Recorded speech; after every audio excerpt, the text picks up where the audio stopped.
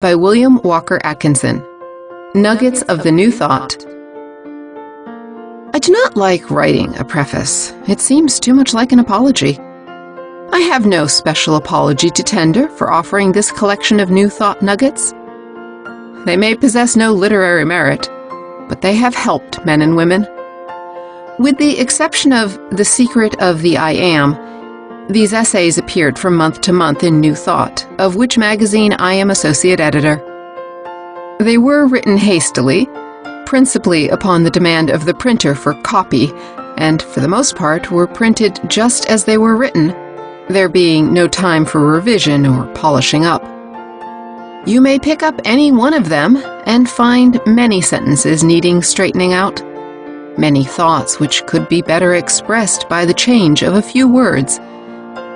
Knowing these things, I first thought that I would go over each essay and add a little here and take away a little there, polishing up and burnishing as I went along.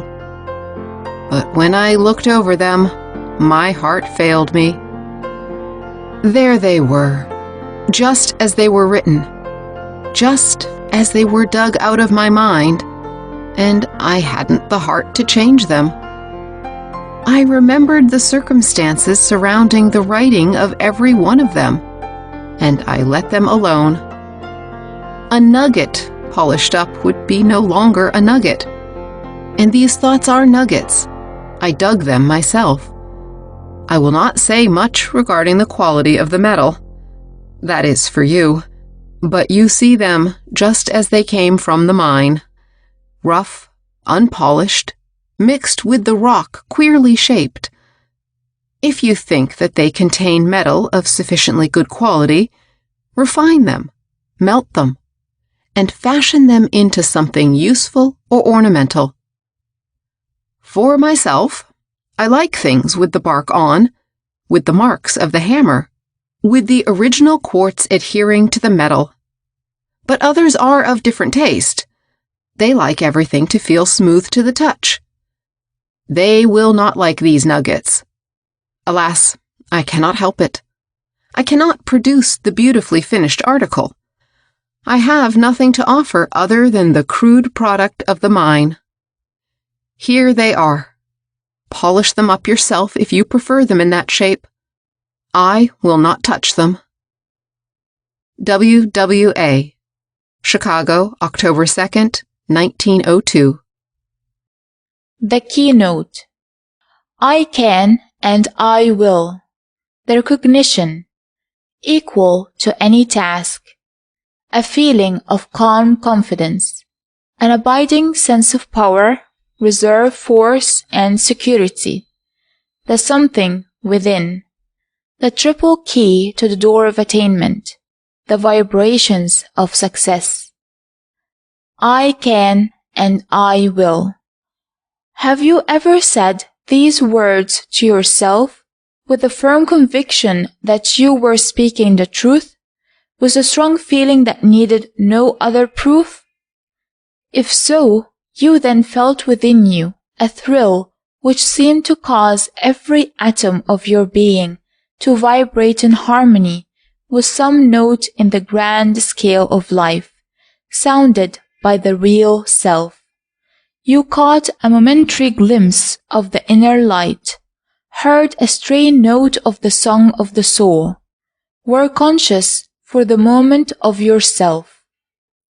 And in that moment of ecstasy, you knew that untold power and possibilities were yours. You felt that you were in touch with all strength, power, knowledge, happiness, and peace. You felt that you were equal to any task, capable of executing any undertaking. For the moment, there was no fear in the world for you. All the universe seemed to vibrate in the same key with your thought. For the moment, you recognized the truth. But alas, the spirit of doubt, distrust, fear, and unfaith called you again to earth, and the vision faded. And yet, the remembrance of the sight, the echo of the sound, the remnant of the new-found strength is with you still. You still find that memory to be a stimulus to great efforts, a comforting thought in times of weakness and trial. You have been able to accomplish much by the aid of the lingering vibrations of the mighty thought. In times of great peril, grave perplexities, life and death struggles, a feeling of calm confidence and strength often comes to us, and we are borne on by a power of us and in us, and yet in everything else too, that seems to lift us off our feet and sweep us on to safety, to peace, to rest. We are possessed of an abiding sense of power, reserve force, and security. When extraordinary conditions confront us, when our bodies seem paralyzed, our minds stupefied, our willpower gone, we are often made conscious of the existence of the real self, and it answers our involuntary demand and comes to rescue with the cheering cry, "I am here!" Many of us have made use of this inner strength without realizing it. One day we were sorely distressed and made the demand, and lo, it was answered. We knew not from whence came this new-found strength, but we were conscious of the uplift and felt more confidence in ourselves. The next time we confidently demanded the aid, and again we were answered. We acquired that which we call confidence and faith in ourselves, and were carried over many a dark place and started on the road to success. Our repeated success caused us to think and speak of our luck, and we grew to believe that we had a star, and took chances and risks that others would not dream of.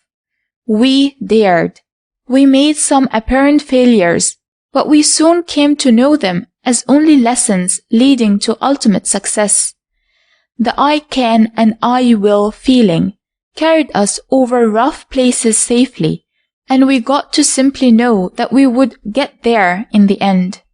And so we went on and on, knowing that if we advanced 3 steps and slipped back 2, we were still 1 step ahead. We had confidence, because we knew that things would come our way in the end.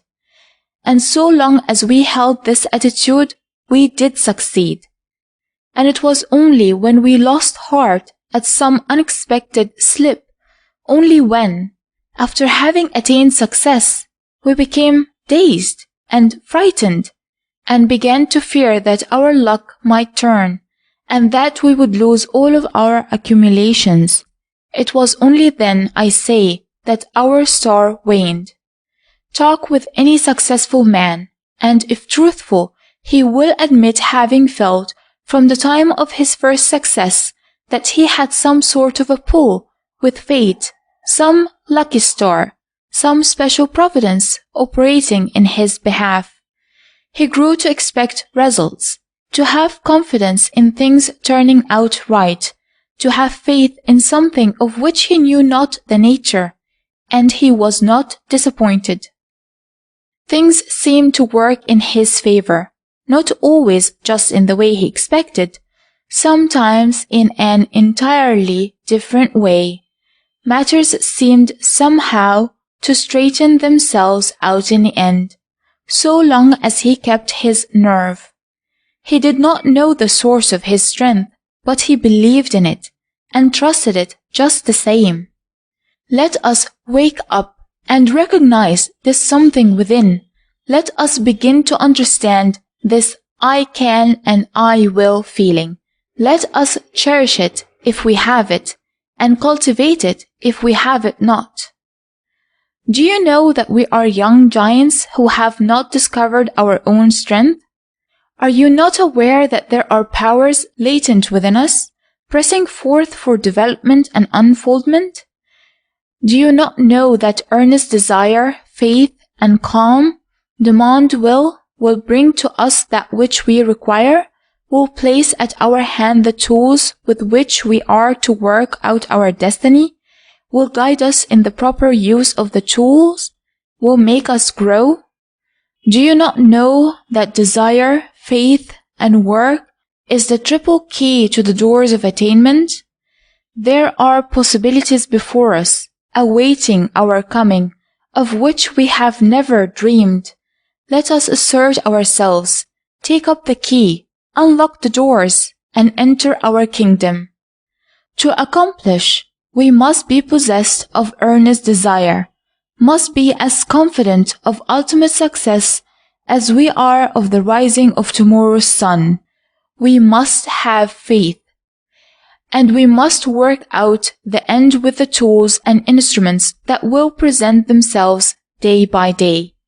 We will find that desire, confidence, faith, and work will not only brush aside the obstacles from our path, but will also begin to assert that wonderful force, as yet so little understood, the law of attraction, which will draw to us that which is conducive to our success, be it ideas, people, things, yes, even circumstances.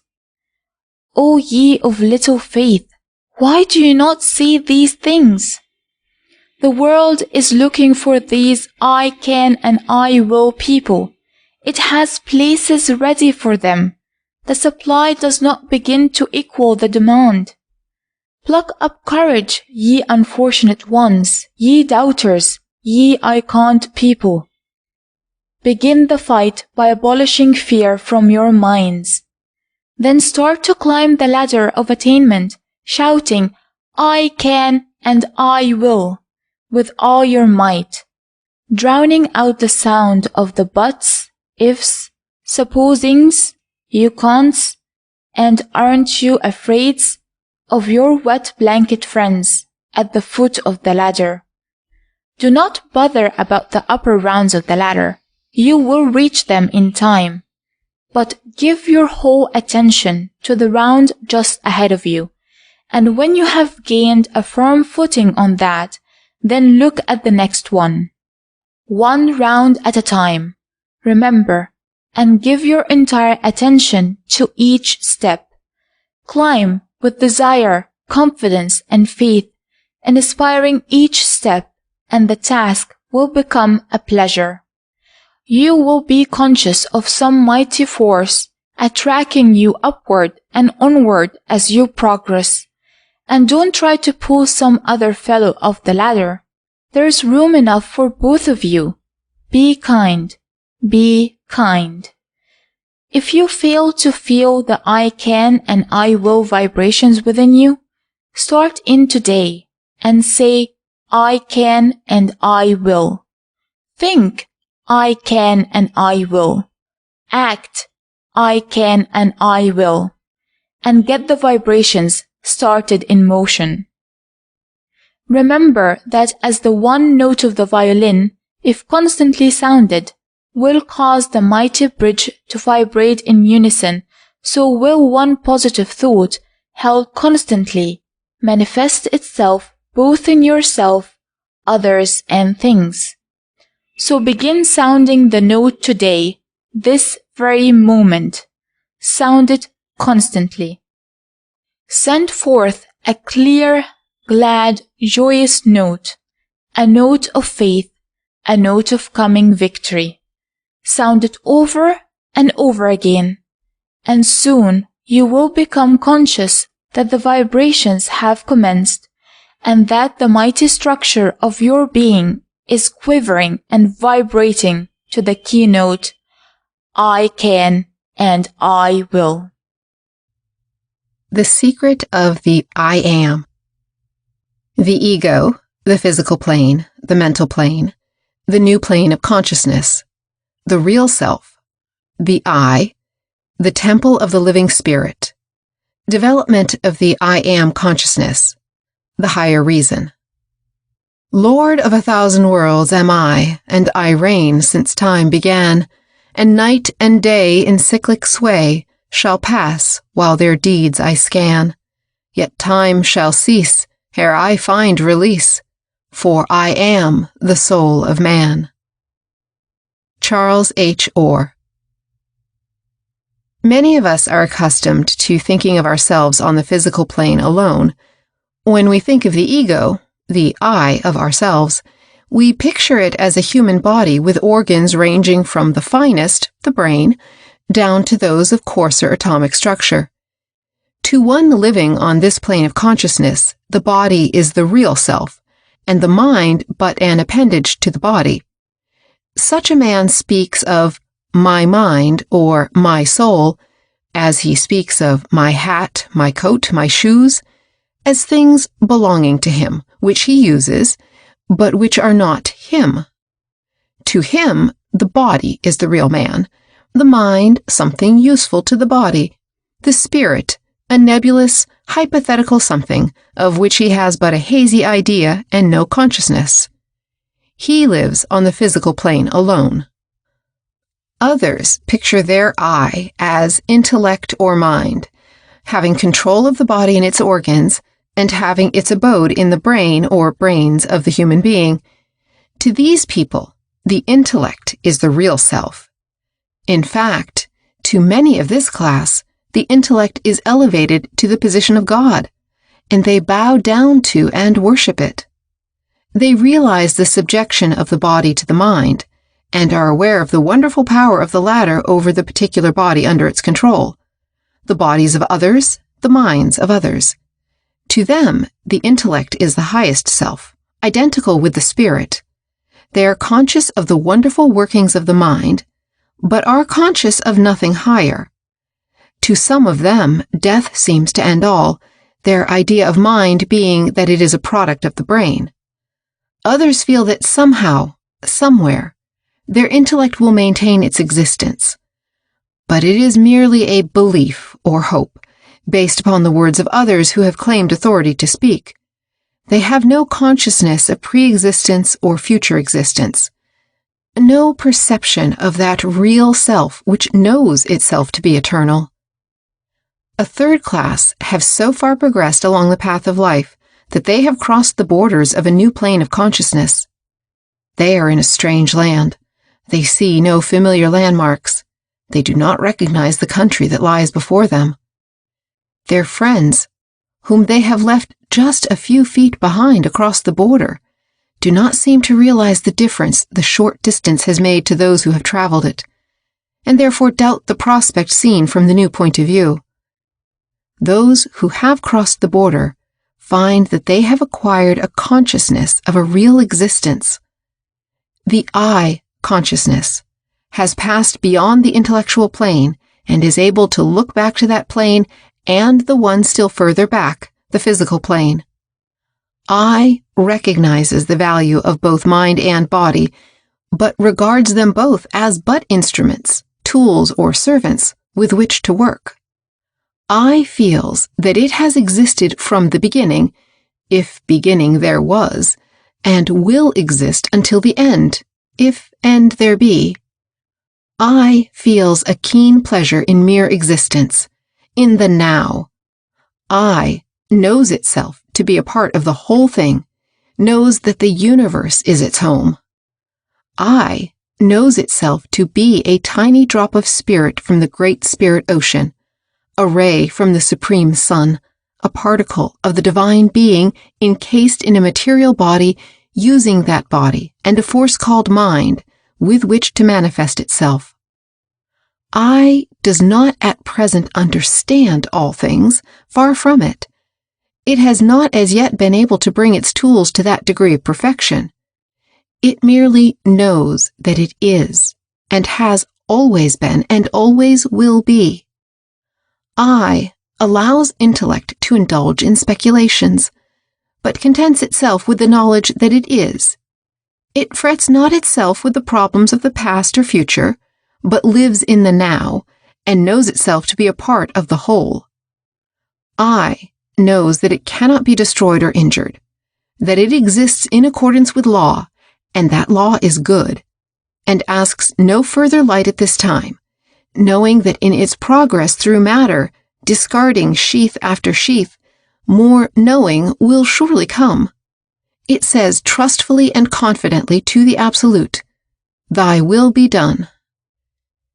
Knowing itself to be immortal, I has no fear of the death of the body. One body is as good as another to it. It is willing to lay aside the body as it does a coat, when it has outworn or outgrown it. Knowing itself to be impregnable to harm, I has no fear thought. It fears nothing. Knowing that the law is working for development, always for ultimate good, I is not disturbed by the cares, troubles, and sorrows of life. It knows them for what they are. The body may be in pain, the mind may be burdened with sorrow, but I, knowing, smiles. I knows itself to be one with the I of all living creatures, and knowing this cannot manifest hate, fear, envy, jealousy. It cannot despise or condemn. These and other feelings of the old life drop from the person like a discarded mantle when I mounts its throne. I recognizes that others may not have progressed so far on the path as itself, but knows them to be but fellow travelers on the same road, who are doing the best they know how, considering their stage of the journey. I recognizes ignorance, not evil. I has but one feeling toward mankind and the whole living world: love. I, love and comradeship for even the last man, for it knows that that last man cannot be left out of the great scheme of life. I knows that it has traveled a long road leading to its present position, and that all life is traveling the same. I looks back and sees others covered with the mire and dust of the road far back on the path, but knowing that it has traveled the same stage of the journey, been covered with the same mire and mud, it cannot condemn. I knows that it is but on the threshold of the new consciousness, the borderland of the cosmic knowing, and that far beyond lies regions of marvelous beauty, which will in turn be traveled, and then on, increasing in strength and knowing power each day. I sees endless phases of existence opening up in the vision. It cannot at this time understand, but it knows of the existence of the law and is content. I has the courage of intelligent faith, and presses forward cheerfully to the divine adventure. All this, and more. To the man or woman who understands, the task of self-development becomes a labor of love, an exalted task rather than the mere selfish striving after power. As the sculptor saw in the block of marble the form of the angel, and was impelled to cut away the surrounding material in order to liberate the angelic form, so may we, seeing the godlike form within us, strive to liberate it. That inner form is the real self, the I. If you have never realized this truth, relax body and mind and indulge in a little introspection. Turn your gaze inward. Listen to the voice of the Spirit. You will be conscious of a faint recognition of the something within, striving to make itself manifest to your understanding, asking for the proper tools with which to work. Listen. Listen in the silence. Day by day, the voice will grow plainer. Day by day, the light will grow brighter. Your own is coming to you at last. Oh, joy unspeakable. Oh, tears, oh, laughter. After long ages, you are coming in sight of the promised land. Know yourself, O man. Know that you have within you the divine spark, to which both body and mind are but servants. Know that your body is the temple of the living Spirit and respect it as such. Know that your intellect is but the instrument of the manifestation of the Spirit, the I. Do not crawl on your belly like a worm. Do not humble yourself in the dust and call upon heaven to witness what a despicable creature you are. Do not call yourself a miserable sinner, worthy only of eternal damnation. No, 1,000 times, no.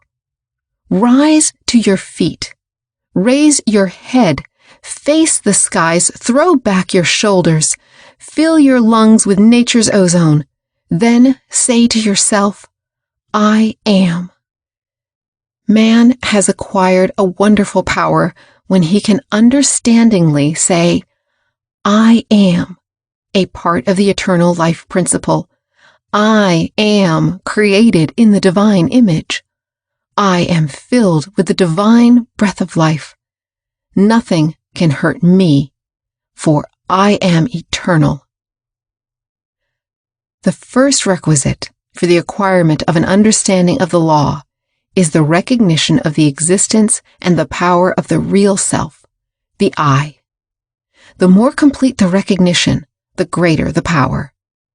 Special directions for the acquirement of this faculty of recognition cannot be given. It must be grown into and felt, rather than reasoned out by the intellect. You will not be long in doubt as to whether or not you are on the right track. If you are right, you will begin to realize it at once. You will have glimpses of it, and then it may slip away from you for a while, but fear not. You cannot escape it in the end. You will feel that your body is but as a garment, which, whilst covering you temporarily, is not you. You will feel that you are separate and apart from your body, although for a time living in it. You will feel that you could as well live in some other body and still retain your sense of individuality. You will realize that even your mind is not you, but is merely the instrument through which you manifest yourself, and which, being imperfect, prevents the complete expression of the spirit. In short, when you say or think, I am, you are conscious of the existence of your real self and feel the growth of a new sense of power within you. This recognition of the self may be faint, but encourage it, and it will grow, and whilst growing will manifest itself to your mind by impressing upon the latter the knowledge of the proper plan for further development. It is another example of, to him that hath shall be given. This mere calling of their attention to the fact will awaken the first glimmer of recognition in some. Others will find it necessary to reflect upon the idea and awaken to a recognition of the truth more slowly. Some will not feel the truth. To such I say, the time is not yet ripe for your recognition of this great truth, but the seed is planted, and the plant will appear in time. This may seem like the veriest nonsense to you now, but the time will come when you will admit its literal correctness. You will find that a desire has been created that will cause a mental unrest until more light is received. As Walt Whitman says, my words will itch in your ears till you understand them. As Emerson says, you cannot escape from your good. To those who feel the first indications of the awakening of the spirit, I say, carry the thought with you, and it will unfold like the lotus, naturally and gradually. The truth once recognized cannot be lost, and there is no standing still in nature. What has been said is but a faint hint of a mighty truth, which nestles in the bosom of the esoteric teachings of all religions, in the philosophies of the Orient and of ancient Greece. You will find it in the songs of the poets, in the writings of the mystics. The advanced science of this age touches it without recognizing it fully. It is not a thing that can well be conveyed by words. It is not easily comprehended by purely intellectual processes. It must be felt and lived out by those who are ready for it, those for whom the time has come. It has been known to the few throughout all ages and in all times. All races have known it. It has been handed down from teacher to pupil from the earliest days. It is that truth which Edward Carpenter refers to when he says, "Oh, let not the flame die out, cherished age after age in its dark caverns, in its holy temples cherished, fed by pure ministers of love. let not the flame die out. It is difficult to convey even a hint of this truth to any but those who are prepared to receive it. To others it will seem to be arrant folly. As Emerson says, every man's words who speaks from that life must sound vain to those who do not dwell in the same thought on their own part. I dare not speak for it. My words do not carry its august sense. They fall short and cold. Only itself can inspire whom it will. Yet I desire, even by profane words, if sacred I may not use, to indicate the heaven of this deity, and to report what hints I have collected of the transcendent simplicity and energy of the highest law. If you prefer to try to solve the problem of life, the riddle of the universe, by scientific investigation, by exact reasoning, formal thought, mathematical demonstration, by all means follow this method. You will be taught the lesson of the power and the limitations of the human intellect. And after you have traveled round and round the circle of thought and find that you are but covering the same ground over and over again, after you have run into the intellectual cul-de-sac, the blind alley of logic, after you have beaten your wings against the cage of the unknowable and fall exhausted and bruised, after you have done all these things and have learned your lesson, then listen to the voice within. See the tiny flame which burns steadily and cannot be extinguished. Feel the pressure of the something within and let it unfold. You will then begin to understand that as the mind of man developed by slow stages from mere sensation to simple consciousness, from simple consciousness to self-consciousness in its lower and higher degrees, so is there a consciousness, higher than we have heretofore imagined, in store for man, which is even now beginning to manifest itself. You may then understand that there may be an intelligent faith which knows, not simply believes. These and other lessons you will learn in time, and when you have reached the stage where you feel the promptings of the higher reason and live in accordance therewith, you will say with Carpenter, "Lo, the healing power descending from within, calming the enfevered mind, spreading peace among the grieving nerves. Lo, the eternal Savior, the sought after of all the world, dwelling hidden, to be disclosed within each.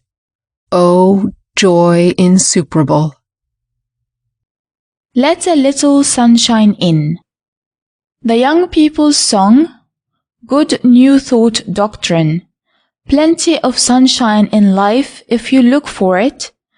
Don't make a dark dungeon of your mind. Throw open the windows of your soul. How to let a little sunshine in.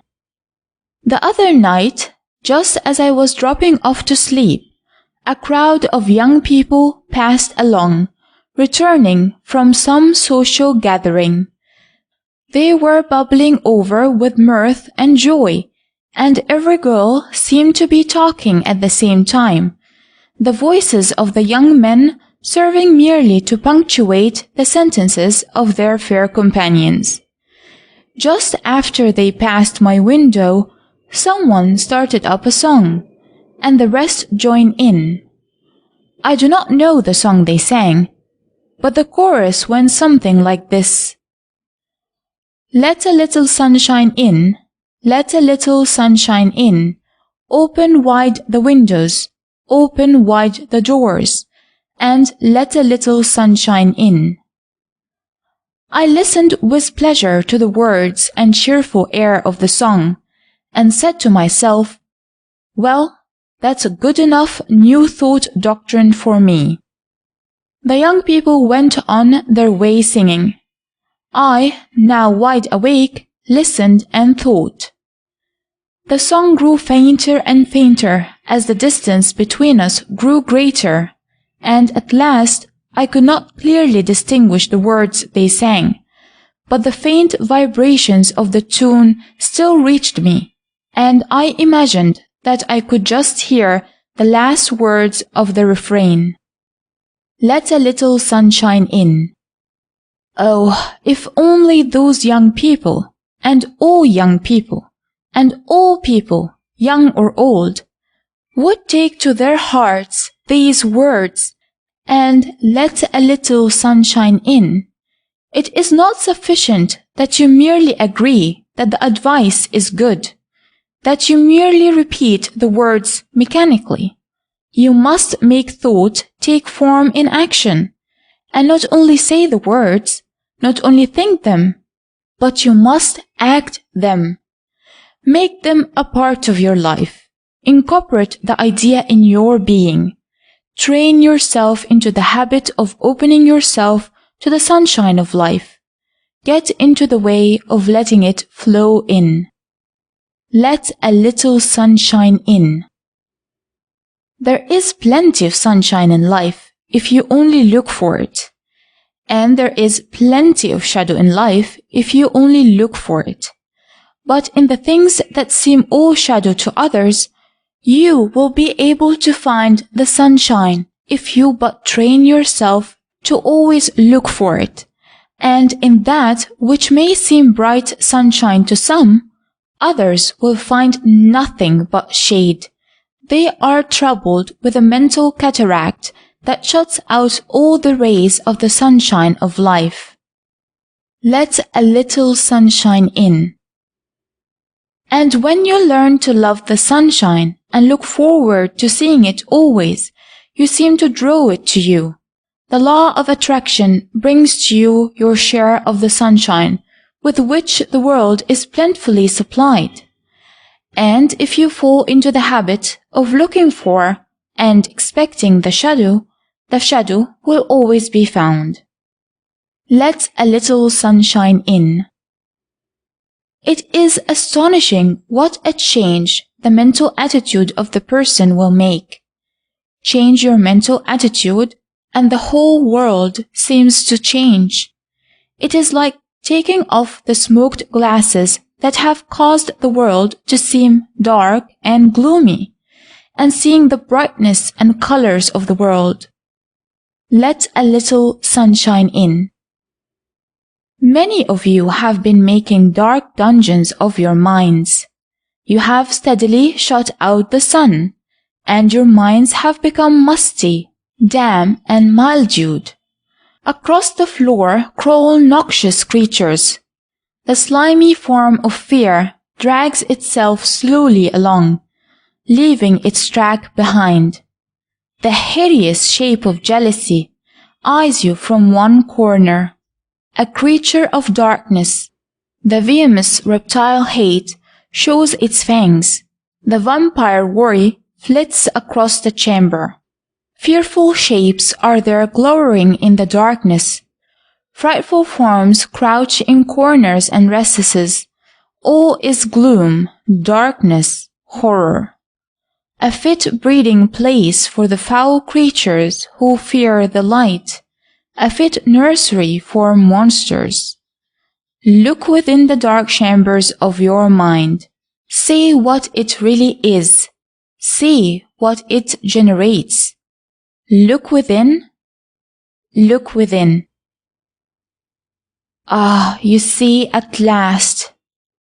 No wonder you shriek with terror. No wonder you turn away with horror. No, no, do not turn away. Look and see yourself as you are. You need the lesson. Now that you see what you have been carrying around with you and are sickened at the sight, start to work to remedy the evil. Throw wide open the doors, throw open the windows of the soul. Let a little sunshine in. Ah, yes. Never fear, there is plenty of sunshine in the universe, plenty for all of you. There is an infinite supply. Draw it to you. Take it freely. It is there for you. It is your own. your very own. It is as free as air and the material sunshine. There is no tariff on it. It is not controlled by any trust or combine. It is not adulterated. It is everywhere, everywhere. Ho ye who are dwelling in darkness, here is life and happiness for you. Here is peace for you. Here is joy for you. Joy, comrades, joy. Open wide your windows. Open wide your doors. Let a little sunshine in. Yes, yes, I hear you say that you cannot dispel the gloom with which you are surrounded. Nonsense! Do you not know that darkness is not a positive thing? It is the essence of negation. It is not a real thing at all. It is merely the absence of light.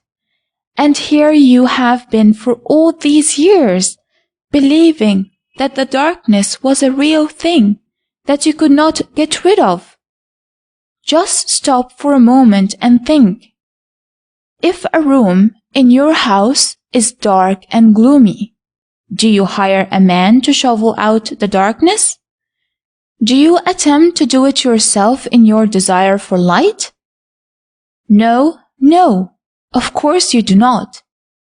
You just raise the shades and throw open the shutters, and the sunshine pours in, and lo, the darkness has vanished. So it is with the gloom of the soul, the darkness of the mind. It is a waste of energy to attempt to dig away the darkness, to cast out the shadows.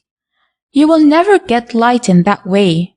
All that you need to do is to recognize the advantage of light, the fact that light is to be had, that there is plenty of it anxiously waiting to be let in.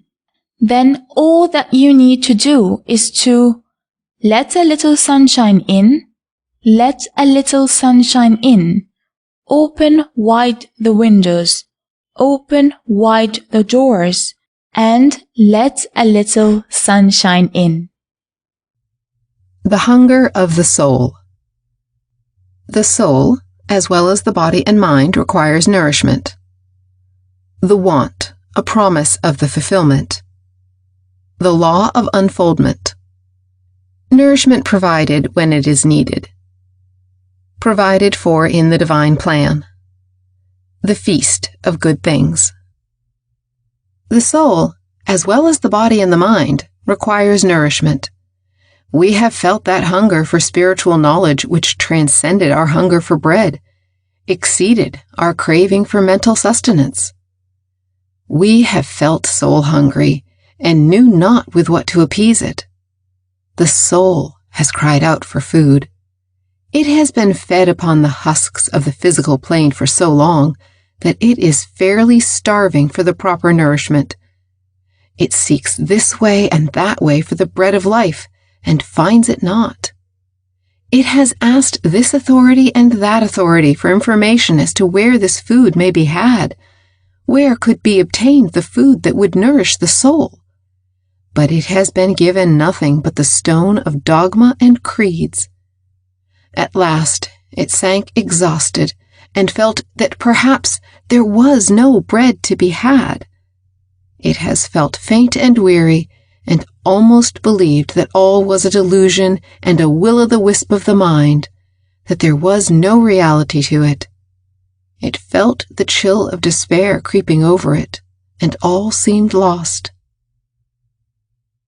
But we must not lose sight of the fact that just as the hunger of the body implies that somewhere in the world is to be found that which will satisfy it, that just as the hunger of the mind implies that somewhere is to be found mental nourishment, so the mere fact that this soul hunger exists is a proof that somewhere there is to be found that which the Absolute has intended to satisfy it.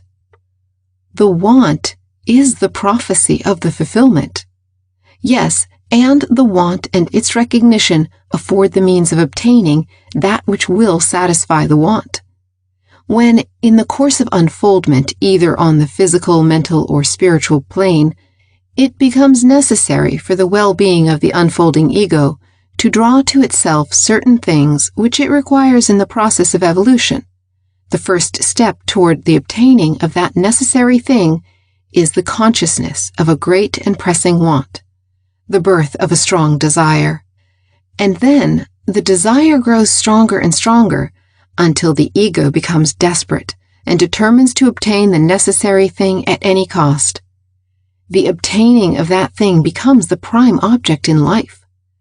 Students of evolution realize this fact perhaps more than the rest of us. The subconsciousness of the plant or animal becomes surcharged with this great desire, and all the conscious and subconscious power of the living thing is put forth to obtain that which is necessary for its development. And on the mental plane, the same thing is true. The hunger for knowledge, when it once possesses a man, will cause him to cut loose from old environments, surroundings, and everything else which has held him, and he forces himself to the place where that knowledge may be obtained, and he obtains it. If he only wants it hard enough, he gets it. When we think of Lincoln in his boyhood days, painfully and laboriously striving for knowledge, lying on his side before the log fire and reading his book by the light of its flames, and this, after a hard day's work such as only the boy on the farm knows. When we think of this, we may understand the effects of a strong desire possessing the mind of man or boy, woman or girl. And this hunger for spiritual knowledge and growth, from whence comes it? When we understand the laws of spiritual unfoldment, we begin to understand that the ego is growing and developing, unfolding and casting off old worn-out sheaths. It is calling into operation new faculties, exploring new regions of the mind. In the superconscious regions of the soul are many faculties lying dormant, awaiting the evolutionary hour of manifestation along conscious lines. As the faculties approach the hour of birth into the new plane, they manifest an uneasiness, which is communicated to the subconscious and conscious planes of the mind, causing a restlessness and uneasiness, which is quite disturbing to the individual in whom they are manifesting. There is a straining for expression, a reaching forward for development, a desire for growth which produces something akin to pain. All growth and development is accompanied by more or less pain. We speak of the beautiful growth of the plant, of the lily, and wish that we could grow as easily and as painlessly as it does. But we forget that all growth means a breaking down, a tearing away, as well as a building up and adding to. The lily's growth appears painless to us, but if we were endowed with keen enough vision, with clear enough sight, with a power enabling us to feel that which is going on within its organism, we would be made aware that there is a constant change going on, a tearing down of tissue, a using up of cells, a pressing upon and breaking through of confining sheaths, all meaning growth, development, and unfoldment. We see only the birth of the new parts and lose sight of the pain and destruction preceding it. All through life is manifested the growing pains of development. All birth is attended with pain. And so it is with the birth into consciousness of these unfolding spiritual faculties. We feel an uneasiness, dissatisfaction, yea, even pain, as we strive to call into conscious life these children of the soul. We feel that desire for something needed by our inner self, and we seek for it in all directions. We exhaust all of the pleasures of life, so called, and find no satisfaction there. We then endeavor to find comfort and solace in intellectual pursuits, but without obtaining that which we seek. we pore over the writing of the philosophers and learned writers of the past and present, but find them as but husks to the hungering soul. We seek in creeds and dogmas that comforting something, the need of which we feel, but of the nature of which we are ignorant, but we find no satisfaction there. We perhaps go from creed to creed, from philosophy to philosophy, from one scientific theory to another scientific theory, but still we hunger. At last we get to a position in which we feel that life is not worth the living, and that all is a ghastly mockery. And so we go on, seeking, ever seeking, but the quest is fruitless. Man on the physical plane has a comparatively easy time of it. He lives as does the animal. He thinks as does the animal. He dies as does the animal. The problems of life fret him not. He does not even know of the existence of the problems of life. He is happy in his way, and it almost seems a pity that he must be disturbed from his state of animal content. But he must be disturbed, not by you or by me perhaps, but by the inevitable law which is working around and about him and in him. Sooner or later in the course of his development he must be awakened, and he awakens upon the mental plane, and here his troubles begin. On the mental plane, everything seems beautiful for a time. Man finds himself a new being, and he goes on, feeling himself a very god and reveling in his intellectual powers. But after a time, these things cease to satisfy him. The unfolding of the higher faculties begin to annoy him, particularly as he cannot explain them. His intellectual training has perhaps taught him to believe that there was nothing higher than the mind, that religious feelings were nothing but the result of the emotional nature, and that he had outgrown all that. But still, he feels that something within, never ceasing to annoy him, never ceasing to intrude upon his intellectual consciousness certain feelings entirely contrary to his theories. He has grown to doubt the existence of a supreme being, and having read Haeckel's Riddle of the Universe, feels that the question has been satisfactorily settled for all time, and that the answer to all of life's problems may be found in the tenets of his creed, materialism. But somehow he is not at ease. He feels the pressure of the growing something within, and becomes quite restless. This goes on from time to time, and he seeks the truth in all directions, rushing from one thing to another in his desires to satisfy the cravings of the soul, but all the time denying that there is anything to be found.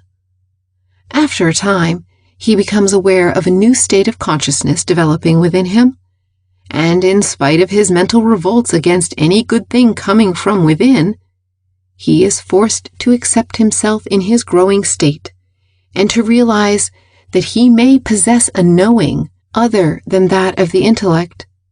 It may take him a long time to accept this, but so long as he rebels against it and struggles, so long will he feel pain. And only when he catches a glimpse of the true state of affairs does he open himself up to the divine unfoldment going on in his soul, and joyfully welcome the tearing away of confining mental sheaths, which destruction enables the newly born faculty to force its way into the conscious mentality. He learns to even aid in the unfoldment by holding the thoughts conducive to spiritual development, and thus assists in the bringing forth of the new leaf or flower of the soul. It has always been so. Man has gone through stage after stage of unfoldment, suffering pain each time as the old sheaths are burst asunder and discarded. He is prone to hold on to the old sheaths and to cherish them long after they have served their purpose in his growth. And it is only when he has reached the stage that many men are now coming into a knowledge of, that he understands the process of growth and is willing and glad to aid in the development instead of attempting to oppose it. He falls in with the workings of the law instead of trying to defeat it. Life is motion. We are moving onward and upward throughout the ages. Man has passed over miles of the path, but he will have to travel many more before he sees the reason of the journey. But he has now reached the stage where he may see that it all means something, all is a part of a mighty plan, that this is a necessary stage of the journey, and that around the bend of the road are to be found shady trees, and a brook at which he may quench his thirst and wash away the dust of the last few miles. The hunger of the soul is a real thing. Do not imagine that it is an illusion. Do not endeavor to deny it. If you feel it, you may rest assured that your time is coming, and that there will be provided that which will satisfy it.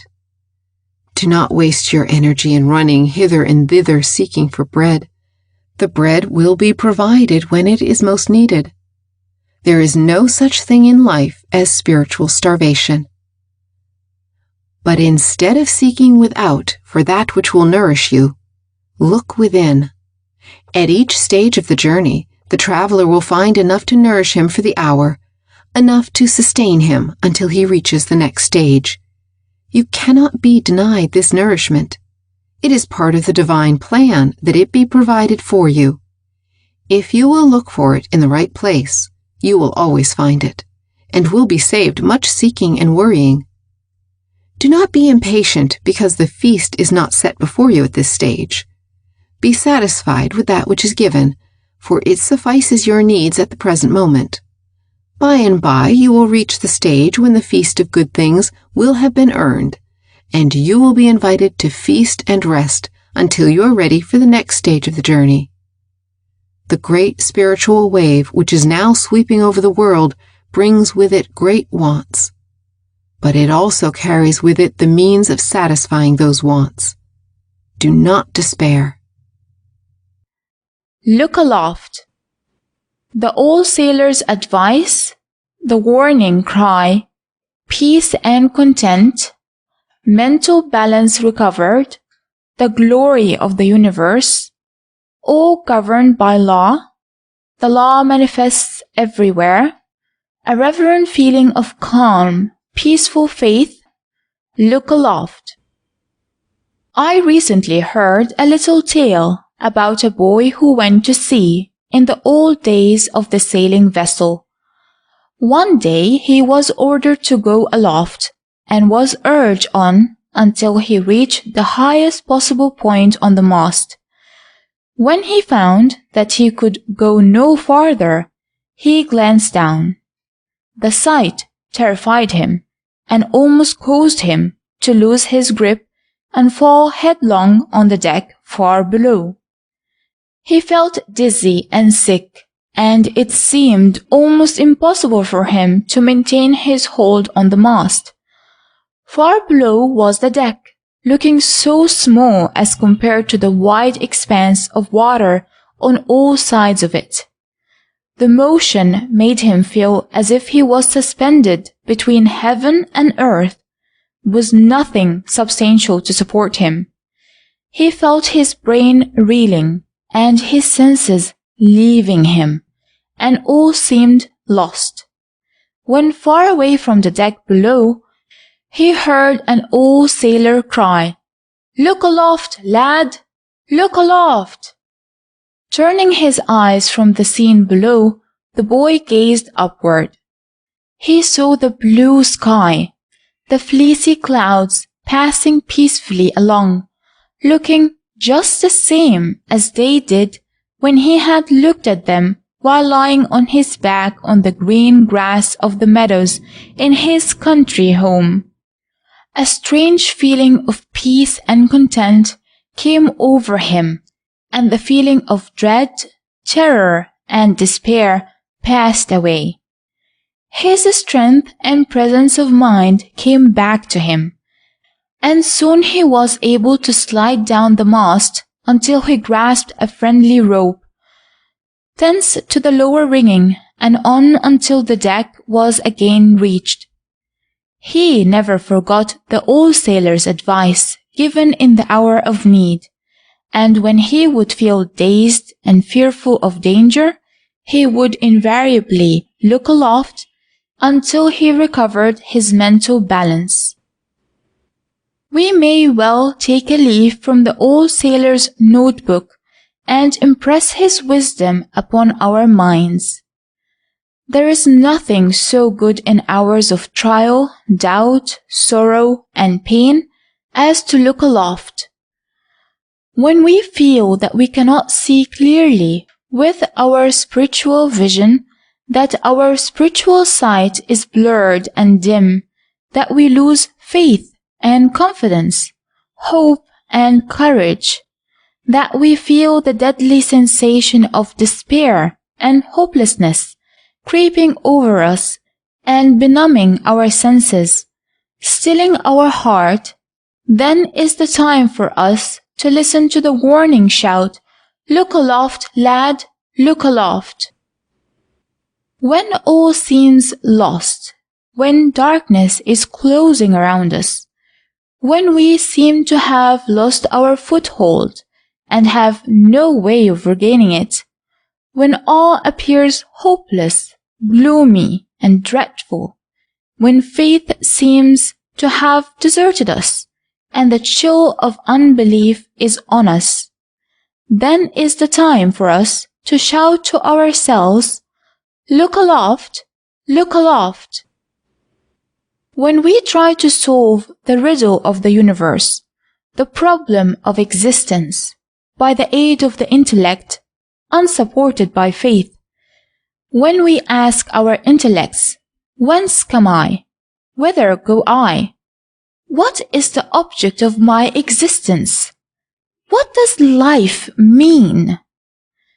When we travel round and round the weary paths of intellectual reasoning and find that it has no ending, when we shout aloud the question of life and hear no answer but the despairing echo of our own sad cry, when life seems a mockery, when life seems to be without reason, when life seems a torment devised by a fiend, when we lose the feeling of nearness to the infinite power that has supported us in the past, when we lose the touch of the unseen hand, these are the times for us to look upward to the source of wisdom and light.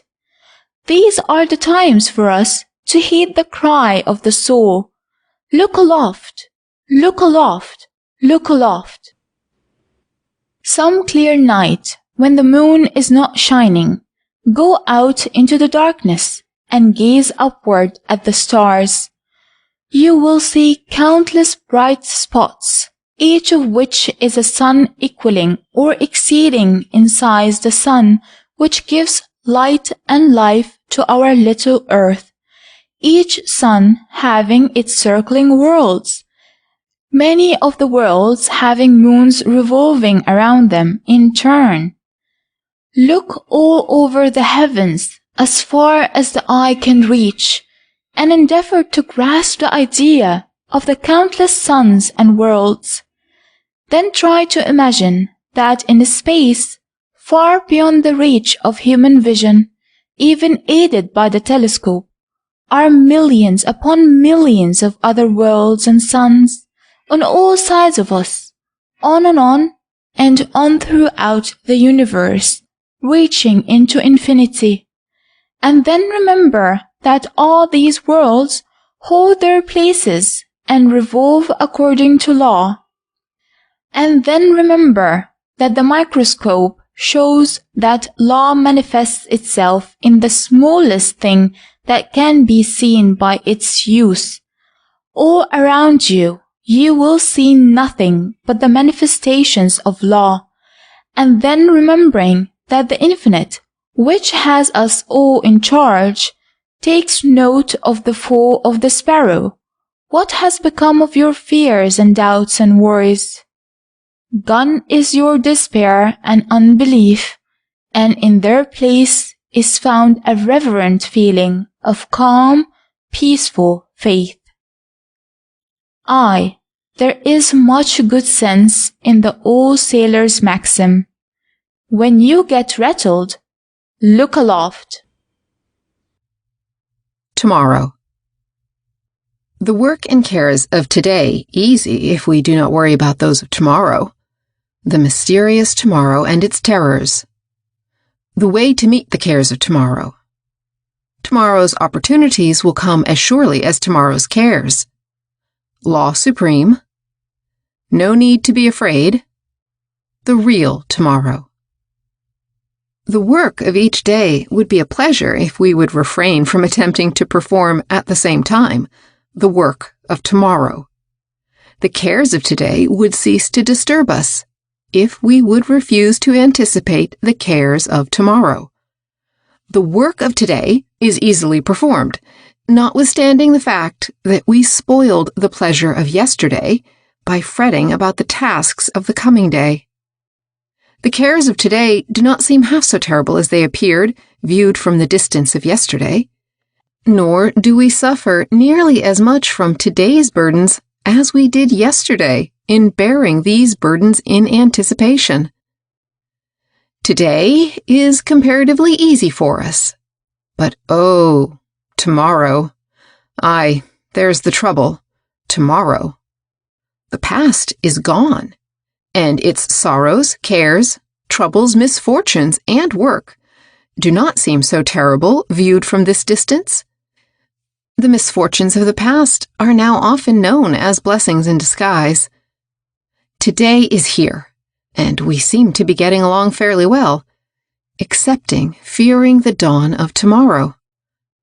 But tomorrow, oh, mysterious tomorrow, that delight of the child, that bugaboo of the grown-up.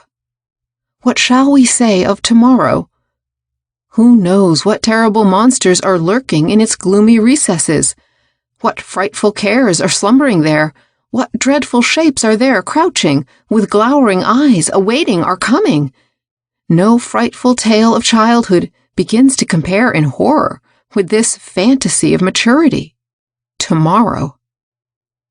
Yesterday, with all its troubles, today, with its pressing tasks, affright us not. But tomorrow, tomorrow.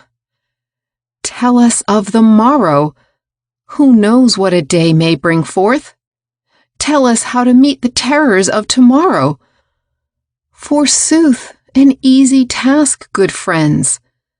The way to meet the terrors of tomorrow is to wait until tomorrow.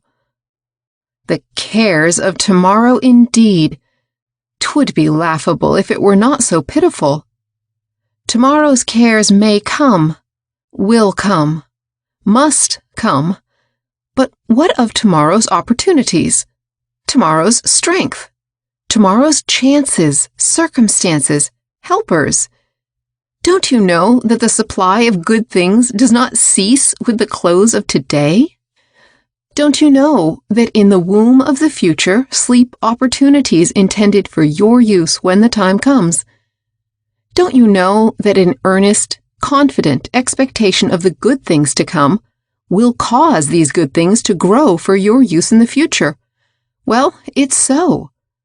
They'll grow and grow and grow, and then, when you need them, you will find them ripe and ready to pick. Water them with faith. Surround them with the rich soil of hope. Let them receive the full rays of the sun of love, and the nourishing fruit of opportunity will be your reward tomorrow. Did you ever shiver with dread at the thought of what would happen if the sun should not rise tomorrow? Did you ever doubt that the grass would grow and the trees take on leaves next spring? Did you ever fear that perhaps the summer would not come? Oh, no, of course not. These things have always happened, and you have sufficient faith to know that they will occur again. Yes, but you have been fearing that opportunities, chances, circumstances may not be present tomorrow. Oh, ye of little faith, do you not know that this is no world of chance? Do you not know that you are working under the operations of a great law, and that these things are as much amenable to that law as are the seasons, the crops, the motion of the earth, the planets, this and countless other solar systems, the universe? The law, which regulates the motions of the millions of worlds and whose jurisdiction extends over space, that space, the abstract idea of which cannot be grasped by the puny intellect of man of today, also takes cognizance of the tiny living organism too small to be seen through our strongest microscope. The sparrow's fall comes under the law, as well as the building of a magnificent series of solar systems. And yet, man fears tomorrow. Of all living beings, man alone fears tomorrow. Children, lovers, and philosophers escape the curse. The first two look forward to it with joy and confidence, having the love that casteth out fear. The philosopher's reason teaches him that which the intuition of the other two has grasped. The child intuitively recognizes that the infinite supply is inexhaustible, and naturally expects tomorrow's supply as he does tomorrow's sun.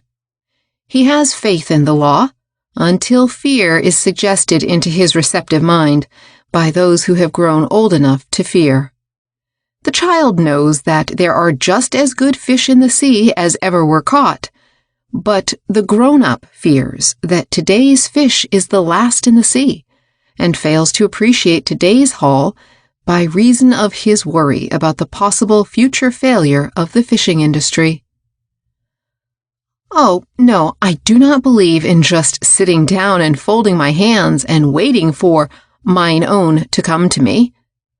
I know that mine own will come to me because I am doing well the work that the law has placed before me to do, that which lies nearest to my hand today.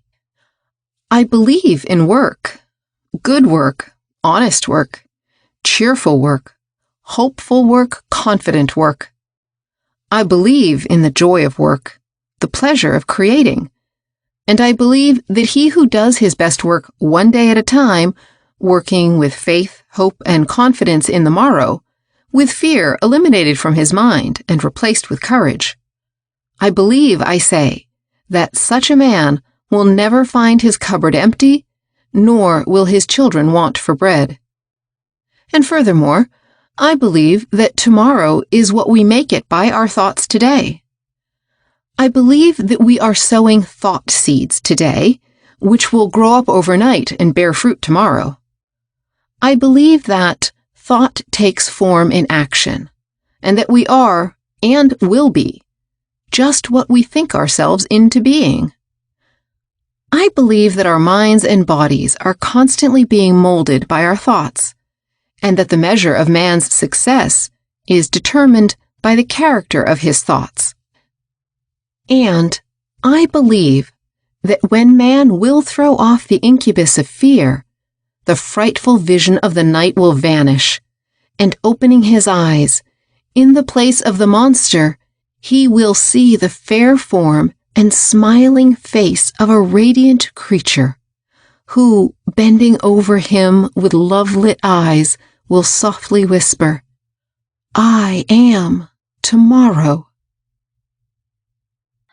In the depths of the soul, stores of information, rich mines of knowledge, uncut gems and precious metal awaiting the discoverer, psychic and spiritual faculties, strange attraction of soul to soul, the rock of ages, the voice of the soul.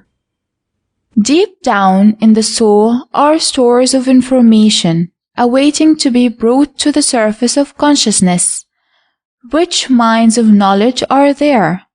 Uncut gems rest there awaiting the day when they will be uncovered and brought into the bright light of consciousness. Rich vines of precious metals are there awaiting, in patience the day when some divine adventurer will search for them and bring them to light.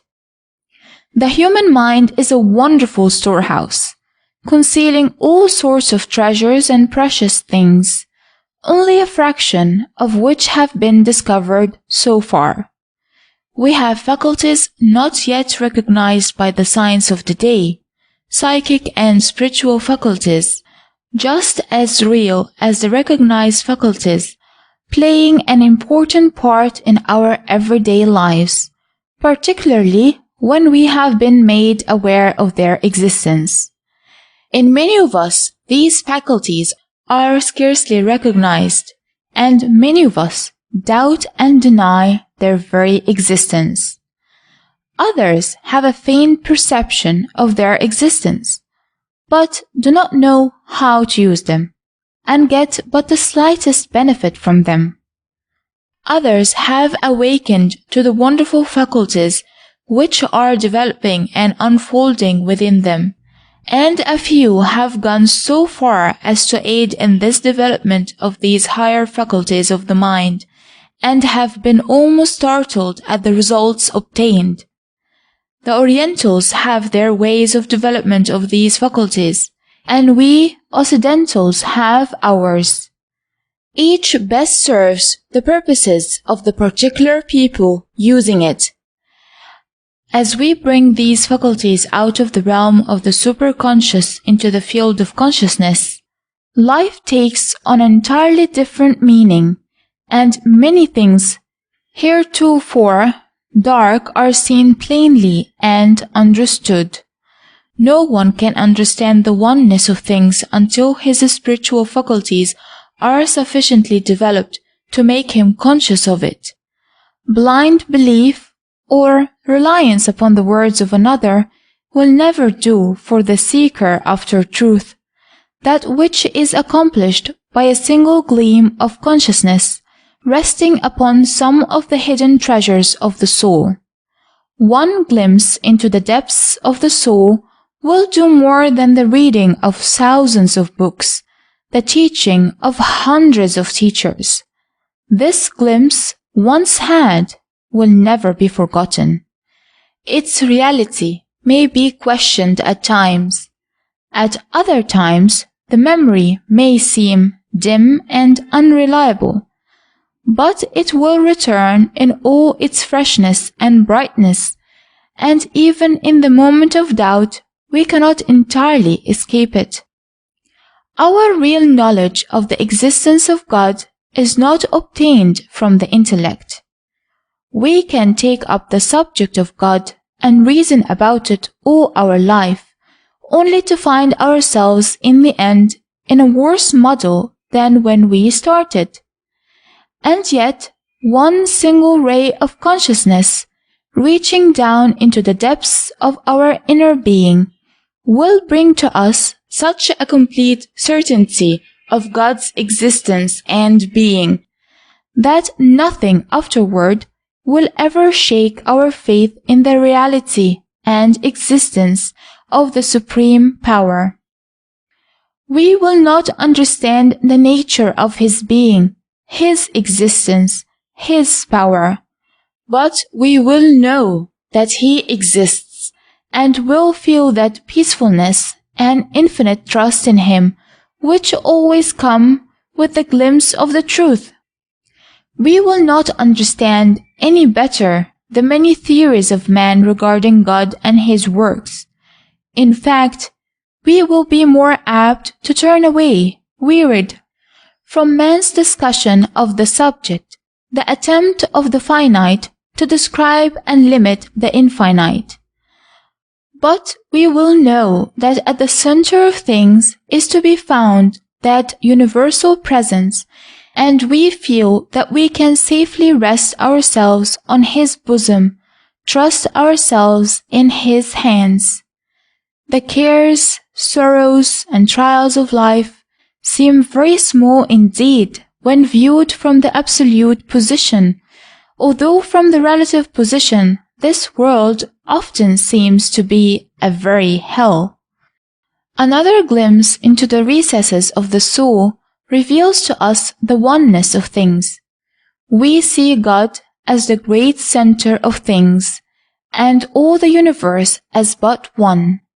The oneness of all life becomes apparent to us, and we feel in touch not only with all mankind, but with all life.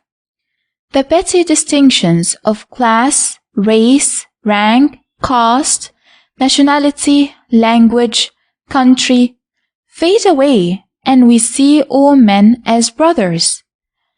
And we feel a kindly feeling and love toward the lesser manifestations of life. Even the rocks and the stones are seen as parts of the whole, and we no longer feel a sense of separateness from anything.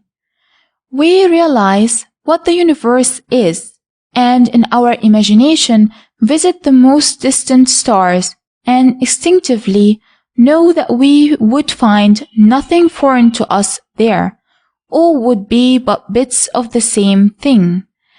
And we begin to understand those strange attractions of soul to soul, instances of which have come to all of us. We realize that it is possible to entertain a feeling of love for every living creature, to every man or woman, the manifestations, of course, varying in degree and kind, according to sex and closeness of soul relation. It makes us more tolerant and causes us to see but ignorance in many things in which we saw but sin before. It makes us feel pity rather than hate. Ah, these little glimpses into the inmost recesses of the soul, they teach us many new lessons. And one of the greatest lessons that we may acquire in this way is the recognition of the eternal life of the soul.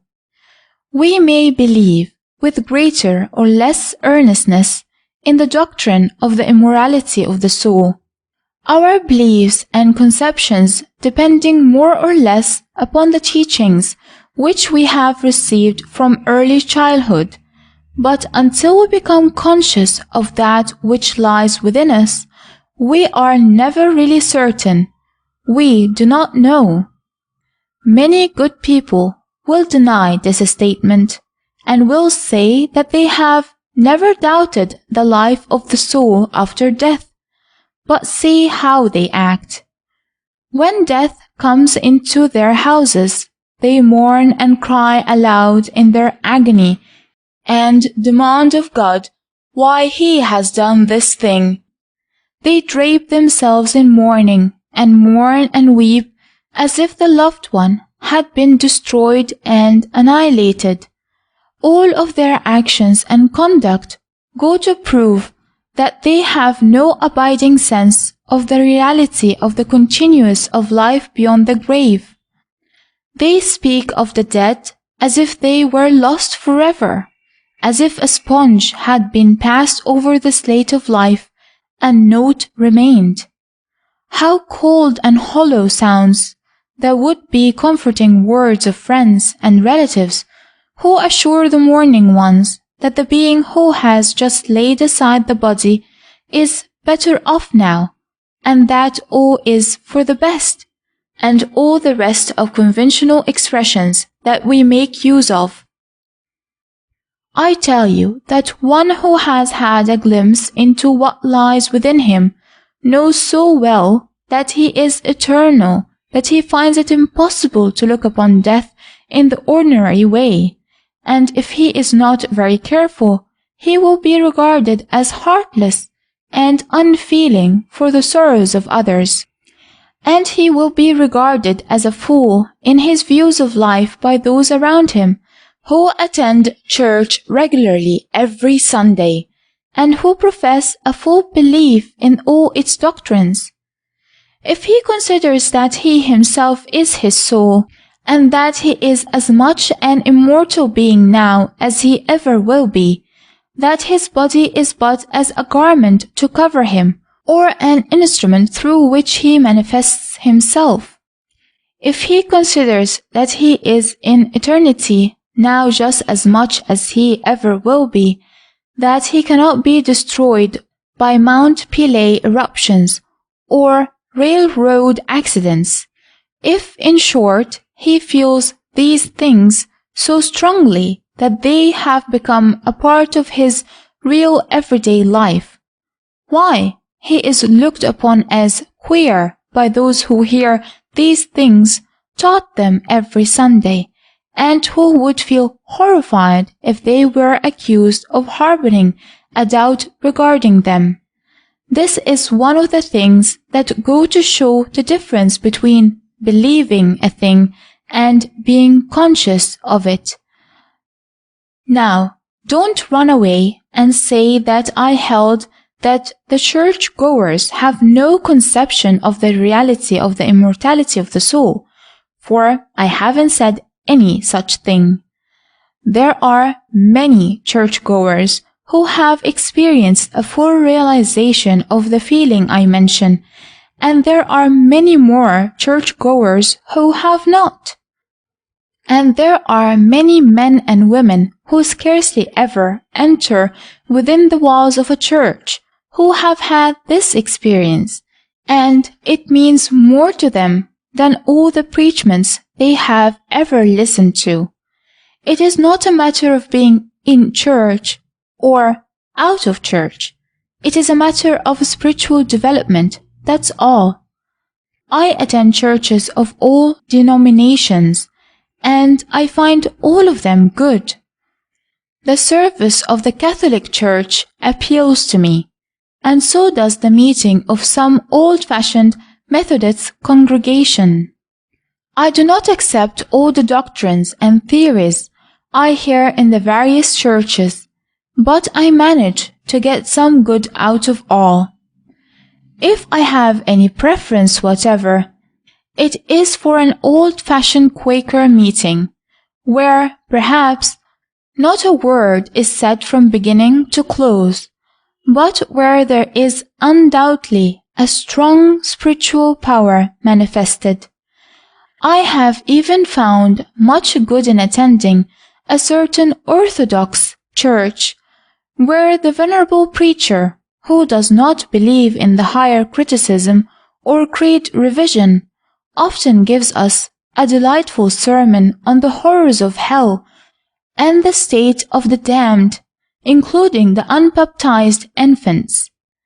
I can listen to a sermon like this with a thrill of delight, a feeling of intense joy, which comes to me because I have been given the inward assurance that there exists a God who is love, instead of the hating, wrathful, vengeful creature that the poor preacher tries to make us believe is the infinite power, the universal presence, the loving Father.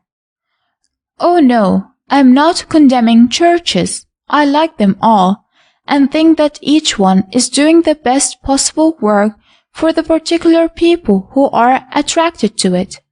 I have listened to the exercises of the Salvation Army, and have seen much good in it. How many of you New Thought people, or you high-toned church members, would make half the sacrifices for what you consider truth that the Salvation Army soldier or the Hallelujah lassie make every day of their lives? Stop a moment before you laugh at them. Some of these people have more spirituality in their little finger than many of us have in our whole bodies. There are times when we feel disturbed and full of unrest. We seek to use our intellects and solve all the problems of life. We fret and chafe under the restrictions which have been placed upon us. We wish to know all things. We reason this way and that way, follow up every lane, alley, and street in the city of thought. But alas, we find not that which we seek. And in our search we are apt to forget that we have within us an assurance that all is well with the world and with us. We rebel against the leadings of the Spirit, against the knowledge that has come from the inner self, and we want to get our knowledge over the old channels by means of the intellect. Well, at such times, we storm and fume and fret and complain at our inability to solve the problem. We set up ideas only to tear them down again. We assume and then abandon one position after another until there is nothing left. And the end of all the intellectual debauch is to say finally, I do not know. And then, after the struggle is over, we see, just as plainly as ever before, the glimpse of truth that has come to us from within. We hear the words of the soul. We have the same old consciousness. We say to ourselves, I may not get this thing intellectually, but I know it is true. I cannot doubt the voice of the soul. This knowledge which comes from within is like the rock against which beat the storms of the sea, against which dash the waves which completely cover it and which hide it from sight, until it seems that it has disappeared forever from view, carried away by the attacking waves. The lightning flashes, the thunder rolls, the fury of the tempest seems concentrated against this rock, and the demon of the storm seems intent upon destroying every particle of it, of tearing it to little bits with which to strew the shores. All is darkness, all is blackness, all is fury, raging, and terror. After hours, the storm subsides, and then later morning comes, and the first rays of the rising sun kiss lovingly the rock which has stood the fury of the storm, and has emerged unhurt, a witness to its superiority to the elements. Storm away, ye who would destroy this rock. Dash your waves of doubt, logic, criticism, unbelief, dogma, theory, against this rock of the spirit. Exert yourself to the utmost. Expend all the force that is within you. Do your best, do your worst. Tear and twist, pull and wrench, beat and bound. And what have you accomplished? After the storm has passed away, after the clouds have dispersed, when the sky again is blue and the sun again is shining, the rock still stands, undisturbed, unchanged, unshaken. And stand it will for ages and ages, and man shall begin to know of the stability and firmness of this rock. He will begin to realize just what it means to him, and he will know that while the waves that beat upon it are good and needful, and not to be despised, that only upon the rock can he safely build. Do not despise the intellect and its teachings, but know that ye have within ye another source of knowledge, that ye have spiritual faculties which are developing and which you can use, and trust the work of these faculties. Listen to the voice of the soul.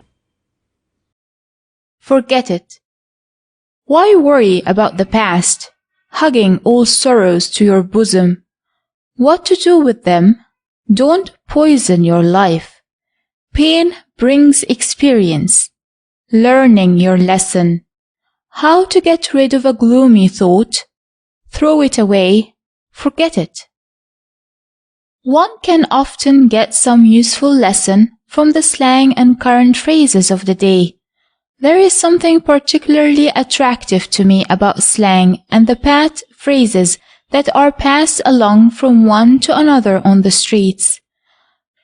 Many of these phrases condense in a few words certain practical truths that one could use as a basis for a sermon, an essay, or even a book. They are the practical experiences of the people, crystallized in a catchy phrase.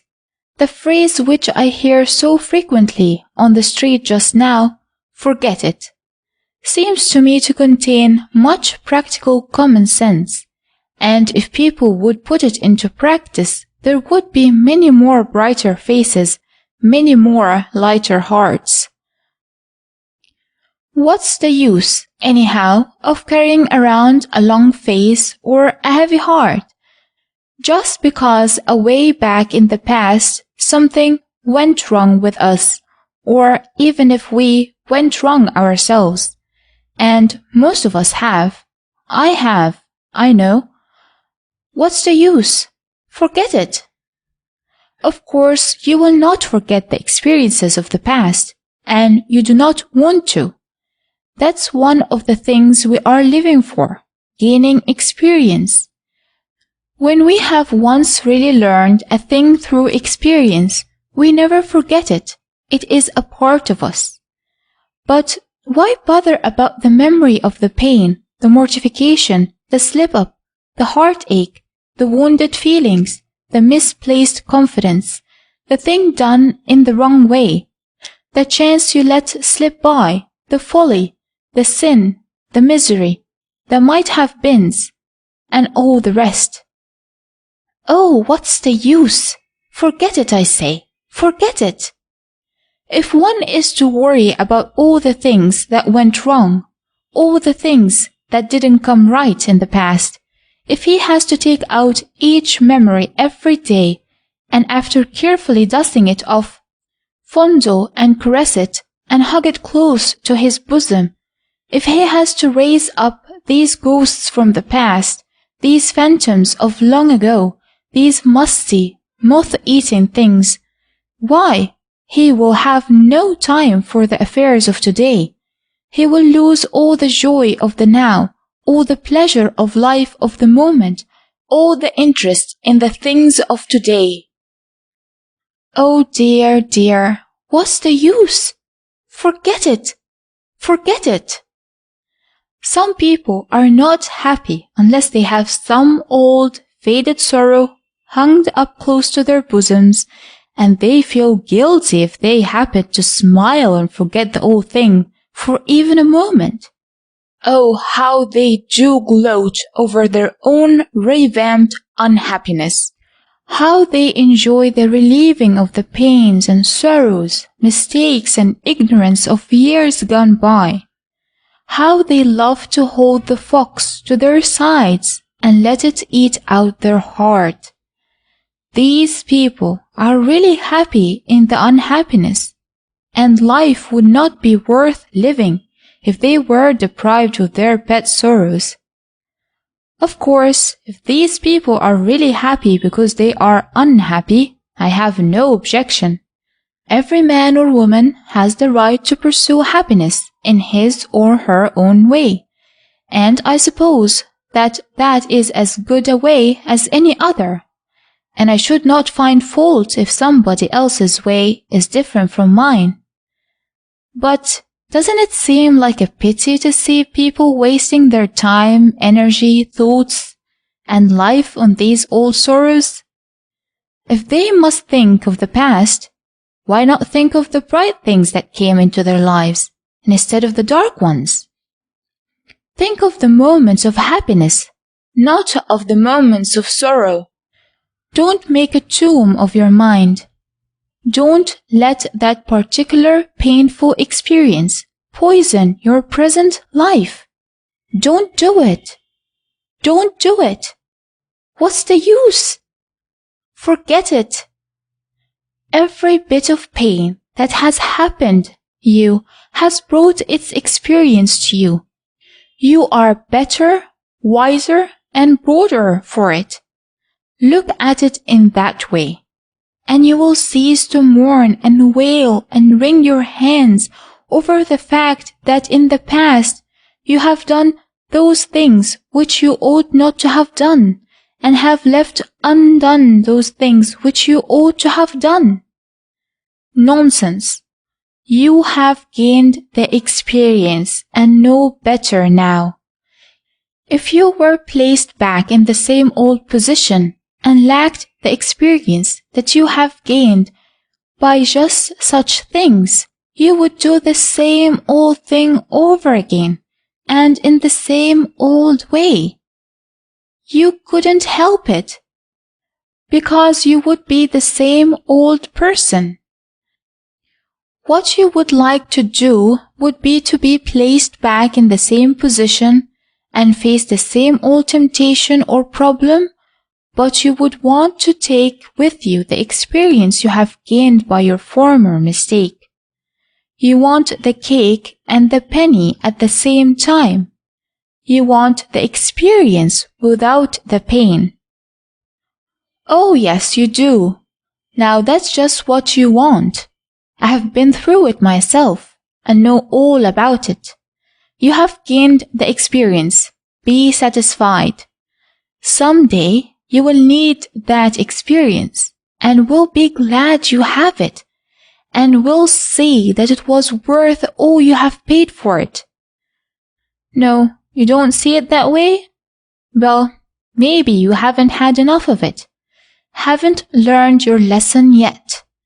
If that is the case, some of these days the law will drop you back into the pot until you're well done.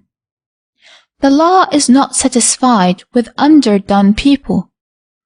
Oh, you're making a big mistake. Forget it. Forget it.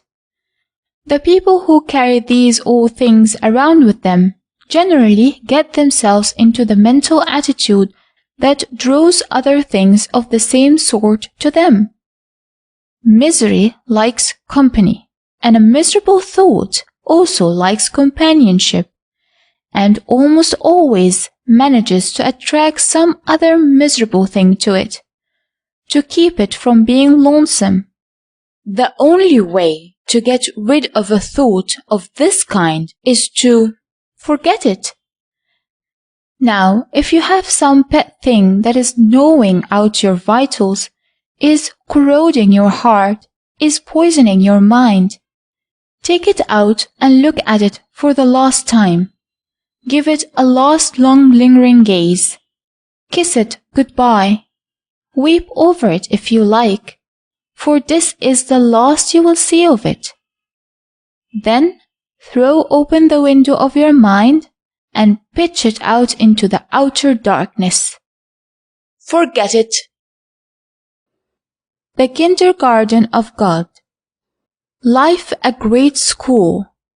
Man, a child learning his lesson, preparing for higher grades, the game task, what it all means, things as they are, the rules wise and good, each task means something, greeting the kindergartner. I see life as a great school, man as a tiny child, learning his little lessons, performing his little tasks, playing his little games, enjoying his little pleasures, suffering his little pains, disappointments, trials, and sorrows. I feel that we are in but the kindergarten stage of existence, learning the first lessons of life, fitting ourselves for the grander, broader, fuller life in store for us.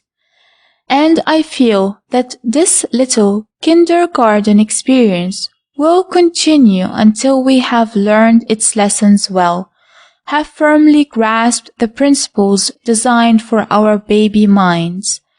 And I feel that when we have proven our ability to weave our little mats, build our little blocks, draw our little pictures, mold our little clay forms, sing our little songs, then, and not until then, will we pass into a higher grade where we will spell out the lines of the primer of life and acquire the elementary principles of cosmic mathematics. And I feel that each little lesson must be learned thoroughly before the next step is taken. And I feel that every one of us must perform his own task, must memorize his own lesson, before he can gain the experience, can profit by the knowledge acquired in the performance of the task. We may be inspired by some brighter pupil, be encouraged by the loving sympathy of some fellow scholar, but the task is ours to perform, sooner or later, and ours is the joy of accomplishment.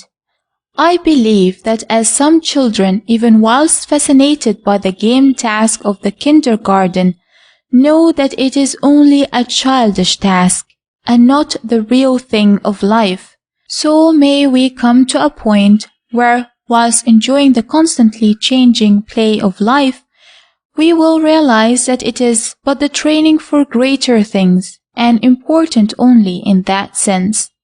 The perception of this fact by the child need not interfere with his interest in the game, need not prevent him from feeling the joy of doing, creating, working, gaining new experiences, nor need it prevent us from playing the kindergarten games of grown-up life with a zest and interest, not alone because we realize that we are learning valuable lessons, but, yea, even from the very excitement and joy of the game itself.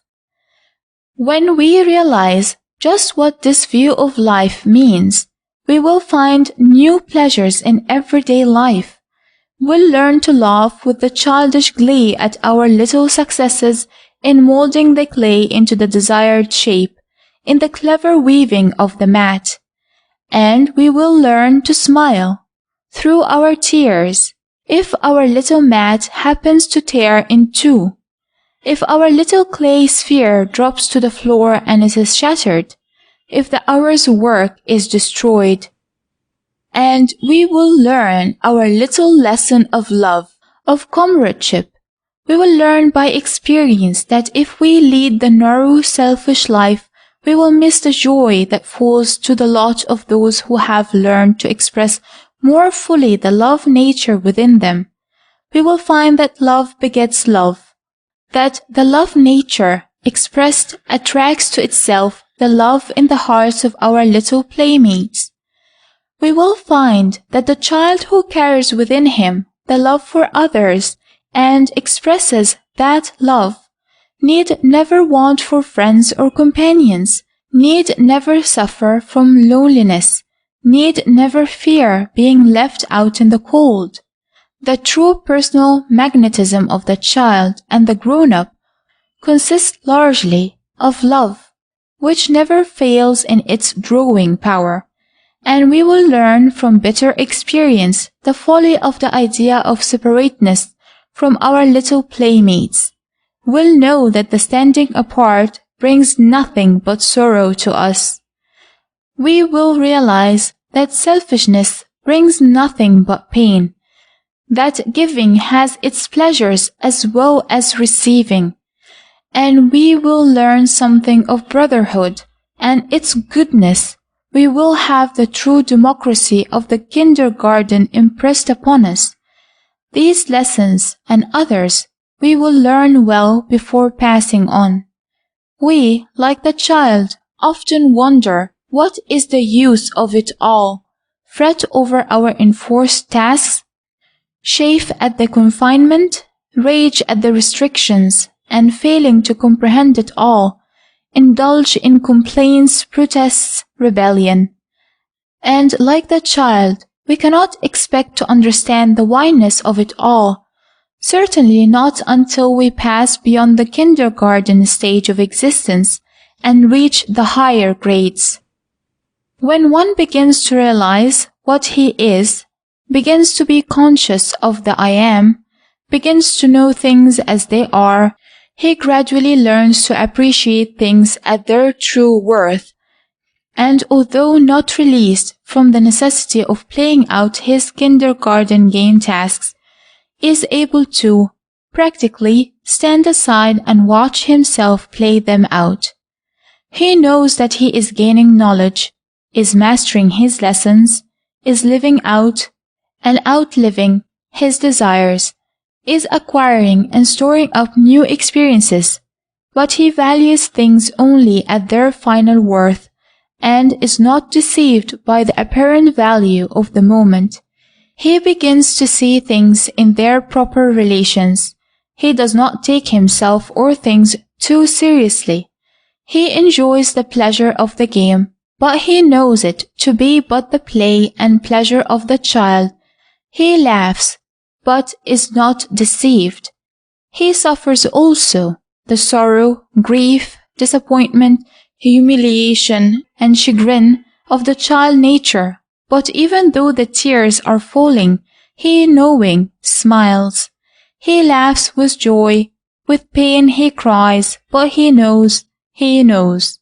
He enjoys the playthings, gifts, rewards, but he knows them for what they are, he knows. He plays the games with the children who do not know, and well he plays, but he knows. His disillusionment spoils not the sport. He plays on, for play he must, knowing, but enjoying. Yes, enjoying, because of the knowing. He knows that the child things are good, but he sees them as but shadows of the good to come. He knows that he cannot escape from his own good, and he knows that the good is also in store for his playmates, though they know it not, and being full of love, he rejoices. He feels that the rules of the school are wise and good, and that though he cannot see it clearly now, infinite justice rules all, and will in the end appear. He knows that promotion will be gained just as soon as earned. He knows that just as soon as he is able to master a task, that task will be set before him, not a moment before. And he knows that no task will be allotted him even one moment before the possibility of its accomplishment. He knows that he is being tested, trained, and strengthened day by day, that every unpleasant and disagreeable task has an important end in view, and he knows that every task placed before him is in accordance with the law that takes cognizance of his powers, failings, capabilities, shortcomings, that understands him better than he does himself. He knows that the very allotment of the task is a guarantee of his ability to perform it. He knows that within him are latent powers, potential forces, hidden knowledge, which will well forth from his subconscious mentality when bidden by the confident expectation of intelligent faith. And knowing these things, he is filled with courage and presses forth eagerly to the tasks of the day. And knowing, he casts off all fear, worry, discouragement, and discontent, and with the smile of love on his face and the joy of faith in his heart, he greets the kindergartner with confidence and trust. The human wet blanket sees no good in anything, expects the bad and gets it, attracts it to him, depresses everything and everyone, carries an aura of negative depressing thought, clammy, puts out the fire of energy. Take warning. Did you ever meet the human wet blanket? To start with, he sees no good in anything. To him, every man is a rogue, every woman a schemer, trying to pull the wool over the eyes of some man. He looks for the bad, expects to find it, and find it he does. One generally gets what he looks for. He attracts to him that for which he looks, and he cannot see any other qualities than those possessed by himself. Everyone is trying to cheat him, outwit him, so he thinks, and I have no doubt that the law brings him a fair share of people of this kind. In order to prevent other people from taking advantage of him, he endeavors to take advantage of them in the same small way that he fears they will use on him. The consequence is the people with whom he has dealings are apt to give him a dose of his own medicine. He trusts no man. He's so shrewd that he measures off the spool of thread in order to be sure that the storekeeper has not robbed him of a yard or two. And the funny thing is that he sets in motion the law which causes the one short measure spool in the case to fall into his hands. He just throws these things to him. He thinks himself a marvel of cunning and endeavors to manifest it in petty practices, the result being that he attracts to himself all the little schemers and some of the big ones, who happen to be within the radius of his attracting power, while the other type of people are repelled by his mental attitude and thought force. Funny, isn't it?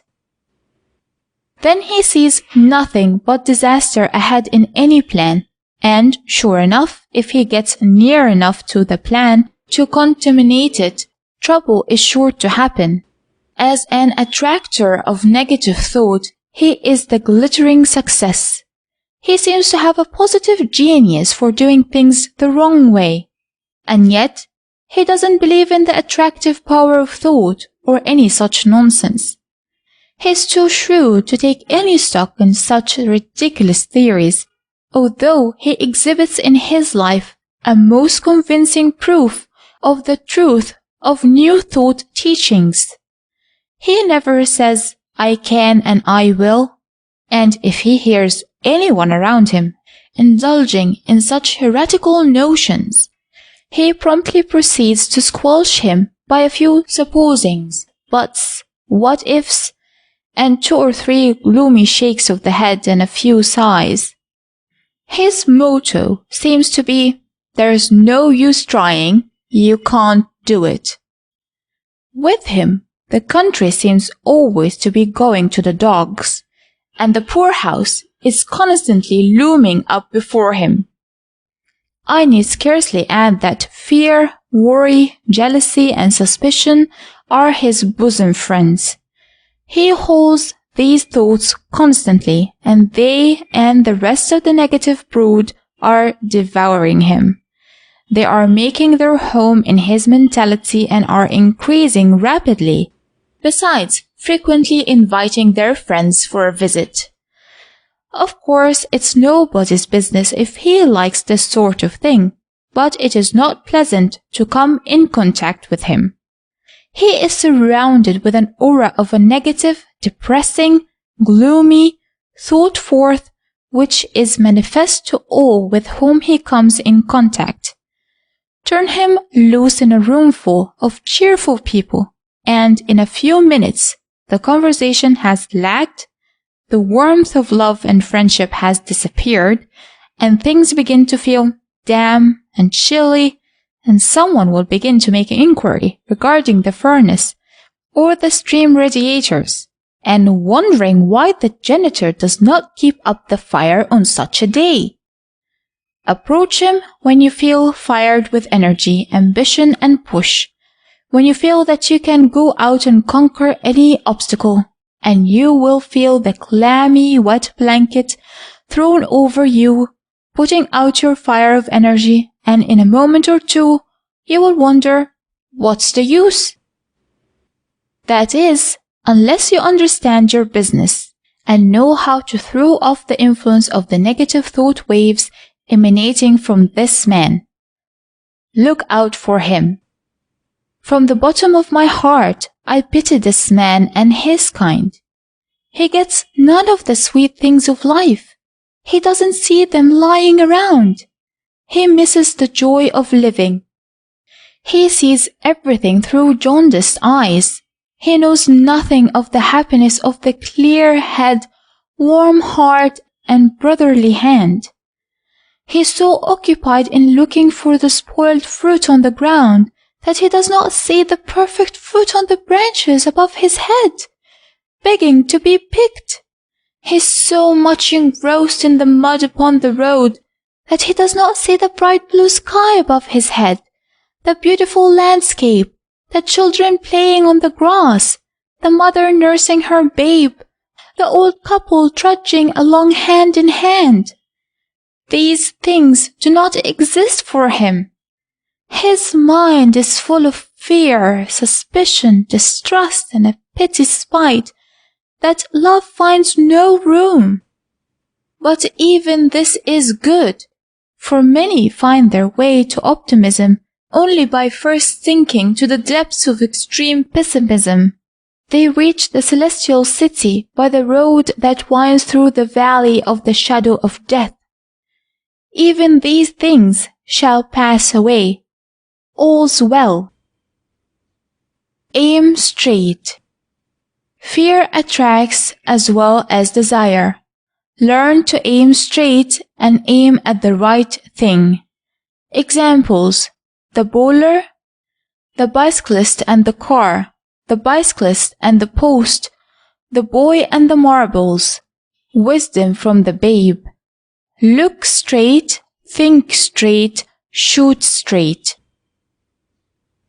A strong desire or a strong fear thought is an aim at the thing desired or feared, and in proportion to the degree of desire or fear will we be carried toward the thing at which we aim. Confident expectation is manifested in a fear thought as well as in an earnest desire, and when we confidently expect a thing to happen, we are carried toward it by an irresistible force. It may seem strange to you to hear that fear is akin to desire, but this is the truth. It matters not whether we call it desire or fear. The gist of the matter lies in the confident expectation. A feint of hope and a lurking fear have about the same attractive force. A desire coupled with a firm belief in its realization attracts strongly, but no more strongly than does a fear coupled with a feeling of certainty of its realization. The thing upon which your thought is firmly fixed or drawn toward will be the thing you will realize. Therefore, aim straight. We have heard much of the attractive power of thought as applied to desire. I will now say something to you about the same force called into operation by fear thought. It is far more pleasant for me to speak of the bright side of the question, but I would be neglecting my duty toward you if I fail to direct your attention to the reverse of the shield. When you thoroughly realize that thought force works both ways, you will know how to handle it and will understand many things that have heretofore been dark to you. You will learn to aim straight, but will also learn to be careful at what you aim. You will learn to avoid the aim inspired by fear, and will hereafter use all your energies to pointing your mental arrow at the bull's eye of happiness and success. Let us take a few facts from the physical plane in order to illustrate things as they are on the mental plane of effort. Life has its correspondence on all its planes, and by taking examples from one plane, we will be able to more readily understand the workings of the law on other planes. Some time ago, I was talking to a number of people about this subject, and gleaned from each an illustration of the workings of the law of attraction on the physical plane. And each example, although on the physical plane, showed the power of mind behind it. I will tell you what some of these people said, and you can see for yourself just what I mean. The first man was a printer, who after hours spent much time in bowling, and who was looked upon as an expert in that game.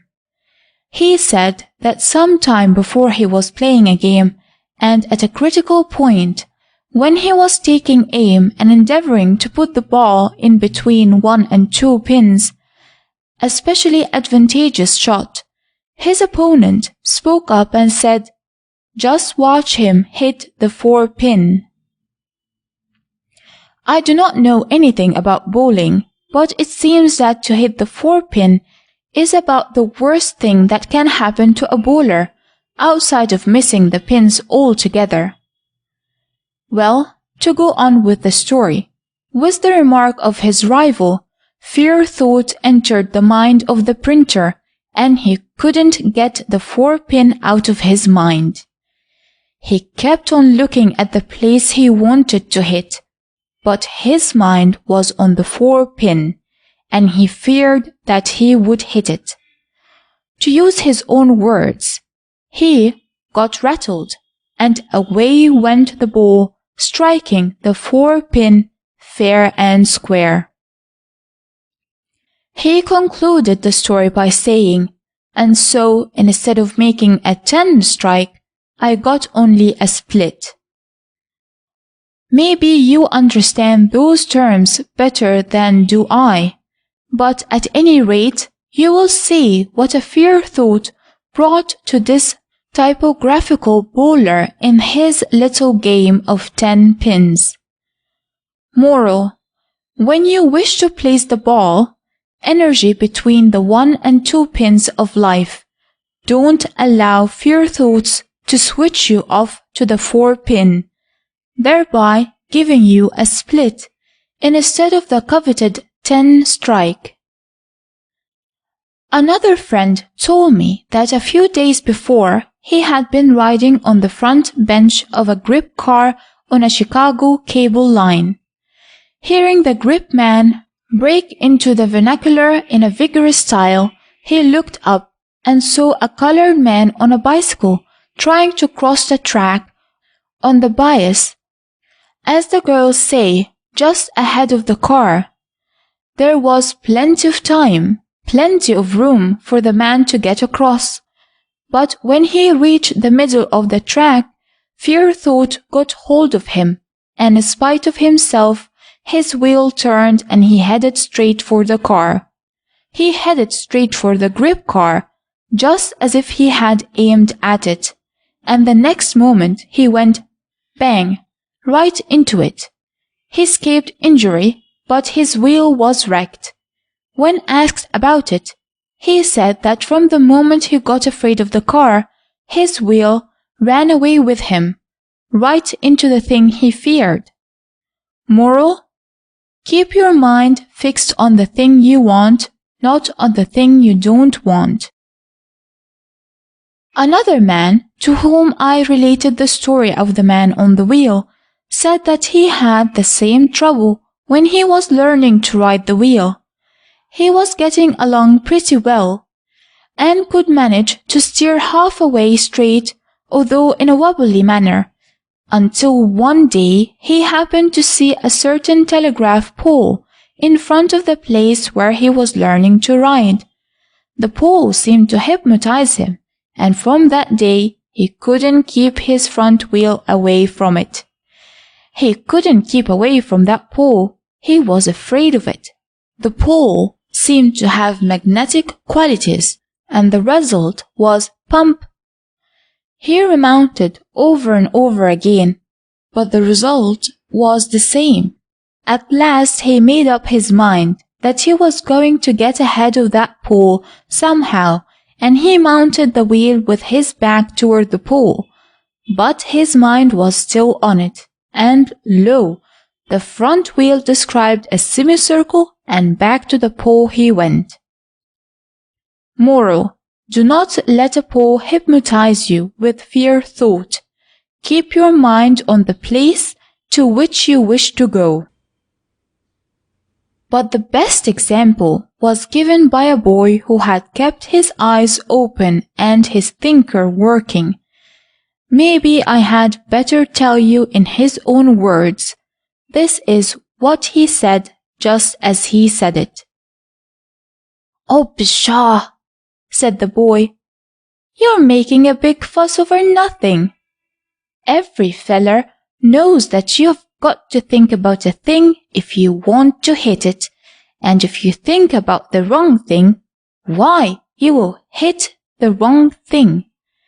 If I fire a stone at a tin can, why, I just look square at the can and think about the can for all I am worth, and the can's a dead one sure. If I happen to let my mind wander to the cat, what's on the shed over to the left of the can, well, so much the worse for the cat, that's all. To shoot straight, you have got to aim straight, and to aim straight, you've got to look straight, and to look straight, you have got to think straight. Every kid knows that, or he couldn't even play marbles. If I get my heart set on a beauty marble in the ring, I just want it the worst way, and says I to myself, "You are my marble."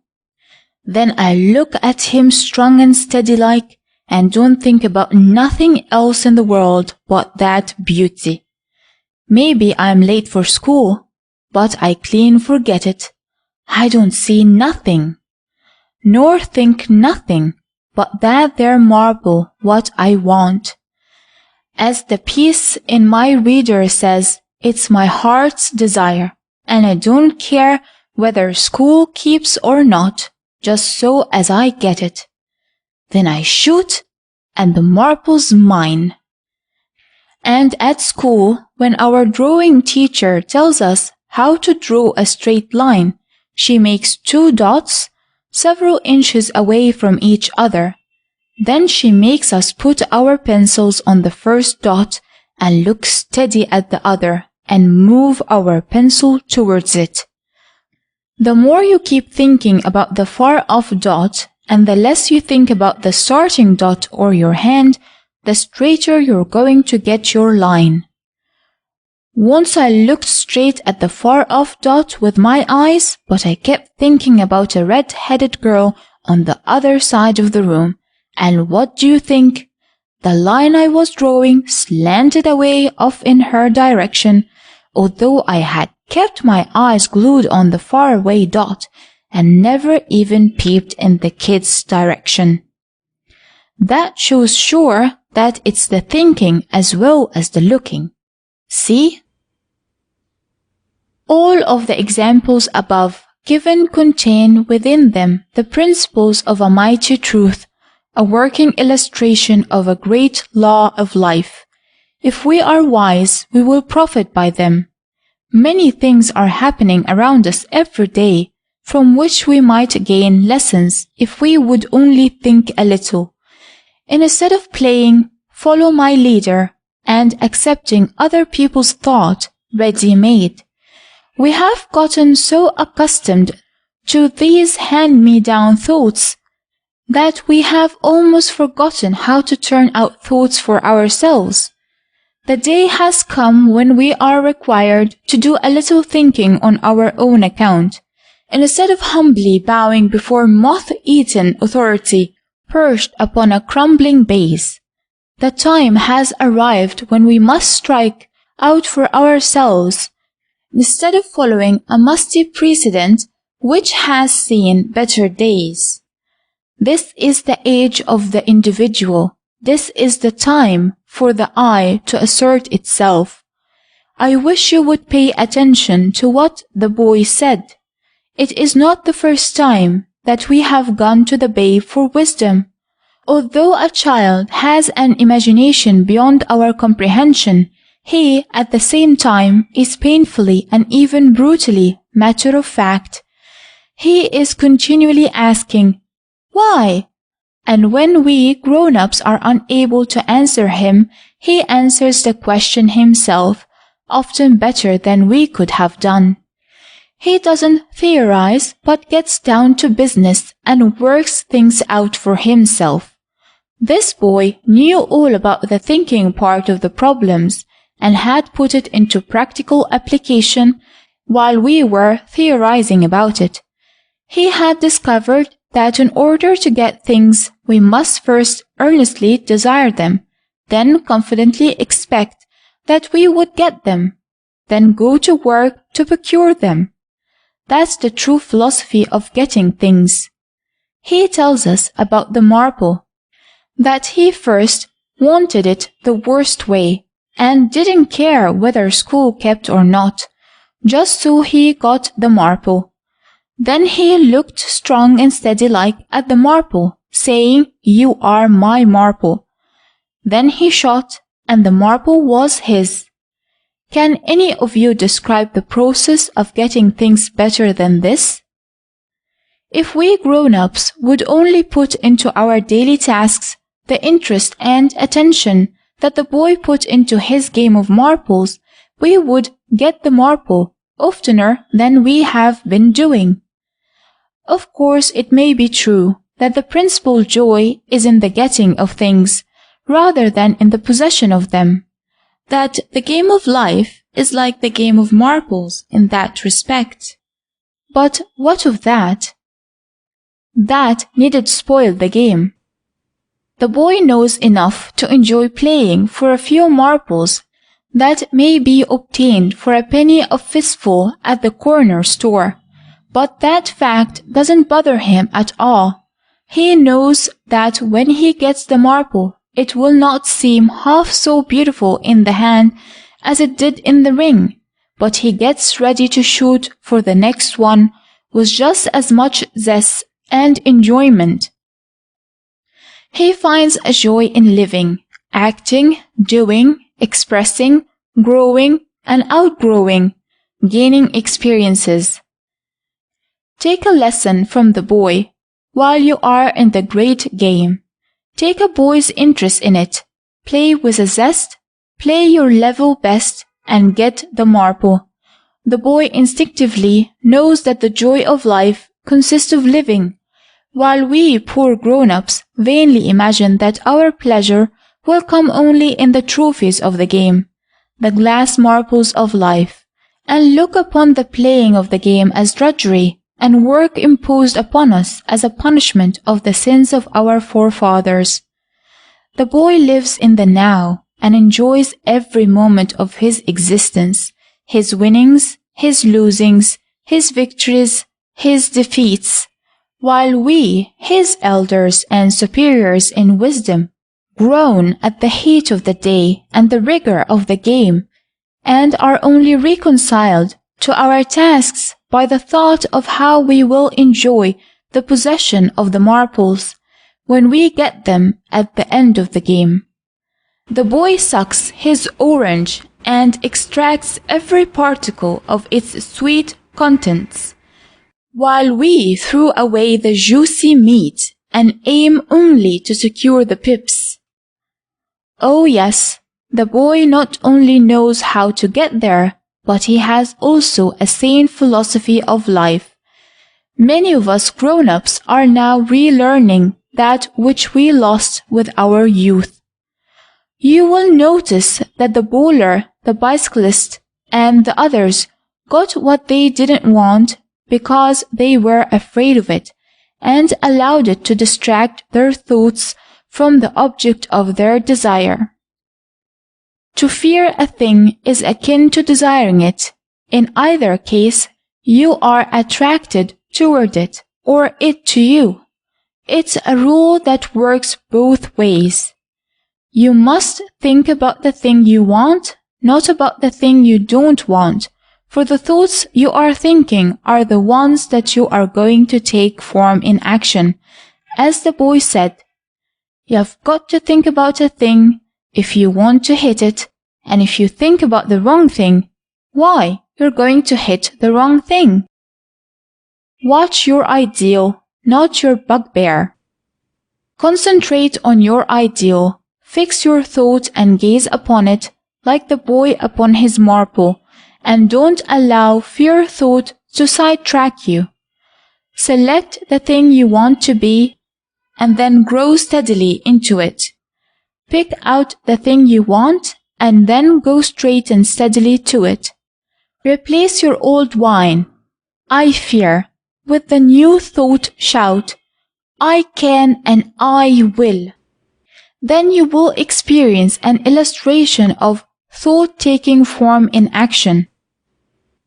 Look straight, think straight, shoot straight. In these three things lie the secret of success. At home. Don't be afraid. You are at home, not here by chance. You belong here. You are the soul. You cannot be hurt. You cannot be banished. You are right in the universe, and there is no outside. Great things are before you. Make yourself at home. Don't be afraid. You're living in your own home. This universe was built for you to inhabit, to occupy, to enjoy. Do not feel strange. Make yourself at home. The wonderful laws of nature, those which have been discovered and those which remain to be discovered, are all laws for your use when you grow large enough to understand how to make use of them. Did you think you were here by chance, or that you were an alien? If so, learn better. You are to the manner born. You are the heir. Everything around the place is for your use when you grow up. No one can dispossess you. No one can put you out. You are at home. Do you long for another home? Do you fret and chafe at the trials and troubles of this world and imagine that somewhere else things will be better? Well, they'll never be better for you until you have met and conquered the trials and troubles of this place. You are just where you belong. You are surrounded with just the things you need. You are getting just what you deserve, and until you learn the truth of this, you will have the same surroundings, the same environments. And then, when you learn that the things around you are all right, that you are being treated justly, that you are getting just what you have attracted and are attracting to yourself, then you will be ready for the next step in the journey, and you will have new surroundings and new environments, new tasks, new lessons, new pleasures. I hear some of you talking about death. You seem to think that you will be another order of being as soon as you take your last breath upon earth. You talk about being a spirit by and by. Do I believe this? Of course I believe it. I know it. But I also know something else, and that is that you are a spirit now, just as much as you will be in another world. Did you think that some wonderful essence was going to grow from you, and that essence would be what you call a spirit? Nonsense. You are the spirit, and the not you part, which will be discarded, never was you. The you which says, I am, is the real thing, the real self, and the rest of you is but tools and instruments which you are using. Why can't you see this? You talk about my soul, my spirit, and so on. You make me tired. Why, the thing which is thinking and speaking, you, is the soul or spirit of which you are talking. You talk as if the physical part of you, which is changing continually, was you. You are like the boy with the old knife. He was continually having the knife repaired. He had had 7 new blades and 3 new handles put on it, and yet it was the same old knife. Why, you could step right out of your body, and maybe you do, more than you have any idea of, and it would be the same old you. You could discard your body just as you do your clothes, and yet you would be the same individual. There is a wonderful difference between individuality and personality. One you cannot get rid of. The other may be changed. What's the use in being afraid? Nobody can hurt the real you. You cannot be wiped out of existence. If a single spirit atom should be destroyed, the entire structure would smash up. You cannot be banished from the universe, for there's nowhere else to put you.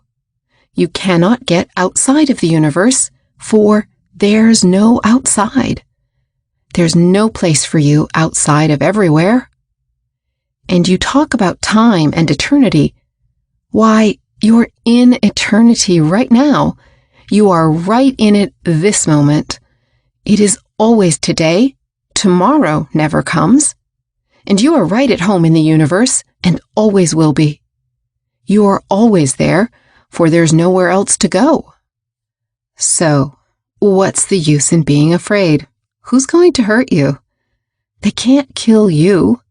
They can't put you out of existence. They cannot expel you from the universe. So what are they going to do about it anyhow? And, after all, who are they? You talk as if there were outside forces and influences antagonistic to you. Outside of what? No matter what beings of earth or air there may be, they are creatures like yourself. They are all a part of the whole thing, all made of the same material, all come from the hand of the same maker. You are all cut from the same piece of goods. The apparent differences are illusions. The difference and separateness is only relative and not actual. So make yourself at home. Take a look around and see what a nice bit of the universe you have to live in. Some of your family have been trying to occupy the whole house instead of only their share of it, but those things are gradually working out, and all will be better within a comparatively short time. This is going to be a better world to live in when men take time to think a little, and you'll be around to enjoy it when it comes, never fear. You cannot get away, even if you want to. And what's the use of waiting for tomorrow? There's lots of things in which you can find happiness today if you will only stop worrying about tomorrow. The little child knows more about enjoying life than you do. The little child feels at home anywhere and starts in to enjoy it and get the most out of it until he grows old enough to be hypnotized by the race belief. You are at home here, just as much at home as is the fish in the sea, the bird in the air. Realize this and make the most of it. Stop being afraid. Stop fretting. Stop worrying. Realize that yesterday, today, and tomorrow, you are here in the universe. It's a good universe, and it grows better as man grows in wisdom to take advantage of its goodness. And it is not yet sun up here. Great things are before us, and you will see them and take part in them. Make yourself at home, for you're going to be around here for some time. The Solitude of the Soul. Lorado Taft's group. Description. Each stands alone. Each is in touch with every other. Soul communion in silence. Silence is the sanctuary of the soul, the oneness of life and its apparent separateness. The message. In one of the rooms of the Art Institute in Chicago stands a remarkable group by Lorado Taft, the sculptor, entitled The Solitude of the Soul. The average visitor stops a moment and passes on, commenting on the beauty of the figures composing this group. A few hurry past, afraid to look at the figures, for they are nude, as naked as the human soul before the gaze of its creator. Some people are afraid of things not hidden by draperies. Even the naked truth shocks them. But the man or woman who thinks and understands stops long before this group, conscious that it tells the tale of a mighty truth. Around a large rock stand 4 human figures, 2 men and 2 women. They are so placed that but one figure is in full sight from any given point of view, although the connection between any figure and the 2 on each side of it may be seen. It is necessary to walk completely around the group to see the idea of the sculptor, to read the story that he has written into the marble. Each figure has an individuality. Each stands alone. And yet, each is in touch with the one behind and the one before. Each one is connected with all, yet each one stands alone. One figure extends a hand to her brother just ahead of her, and on her shoulder rests the tired head of the brother following her. Hand in hand, or head on shoulder, stand they, each giving to the other that human touch and contact, so dear to the soul craving that companionship of one who understands. Each face shows sorrow, pain, and longing. That longing for that complete union of soul with soul. That longing that earth life cannot satisfy. And each feels and knows that the other has the same longing. And each gives to the other that comforting touch that says, I know, I know. Each face shows a great human love mingled with its pain. Each face shows resignation mingled with its grief. It is the old story of human love and human limitations. It is also a story of deeper import, the story of the soul. Every lip is closed. Each man and woman is silent, and yet each understands the other. Soul is communing with soul in the silence, and in the silence alone can soul converse with soul. Words cheapen the communication of soul to soul. With those who understand us well, we can best commune in silence.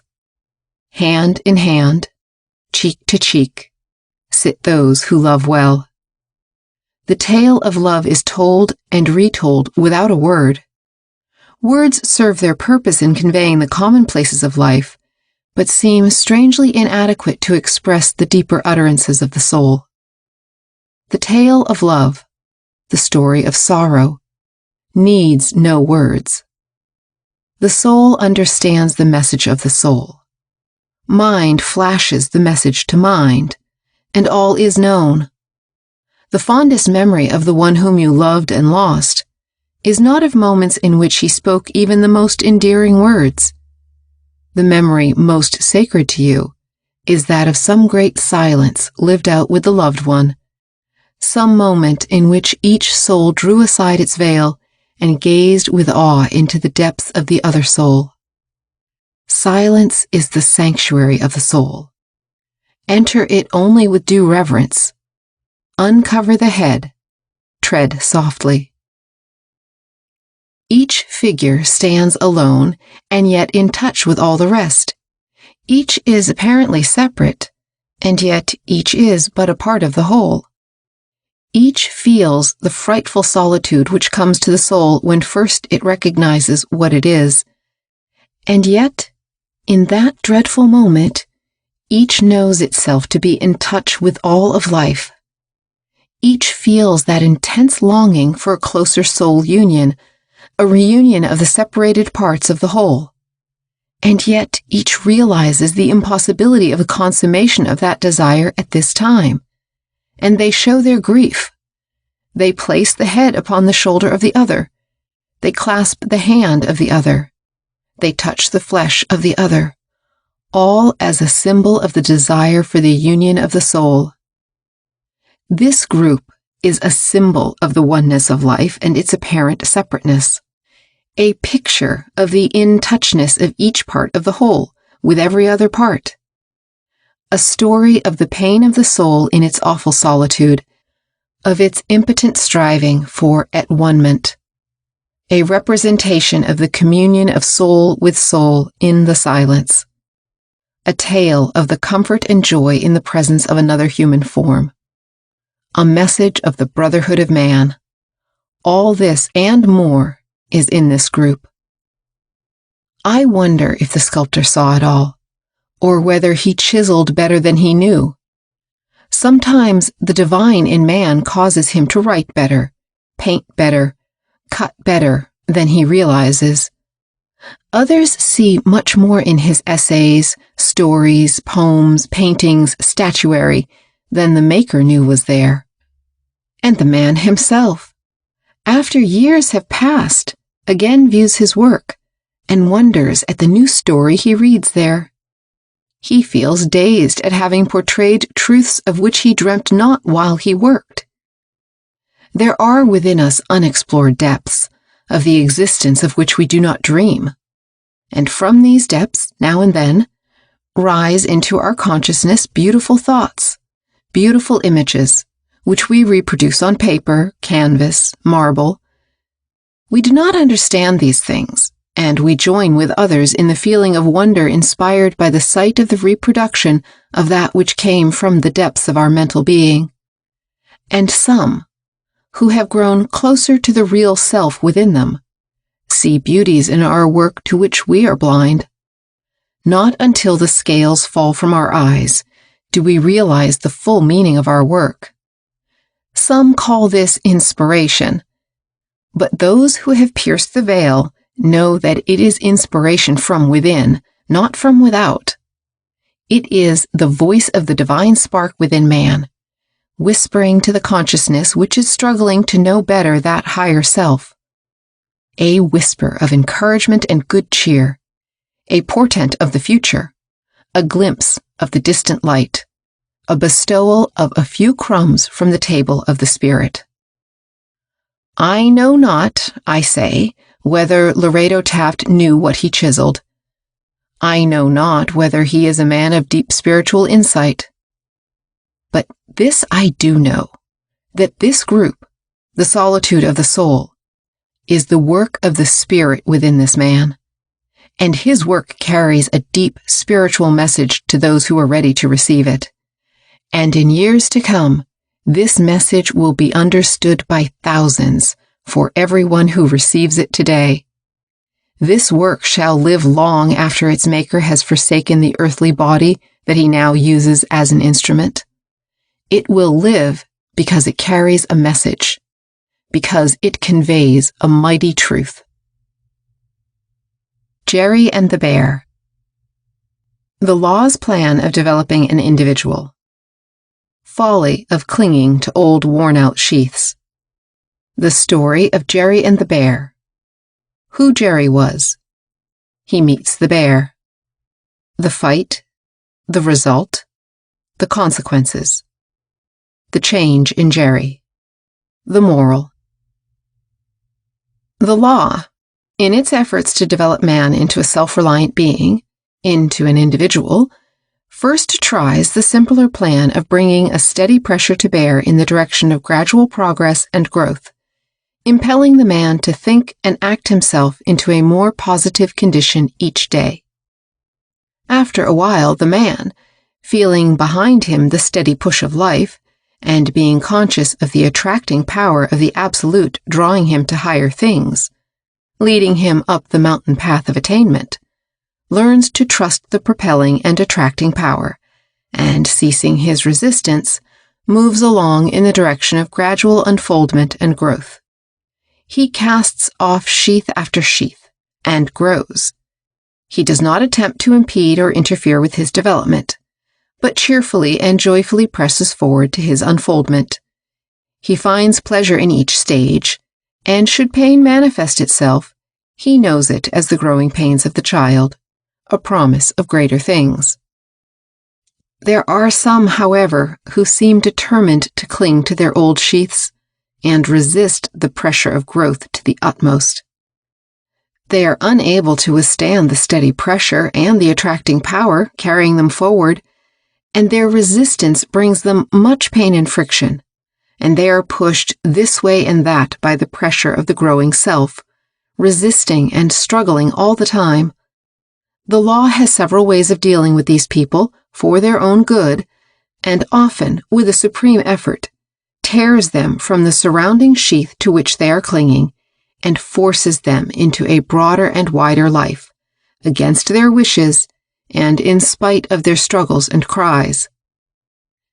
Many of us, looking back over our past lives, smile as we recognize how we were forced into new fields of work and endeavor, how we were broadened out in spite of ourselves, how we were torn from our old surroundings and environments in spite of our lamentations, reproaches, and cries, and placed amid new scenes and faces. This thing is repeated over and over again until we learn the lesson and cease to be unduly attached to persons and things, and become willing to yield ourselves to the onward moving force and cooperate with the law instead of opposing it. Many men and women who steadily refuse to stand erect and assert their independence are deliberately worked into a position where they must declare their freedom from the things upon which they have been leaning, and are forced to stand up and face conditions from which they have shrunk all their lives. The law has a way of picking up those shivering mortals who stand around the river's edge and throwing them into the stream, bidding them to strike out and swim. It prefers the easier way of teaching you to swim by degrees, of acquiring knowledge by easy stages, but if you refuse to learn in this way, it will resort to the vigorous plan just mentioned. But swim you must, one way or the other. I am going to tell you a story. Not a particularly pretty one, but one that will give you an idea of what I mean and how the plan works. It's about animals, but many a truth has been conveyed by fables in which animals were the actors, and this homely little tale from the wilderness may convey to your minds the point of this talk better than do my words. Here's the story. Once upon a time, a man, away up in one of the northwestern states, owned a dog named Jerry. He was not very much on looks, and less in good qualities. He was not of any fancy breed, just dog, that's all. He had drifted onto the farm from somewhere, and had been kicked and cuffed around in his early youth, until he was afraid to claim a right to live at all. He grew up into a worthless animal, snapped at by smaller dogs, bullied by those of his own size, looked down upon by all. He expected to be kicked by everybody in sight, and of course got kicked. Men and dogs who go around expecting to be abused always draw upon them the thing they fear and expect. His tail seemed a magnet which attracted all the tin cans around that neighborhood. Pitying did not seem to do him any good. It only made him more miserable and abject than ever, just as it acts in the case of some people. The poor chap gradually dropped down to the lowest state of dogdom, and his case seemed hopeless. The farmer would drive to town every once in a while, and Jerry would sneak along under the wagon, in manner seeming to apologize for taking up even that space. His appearance would be the signal for all the dogs of the several farms along the road to chase down to the wagon, rout him out, and roll him over in the dust, the performance being repeated at every farm to and from the town.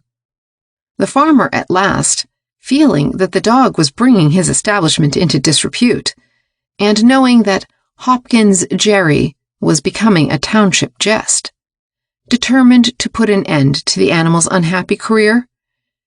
But destiny intervened, possibly in order to give me a tale to point the moral of this talk, and to give you something to remember in trying circumstances. Jerry strayed away from the farm one evening, being chased a part of the distance by some of the smaller dogs who delighted in bullying him. He traveled some distance from home and entered the woods. Bear tracks had been discovered in that region, and some of the boys had dug a pit, baiting it with some choice tidbit pleasing to his bearship, and covering it over with a thin roof which would yield to a light weight. Jerry started across the roof, and in he went. Some hours after, a young bear came sniffing around, and he too dropped in the pit. Then the trouble commenced. The bear, feeling infuriated by his unceremonious drop, reached out for Jerry and gave him a scratch which caused him to yell. The bear, seeing that there was no fight in his opponent, chased him round and round the pit until it seemed only a matter of a few minutes more until the dog would be relieved of his misery. Things took an unexpected turn, however.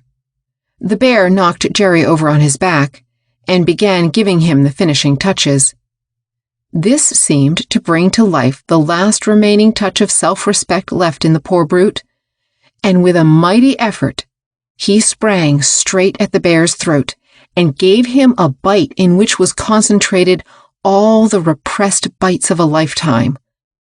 The bear, with a roar, sprang back to the other side of the pit.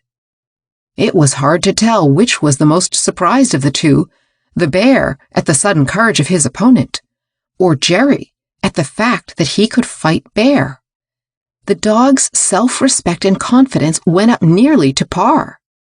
The bear's caution adjusted itself accordingly. After a bit, The bear cautiously worked his way over toward Jerry, but the dog snarled fiercely and showed his teeth. They had several rounds before things quieted down, and each time Jerry showed his mettle, and although he was badly scratched, he had bestowed upon the bear several tokens of his valor. His self-respect and confidence was now an assured thing, and the bear treated him with considerable deference and consideration. After matters adjusted themselves, the bear and the dog each retired to their respective sides of the pit and declared a truce. In the morning, the boys came to the pit, shot the bear, and lifted Jerry out and carried him home.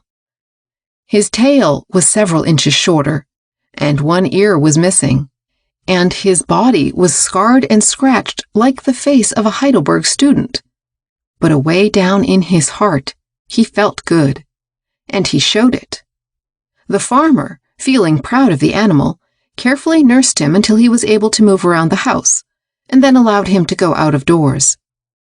As soon as he appeared, the other dogs made a rush for him. But something in his look caused them to keep at a safe distance, and they contented themselves with barking at him and keeping out of reach. He did not seem anxious to fight, but he had that look of confidence in his eyes that kept them where they belonged. He had ceased to fear. His tail no longer drooped between his legs, but was held aloft, as is the tail of every self-respecting dog, and somehow that tail did not have the attracting power for tin cans that had formerly marked it.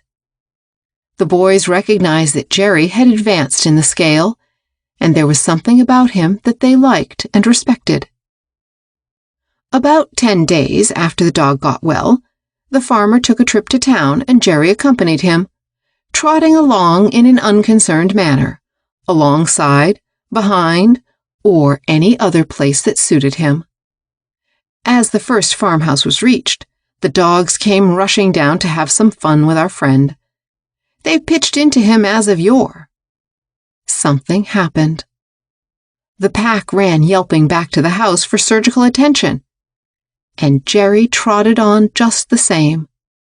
This scene was repeated at every farm along the road, Jerry repeating the object lesson each time, finishing up his task by rolling into the dust the big bull terrier in front of the post office, who, heretofore, had been the terror of the town.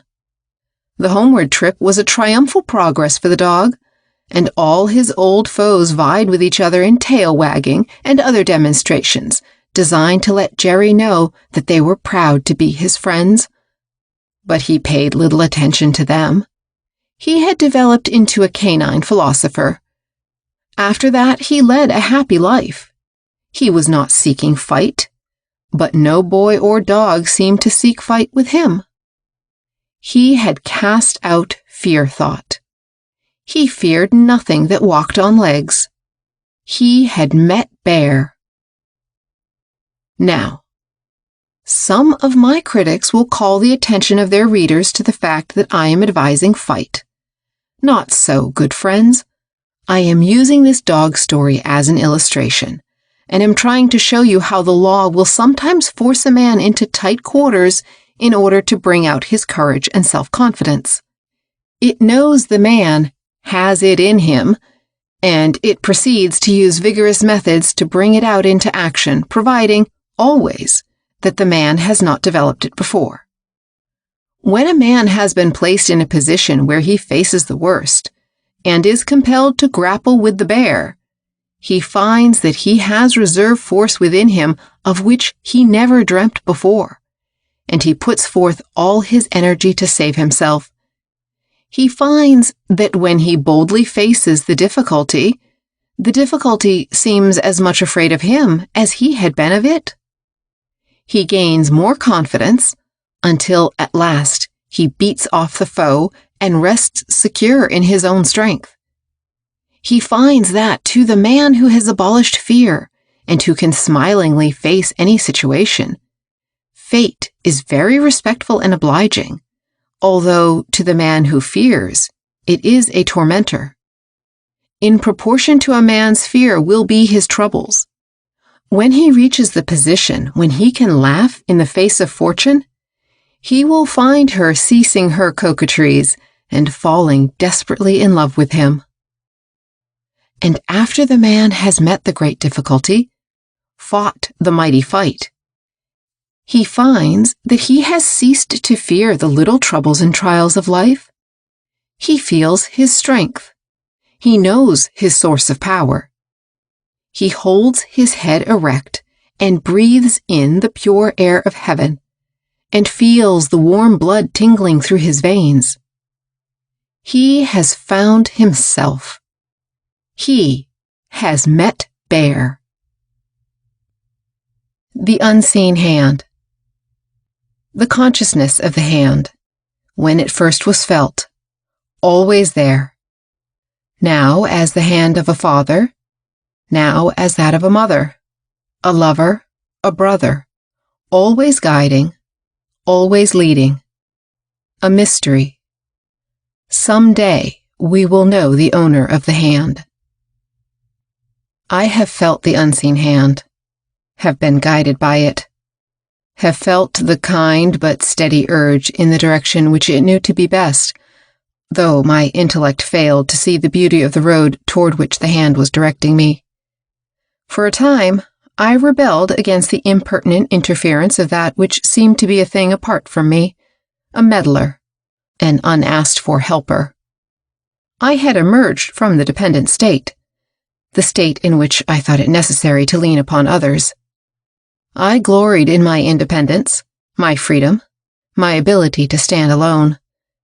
Finding that it was good to stand alone, reveling in the joy of my newfound freedom, rejoicing in the fact that the I am within me was a reality, feeling within me the ecstasy that comes from the recognition of the reality of individuality.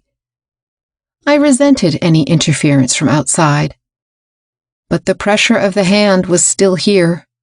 It would take my unwilling fingers within its own and lead me on, and lead me on. Finding that I could not get rid of this unseen helper, realizing that it was intent upon guiding me in spite of my repeated assertions that I was able to take care of myself, that I was big enough to walk alone, I began to study the something that was so determined to take an active part in the affairs of my life. I started in to become acquainted with it. I found that it had always been with me more or less, but that I had not before recognized its presence. So long as I felt that I was not able to stand erect upon my feet, so long as I feared, so long as I failed to recognize the I am, I was scarcely aware of this invisible helper. But when I began to realize what I was, what was my place in the universal order of things, what were my possibilities, my future, the presence of this unseen hand began to be manifest.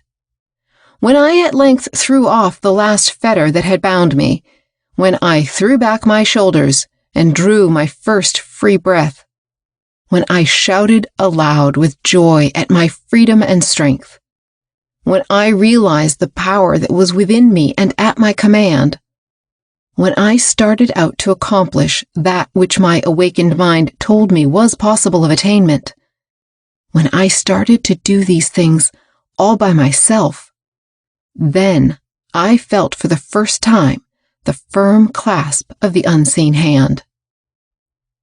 Now gently guiding, now leading, now kindly restraining, now giving a gentle urge toward people, things, and conditions, now drawing me back from the edge of a precipice, now directing toward a better path, now giving me a gentle, firm pressure to reassure me of its presence when I doubted, now allowing me to rest my weight upon it when I felt tired. Always there. At times, this hand has placed before me conditions that seemed to me to be anything but good. At times, it has brought me pain. But I have learned to trust it. Have learned to trust it. The conditions that have seemed to me to be undesirable have brought me to desirable things. The pain that I have suffered has brought me pleasure. The experiences that have come to me I would not wish to part with. The more pain, the more experience. The more experience, the more knowledge.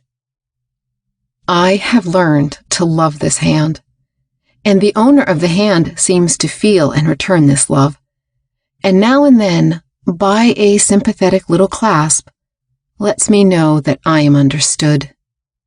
This hand sometimes seems to be that of a father, strong and firm, leading on with a confident air.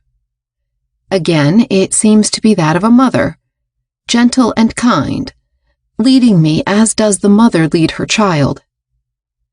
Again, it seems as the hand of a woman who loves me, clinging and warm, neither leading nor being led, just moving on clasped in mine, no words, but with a perfect understanding. The owner of this hand seems to combine within itself the qualities of both sexes, seems to have within itself all the attributes of father, mother, lover, brother, sister. It seems to respond to the human need in every direction. It seems always the hand of love, even while giving me pain. I have never seen the face of the owner of this hand. I have never looked into its eyes. I have never seen its form, if form it has. But I have been conscious at times of being lifted up in its arms and being pressed close to its breast. I have felt the impulse of the child at such times, and have felt for the breast of the mother, and have been conscious of the answering mother pressure as I was drawn up close to the body of the owner of the hand. And at times have I felt rebellious at the confining clasp, and have struggled, and have even beat against the breast with my puny fists as I insisted that I be released from the clasping arms. But, mother-like, the owner of the hand only drew me closer to the breast until I could feel the very heart throbs within the mother body, could feel the vibrations emanating from its life, could feel the warm breath upon my cheek as the invisible face bent over me, impelled by the mother love. Again, it takes on the father form, and I place my little hand within it, and feeling like the boy whose father is taking him on a journey, I say, "Lead thou me on," and go cheerfully and with faith into new lands, new surroundings, new fields. Why should I fear? Have I not hold of my Father's hand? And the hand at such times rests upon my shoulder, every once in a while, and I realize that the Father feels a pride in his Son, and sees him growing in strength and knowing that the Father looks forward to a time when he will be able to talk with the boy, who will then have grown in knowledge and will be able to understand some of the secrets of life that the Father will then unfold to him.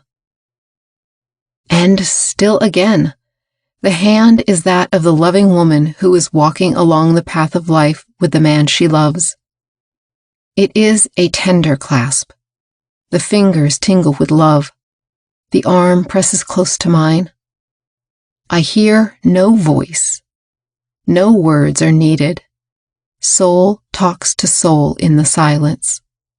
We walk on and on and on. We understand. And still again, the hand seems that of a brother, a twin brother. Neither the protection of the father, the loving tenderness of the mother, the thrill of the lover's touch is there. I feel not that the hand is that of a stronger being. I am conscious only of the brotherly clasp, the touch of comradeship, the presence of an equal. I feel by my side a helper, someone who will back me up in time of need, and I stroll along his side and laugh with joy. The joy of the boy is again mine. The joy of companionship is again mine. And lo, the hand of the brother seems to grow. He and I are again men.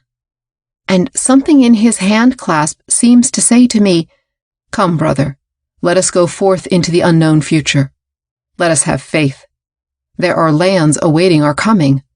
Let us enjoy them. Let us explore them. Let us be filled with the spirit of adventure and go forth. Let us see, let us feel, let us know. And I return the clasp and say, Aye, brother, let us go forth. Whither thou goest, there will I go. Thy joys shall be my joy, thy pain my pain. Let us go forth. Let us go forth to the divine adventure. And so, manifesting the attributes of all human relations in turn and at the proper time, the owner of this unseen hand is near me. I feel his presence. I am aware of his nearness. At times, faith grows faint, and I think it all a delusion, a phantasm, a dream. All seems lost, and I weep. But lo, in the midst of my despair, I feel the hand upon my head. I know that it is a reality, and through my tears I smile. Shall I ever know the owner of this hand? Shall I ever see its face? Shall I ever understand the mystery of its existence? I know not, but faith whispers in my ear. Wait, all is well. When the pupil is ready, the master appears. When your eyes have a clear vision and can bear the sight, then shall you see the face of the owner of the hand. You have entered the path, and there is no turning back. Go on. Go on in faith, courage, and confidence. Why should you doubt? Have you not felt the pressure of the hand? Why should I doubt or question? Have I not felt the pressure of the unseen hand? Open your hands, friends, that the hand may clasp yours as it has mine. While your hand is clenched in anger and hate, while it clutches tight the gold it has snatched from the hand of another, while the fingers are drawn together with fear, it cannot receive the unseen hand. Open it wide, reach it out, offer it in friendly clasp, and you will feel within it the touch of that which you seek. The unseen hand is waiting to clasp yours. Give it welcome. Give it welcome. How success comes. Seeking success through mental powers. Holding the thought alone not sufficient. How to get the real benefit of thought force. Fall in with the workings of the law. Stand on your own feet. One step at a time. I do as well as I am. Many of the men and women who have been seeking prosperity by means of the powers of the mind have done so by holding the thought, and then folding their hands and calmly waiting for some lucky event to happen, or in other words, for the long sought-for prize to drop down into the laps from out of the nowhere. Now, I have heard of a number of cases in which things apparently came about in this way, although I have always felt that a little investigation would have shown some good and natural cause behind it all, but as a rule, the law does not work in this way. It does not leave the old beaten road of cause and effect. It is no Aladdin's lamp which is merely to be rubbed in order that glittering gems and showers of gold be poured out into the lap of the owner as he lies back on his cushions, lazily rubbing the lamp with the tip of his little finger. The law expects from the man who would invoke its mighty aid a little honest work on his part. I think that the majority of those who have met with a greater share of success by means of the wonderful power of thought have met with such success not by having it fall from the skies, but by following out the ideas, impulses, yes, inspiration if you will, that have come to them. The man who has turned his back upon the old negative mental attitude, who has turned his face toward the rising sun, who has allowed the voice of faith again to be heard, who knows that the law which rules the motions of the worlds and still takes note of the sparrow's fall has his interest at heart and asks but for faith. That man, I say, finds that from time to time ideas will come into his mind just when they are needed, will find that the law takes cognizance of all human needs and has prepared a way to satisfy them. He finds that new ways are pointed out to him, avenues of escape from unbearable conditions, signboards pointing out the right road. But he must have faith in these little hints from the infinite and must follow them. The law will open the door to you, but will not push you in. And when it finds that you refuse to see the open door, it softly closes it, and not until many weary years have passed do you recognize what you have missed. And the law insists upon doing its work in its own good way, not in your way. You may know what you want, but you may not know just the right way to get it, although you think you do. The law will give you many a hint and many a gentle push in the proper direction, but it always leaves you the liberty of choice, the right to refuse. It does not insist upon your love, your faith. That is, it does not make you love and have faith. But until you do love and have faith, you are not conscious of the promptings of the Spirit, or at most dismiss them as beneath your notice. Oh, ye of little faith, when will ye learn? The man who understands the workings of the law acts upon the tender impulses imparted to him without resistance. He does not ask to see the end of the journey, but he sees the step just ahead of him very plainly, and he hesitates not about taking it. He does not expect the law to bring results and place them in his hand. All he asks and desires is that the way be pointed out to him, and he is willing and ready to do the rest himself. The true man or woman does not wish to be fed with a spoon.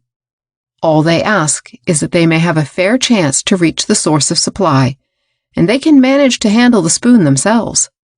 If any man think that the law is an incubator of parasites, of leeches, of vampires, he is greatly mistaken. The lesson of the law is to teach every man to stand upon his own feet, to lean not upon another, but at the same time to feel that he is guided by the great law of which he himself is a part, which manifests within him as well as without him, and that consequently, while placing his trust in the law, he trusts in himself. Not paradoxical at all when you have the key. Yes, the law expects every man to do well the work that lies to his hand, and to do it well, whether it is irksome or distasteful or otherwise. And as soon as he ceases to rebel and beat his wings against the bars of the cage, the way is opened for the next step. And if he does not take that step, he must work away until he learns to take it. And so on and on, the lesson of each task to be learned before the next is presented. Work? Why, certainly you must work. Everything in the universe works unceasingly. When you learn to look upon work as a joy and not a curse, then you are beginning to see your way out of the grinding process. Then you are getting a glimpse of the promised land. Why, bless your hearts, work is the best friend you have. The only trouble is that you have treated it as an enemy, and it has paid you back in your own coin. When you learn to treat it as a friend, it will be only too glad to make up, and you will get along like two old cronies. Now, you people who have been sitting with folded hands and calmly waiting, and complaining that your own has not come to you, listen. You are mistaken. Your own has come to you. That's just the trouble. Your own is the thing you attract, and you have been attracting just what has come to you. Start in today, determined to fall in with the workings of the law, and pay attention to the I do side of things, as well as the I am, and you will receive new light. Great things are just ahead of you, but you must reach out for them. They're not going to drop into folded hands. This is the law. The man with the southern exposure. Southern exposure, as good a thing in a man as in a room. The man who faces the sun. Lives one day at a time and does the best he knows how and is kind. Finds joy and carries it to others. Simple, loving, kind. Open yourself to the sun. Did you ever go house hunting? Then you remember how the agent laid much stress on the fact that certain rooms had a southern exposure. No matter how many other good qualities the house had, all was subordinated to the fact that the best rooms faced the south, had the longed-for southern exposure. The very words conveyed to your mind the sensation of balmy breezes, the freedom from the rude blasts of the north, the cheering rays of the sun, plenty of light and healthful vibrations coming from old soul. Ah, that southern exposure! How much the words convey! Now, if this southern exposure is such a good thing in a room, why isn't it a good thing in a man? Did you ever meet the man with the southern exposure? The man who faces the sun? Do you recall how he brought with him the inspiring solar vibrations? Do you remember how the wrinkles and frowns disappeared from the faces of those in his presence? Do you remember how, long after he had departed, the memory of his presence cheered you? The thrill of his thought vibrations remained to stimulate. We all know this man with the southern exposure. God bless him. We couldn't get along without him. There are a number of him, and he is scattered all over the globe. We call him by different names, but he is always the same man. After we have felt the cold northern chill emanating from some of the cold, despondent, negative people with whom we have come in contact, what a relief it is to meet someone who carries with him the mellowing, sunny vibrations of the south wind, the man with the southern exposure. As the vibrations of the sun bring life, energy, and strength to all things having life, so this sunny man brings positive, bright, cheerful, and happy thoughts to us, and stimulates, encourages, and strengthens us. He actually radiates sunshine and cheer in all directions, and thaws out the natures that have become well-nigh frozen from contact with people of the other type. Oh, it's a great thing, this southern exposure in a man or woman. This man faces the sun. He is an optimist. He looks on the bright side of things and gets all there is in life. He lives. He manages to extract fun out of the most unpromising conditions and things, and goes on his way with a smile and a cheerful song, an abiding faith in the absolute. He lives his life one day at a time, loving all of God's creatures and letting the creatures know it, carrying a message of hope and courage and a helpful suggestion to all mankind. He is the salt of the earth, and life would lose its flavor if he were taken from us. And how smooth the pathway of life seems made for him. It matters not in what station he may be placed, what seemingly small degree of material prosperity may come to him, what may be his surroundings and environments. He makes the best of everything. He still catches the rays of the sun and rejoices. He has the southern exposure. He is broad and tolerant, merciful and forgiving, devoid of hate, envy, and malice, free from fear and worry. He minds his own business and grants you the same privilege. He is full of love and radiates it to all the world. He goes through life in his own sunny way, meeting cheerfully the things that drive others to despair and misery. Somehow, things seem to be smoothed out for him, and he passes over the stony road unharmed. His peace comes from within, and all who meet him feel his presence. He does not seek after friends or love. Friendship and love come to him as a right. He attracts them. People are glad to see him come, and sorry to see him go. Little children and animals are drawn to him, and know him as their friend and lover. He is as much at home in the tenement of the laborer as in the palace of the wealthy. Both places seem home to him, and their occupants on a level. Brother to both saint and sinner is he, and he loves one as much as the other, for he somehow feels that each is doing his best. He looks for the good in the sinner, not for the sin in the saint, although he knows that both exist. He is not a Pharisee. He recognizes within himself all that is within both saint and sinner. He knows that he is not without sin, so he dares not cast the first stone. The outcast recognizes in him a brother. The woman who has passed through the fiery furnace trusts him and is not afraid, for she knows that he understands.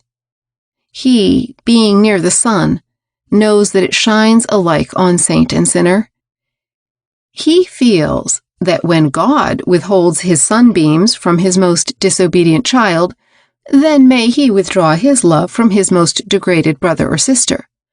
Until that time comes, he sees fit to love them. He does not condemn. He lets God exercise that prerogative if he sees fit. He does not feel fit to act as judge. He believes that the universe is conducted on sound business principles, that God knows just what he is about and does not require any gratuitous advice from man. He works and works well. He finds joy in his work, pleasure in the humblest tasks. He likes to create things, and he is proud of that desire, for he feels that it is an inheritance from his father. He does not seem to hurry, nor is he rushed. He has plenty of time. Eternity lasts a long while, and he is in the now. He is not afraid of death, or even life. He knows them as one. He goes about his way, doing his best, and letting the other fellow alone. He has an abiding faith in the absolute. He believes in infinite justice and ultimate good. He does not fear his father. He cannot find room for fear where love abides. He does not believe that there is a bottomless pit into which his loving father intends to plunge him. He has too much confidence in his father to think that. He believes that there is enough hell on earth to burn away the mistakes and ignorance of man, and he believes that all the burning ones will eventually emerge purged of their dross. He knows that his father is near him, for he has felt the pressure of his hand. In the darkness of the night, he has felt the father's presence. By the glare of the lightning flash, he has seen his form for a moment, and that memory is burned into his brain. He faces the sun, this man with the southern exposure. He is simple, loving, kind. He is of the elect. He is a prophecy of the future, and he is on the increase. On the tree of life are many promising buds, which the Son of the Spirit is nursing into beautiful blossoms that will yet fill the world with the delicious fragrance of love. There are certain people who have come into our midst silently and without announcement. They have found places waiting for them. They have come to prepare the way for their brothers and sisters who are in the womb of the future. They are working quietly to prepare a home for their unborn brothers and sisters when they come. They are the forerunners of the coming race. Smiled at, sneered at, persecuted, reviled, pitied. It matters not. God has sent them. They have his message to deliver. That's why they are here. The world may raise its eyebrows, shrug its shoulders, tap its forehead significantly, but these new people smile. They know. They know.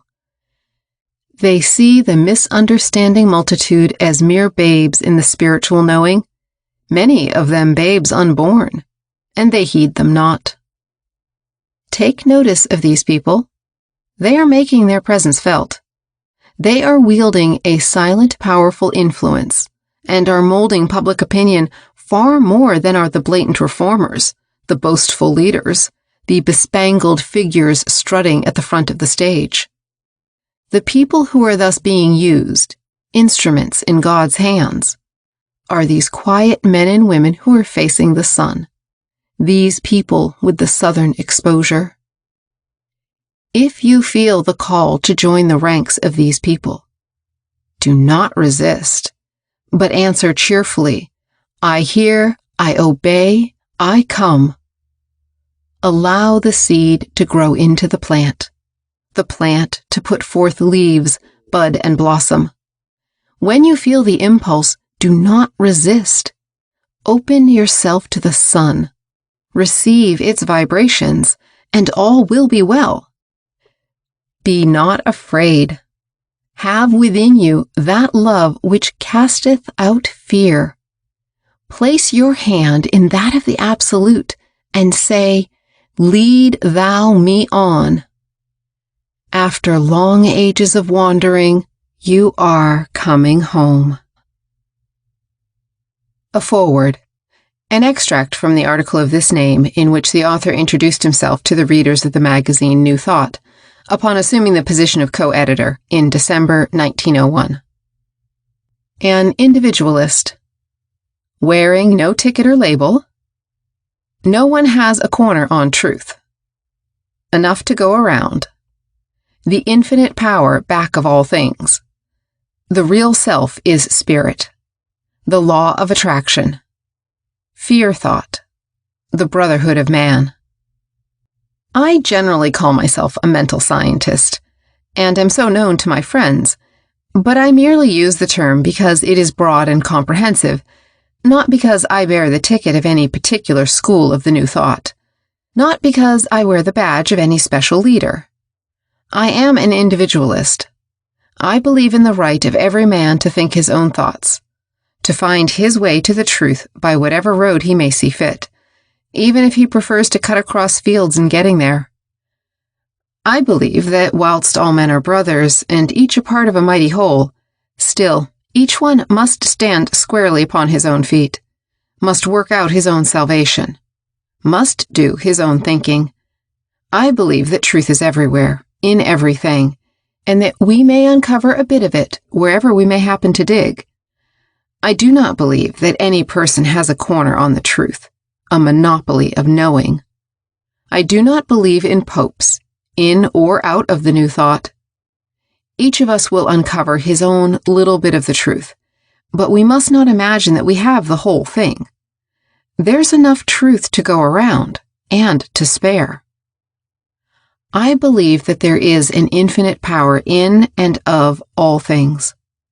I believe that, although today we have but the faintest idea of that power, still we will steadily grow to comprehend it more fully, will get in closer touch with it.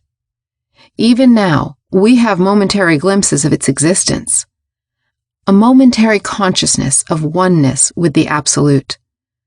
I believe that the greatest happiness consists in maintaining toward the Absolute the attitude of the trusting child, who, feeling no doubt of the parent's love, no doubt of his wisdom, places his little hand in that of the parent and says, Lead thou me on.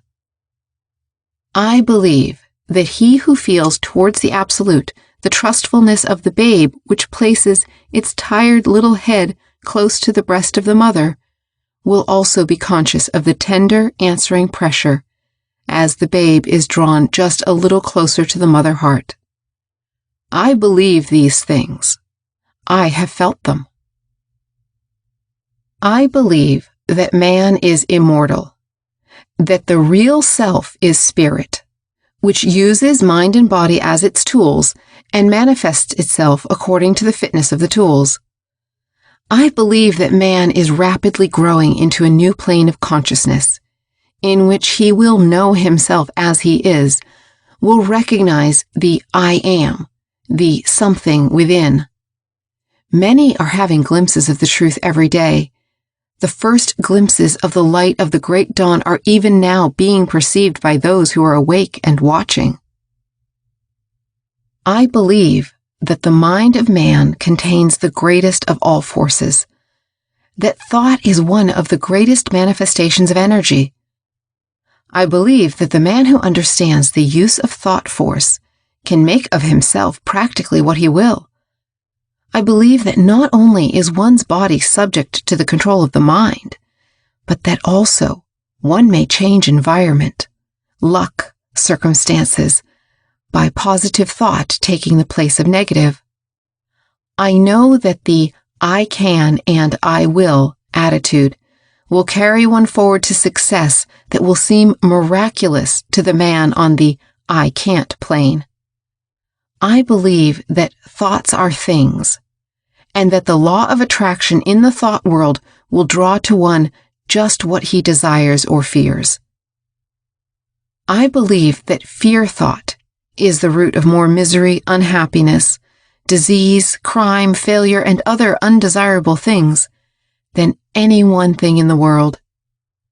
I intend to attack this monster most vigorously through these columns. I intend going for him with the grace of God in my heart and a good hickory club in my hand. I will cause many of you to tear out fear by the roots. You don't need it about you. I will preach the gospel of fearlessness. There is nothing in the world or out of it to fear except fear. I will also preach the gospel of backbone to you, will insist upon your inserting a steel rod vertebra in the place of that India rubber affair that some of you are carrying around with you. You doubt this, do you? Well, just you wait and see. I believe in the brotherhood of man. I believe in being kind. I believe in everyone minding his own business and allowing everyone else the same privilege. I believe that we have no right to condemn. Let him who is without sin cast the first stone. I believe that he who hates is an assassin, that he who covets is a thief, that he who lusts is an adulterer, that the gist of a crime is in its desire. Seeing this, looking into our own hearts, how can we condemn? I believe that evil is but ignorance. I believe that to know all is to forgive all. I believe that there is good in every man. Let us help him to manifest it. I believe in the absolute equality of the man and the woman. Sometimes I think that the odds are slightly in favor of the woman. I believe in the sacredness of sex, but I also believe that sex manifests on the spiritual and mental planes as well as on the physical, and I believe that to the pure, all things are pure. I also believe in the gospel of work, in hustling. I believe in the I do as well as the I am. I know that the man who will take advantage of the power of the mind and who will manifest that power in action will go forward to success as surely and as steadily as the arrow from the bow of the skilled archer. Partnership. Next to marriage, partnership is the most important association. Mental partnerships. Be careful whom you choose as your mental partners. Get into partnership with the best thoughts. Dissolve partnership with the other kind. I can, I will, I do, I dare. Next to marriage, a partnership arrangement is the most important association into which a man or woman may enter. Its consequences are far-reaching and difficult to escape, and to a very considerable extent, one is bound by the acts of his partners. This being the case, it is of the utmost importance that one should exercise the greatest diligence and care in selecting partners. If any of my readers were to contemplate entering into a partnership agreement with others, he would be sure to select those who were possessed of the most desirable qualities, and those most conducive to success. He would carefully avoid those possessed of lack of confidence, fear, worry, discouragement, and others of the I can't class. He would seek out the courageous, confident, I can and I will men. He would keep away from those in whom hate, malice, jealousy, envy, bigotry, and other traits of ignorance were strongly manifest. He would, in short, choose those who possessed to the greatest possible degree the qualities most conducive to success, and would as carefully avoid those possessed of opposite qualities. There is no doubt of the truth of what I have just said. Every one of you will admit it. Now, I do not purpose telling you about business partnerships of the ordinary kind. You know all about those. But I will call your attention to the fact that you are every day forming partnerships of a most important character and far-reaching in their effects, but of which you probably have been unaware. When your attention is once called to the matter, many things will seem clear to you that have heretofore appeared quite dark, and you will be able to avoid mistakes in the future that have been quite common in the past. This is an important lesson, and I trust that you will give heed to what I say. I have stated in previous articles that your mind is a mighty magnet, attracting to itself the thoughts emanating from the minds of others. Like attracts like in the world of thought, and the prevailing character of your thoughts will be manifested in the character of thought waves drawn to you from the great ocean of thought.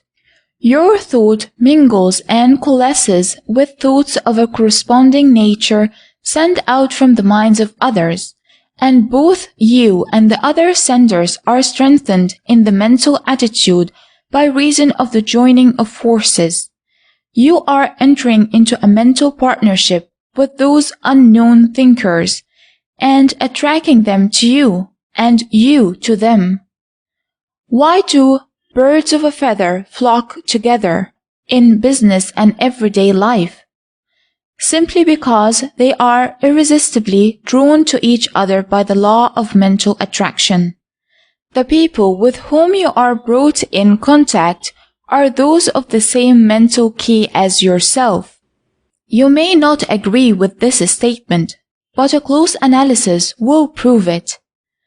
The pushing, hustling, wide-awake man will attract to himself thought partners of the same stamp, while the man who is afraid is always sure to find himself surrounded by people having the same defects. And not only is this true in the sense that the law brings you into actual contact with people of the same mental key, but you are connecting yourself with hundreds of others who are thinking along the same lines, although you may never actually come in physical contact with these people. You are going into partnership with them and will share in the firm's profits and losses, just as you would in case of an ordinary business partnership. And it is easy to foretell upon just what side of the firm ledger the balance will appear.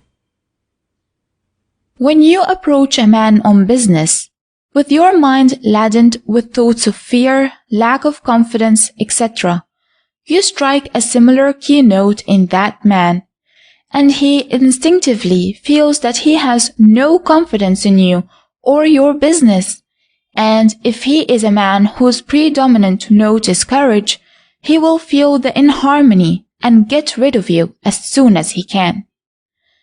If, on the contrary, he is also a I can't man, he will feel a fellow feeling for you, but it will do you no good. It will be a case of misery loves company. And the first thing you know, you will find yourself and that man in an earnest conversation about dull times, poor crops, the country is going to the dogs, No chance for a man nowadays. We are all going to the poorhouse, etc., etc. I've seen it happen many a time. Haven't you? But if you are an I can and I will man, and he is the same, see how different things are. He will warm up to you and will feel that he understands you, and sooner or later you and he will do business with each other. In fact, the arrangement is begun with your first meeting.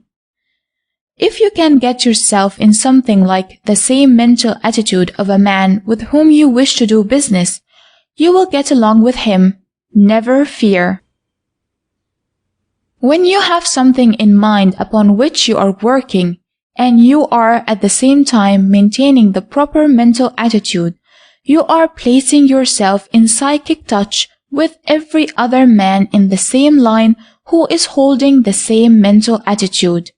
You draw an inspiration from them, and both parties to the mental partnership share in the profits. Both will share, to a certain extent, in each other's progress, and both will draw largely from the mental stock of those who are working along the same lines, but who are holding a negative mental attitude. In fact, the whole store of knowledge and progress along those lines will be tapped by these partners holding the positive mental attitude. New plans, ideas, combinations, schemes, devices will spring into being in their minds, and they will not only help each other, but will draw upon the less positive people. This seems a hard law, but it is like all of nature's laws, so severe that we are forced sooner or later to learn the lesson. We learn by experience only. This operation of law of mental attraction is a good example of one of the meanings of that saying, so dark to many. To him that hath shall be given, to him that hath not shall be taken away, even that which he hath. At any rate, that is the way the law works. And it is not only in the matter of success that this mental partnership works. Its operations are manifest everywhere. You will notice that the negative emotions draw to themselves people, thoughts, and things upon which they can feed. Let a man or woman manifest jealousy, and lo, as if from the earth spring apparent causes for that jealous feeling. All sorts of things seem to conspire to feed the green-eyed monster into a state of fatness. And let a man or woman get a notion that people are trying to slight them, and let them continue to hold this thought, and it will soon seem to the poor victim of fear thought as if everybody in the world was determined to snub, slight, and tread upon him and hurt his feelings. If he persists in this attitude, life will become a burden too heavy to bear, and there will be no possible relief for him except a change of mental front. Let one imagine that everyone is trying to cheat him, and he will be a lucky man if he does not find that the things he feared have come upon him. Let a man cherish thoughts of hate and malice, and sooner or later he will become involved in all sorts of hateful malicious schemes and occurrences with his partners whom he has drawn to him. He who lives by the sword shall die by the sword, is proven every day. He who thinks every man is a rogue will see enough rogues to justify him in his belief, and will probably end up by having people think of him as a rogue. He will draw all sorts of roguish people, things, and circumstances to him. Did you ever start in the morning feeling cross and crabbed? Well, if you did, you probably found that after the inevitable domestic row over the buckwheat, cakes, and coffee, after you had left your wife with tears in her eyes, and the children in good shape to get into trouble in school, that everyone seems to have it in for you. Some fellow in the train seemed to deliberately tread on your pet corn, another jostled you, and so on. When you got down to business, everything went wrong, and unless you brought yourself up with a short turn, you had a dreadful time of it all day, and were glad when night came that you might sleep it off. You will always find that there are plenty of people waiting to go into mental partnership with you in such cases. If you are looking for a fight, you will get it. I tell you, friends, that people are all more or less in psychic touch with each other, and the sooner we recognize this fact, the better it will be for us. This law of mental attraction works either good or bad for us, according to the uses we make of it. If we run contrary to the law, we will be taught lesson after lesson, until we learn something. But if we fall in with the workings of the law, we will reap the benefits that come to man when he masters and controls any of nature's great forces. Now, don't make partnerships of an undesirable kind. If you do, you will have to bear the consequences. If you have already formed such a partnership, dissolve it at once and go into liquidation. After a while, you will have cleared up the old debts and straightened matters out, and will begin to do business on another basis. And I want to tell you right here that you can get into the best mental firms in the world if you only go about it right. They will not object to you if you are a fit member, and in fact, they could not keep you out even if they wished. The doors will open at the magic touch of the spoken word, backed up by the proper mental attitude. Cut loose from the old thought associations and form new connections. Get in touch with the right kind of thought waves, people, and things. Cultivate the proper mental attitude and demand an entrance to the firm you wish. Good men are scarce in all branches of business, trades, and professions. There is room for you, away up at the top, too. Get what belongs to you. Do not be cheated out of your heritage. Assert yourself. Join today that good hustling firm, whose name on the signboard reads, I can, I will, I do, I dare. The Seekers. The secret of life. The riddle of existence. Sought now as ever. The whyness of things. Attempts to answer the riddle. The Seekers. Fantastic creeds and queer philosophies. Revamping old ideas. The story of the man and the stars. The answer to be found within the soul. I laugh at the lore and the pride of man, at the sophist schools and the learned clan, for what are they all in their high conceit, when man in the bush with God may meet? Emerson. Man is trying to reason out now, as in the past, the secret of life, the riddle of existence. He seeks to know from whence he comes, whither he goes, and what is the object of his existence.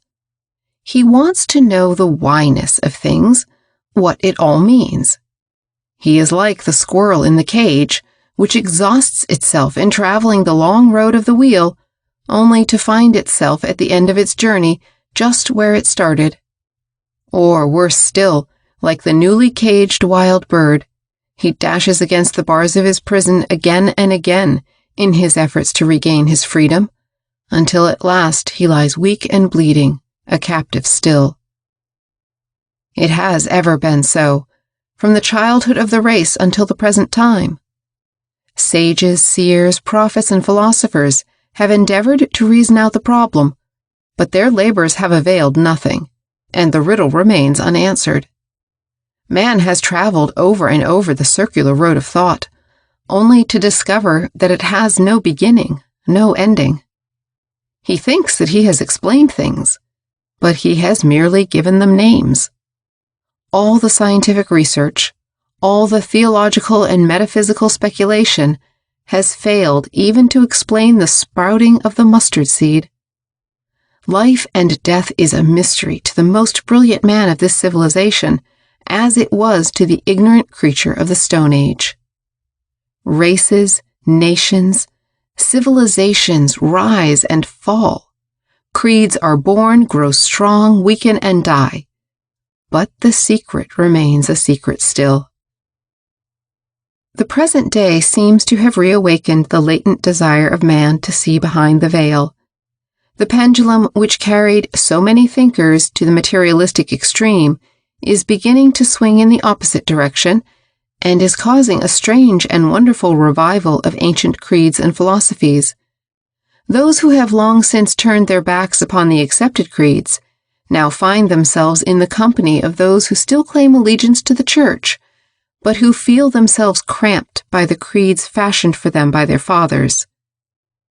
The leader of the new thought, reaching the top of the mountain, often finds himself face to face with a scientific savant who has reached the same place by climbing up the other side of the hill. And the scientist and the new thought man need not be surprised to find a leader of advanced religious thought claiming a foothold on the top of the same hill. But the trio, after they have congratulated themselves upon reaching the summit and ending their journey, look around them, and lo, their mountain is but a foothill, and far above them, towering higher and higher, rise range after range of the real mountains, the highest peaks being hidden among the clouds. One has but to look around him to see how strenuous has grown the search for the answer to the riddle. New creeds, philosophies, cults, and schools confront us at every turn. The past has been ransacked for its discarded philosophies, which have been renovated and trimmed anew for modern use. The dust has been brushed off many an old and almost forgotten creed, which is pushed to the front under a new name and with new trimmings. Plato is worked overtime to furnish the 20th century creed promoters with material to be done over. The wildest dreams of the ancients are toned down a little and boldly offered to the eager multitude as the long-sought-for solution of it all. Priests and teachers of all the religions of all lands are among us, vying with the priests and priestesses of the new philosophies and creeds of our own land, and bidding for public favor. And these new homemade philosophies, how frightfully and wonderfully are they made! The old philosophies of Greece and Rome are skillfully dovetailed with the creeds of the Orient, and the result is a thing differing from anything ever seen before by gods or men. Brahmins, Buddhists, Confucians, Mohammedans, and sun worshippers claim thousands of followers in our land, and Isis and Osiris will, before long, again be given a place and duly installed in the new pantheon. Thor and Odin will doubtless be revamped, and the rites of the Druids revived.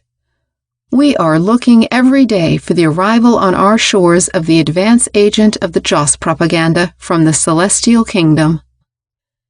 And the home product is, if possible, more fantastic and bizarre than the imported article.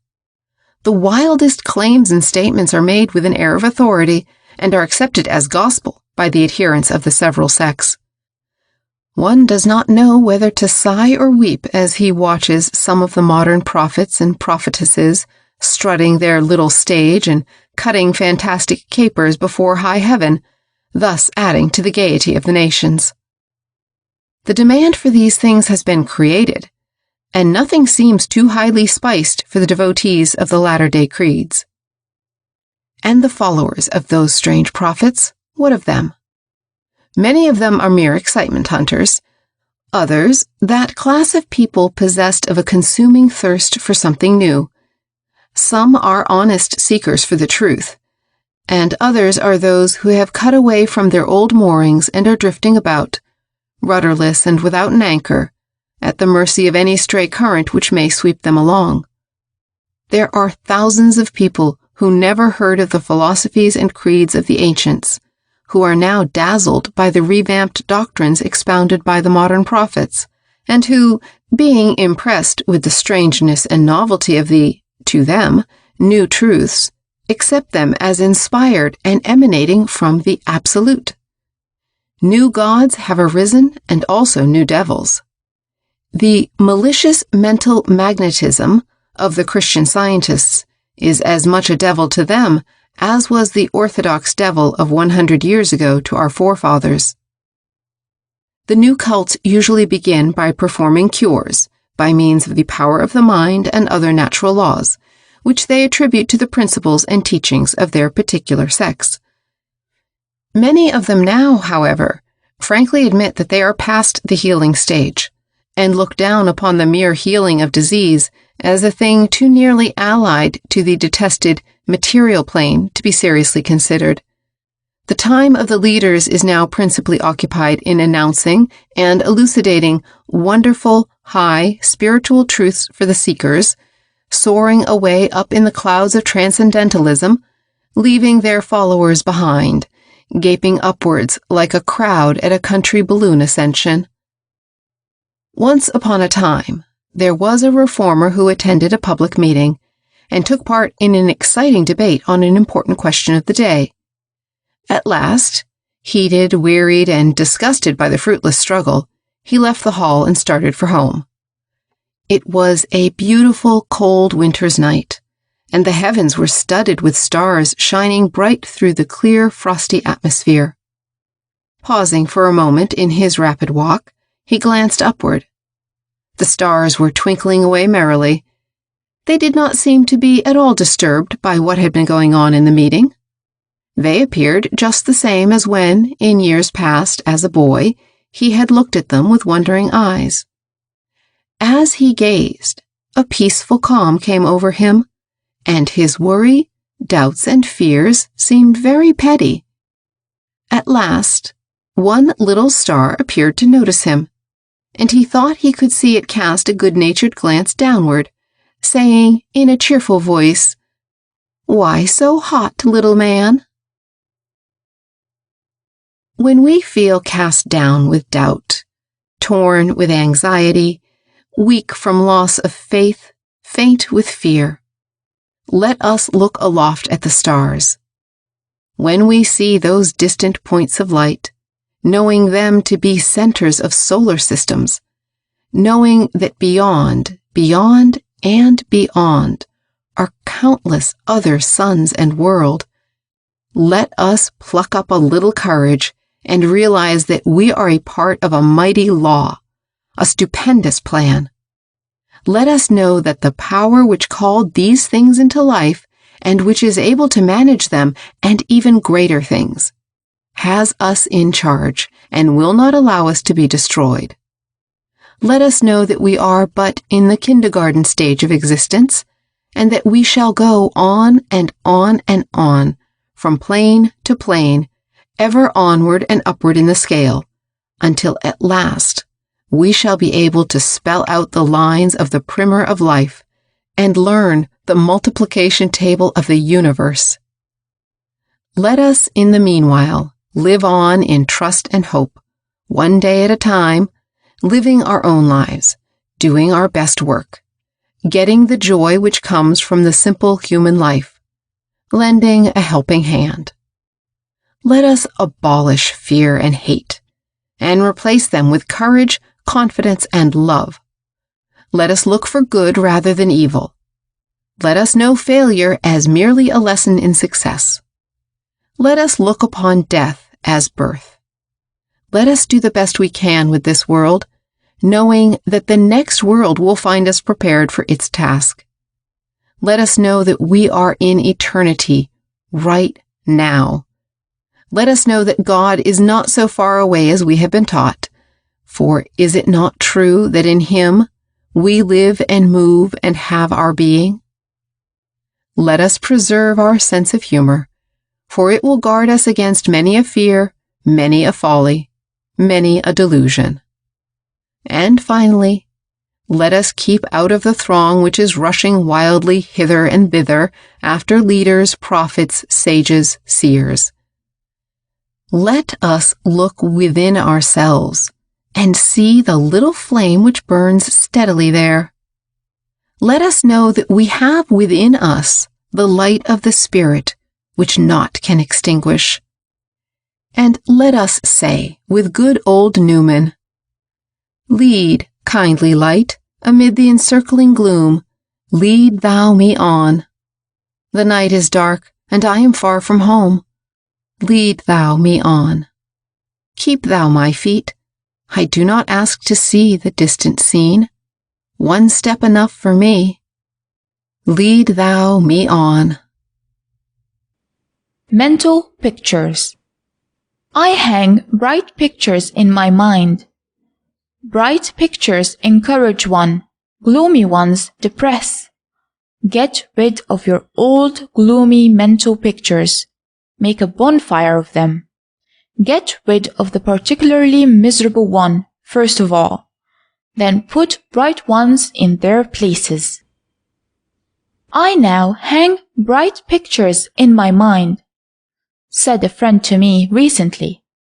Her remark explained to me, without the necessity of further words, the cause of her bright, cheerful, and happy disposition, so greatly in contrast with that of the despondent, fretful woman I had known a few months ago.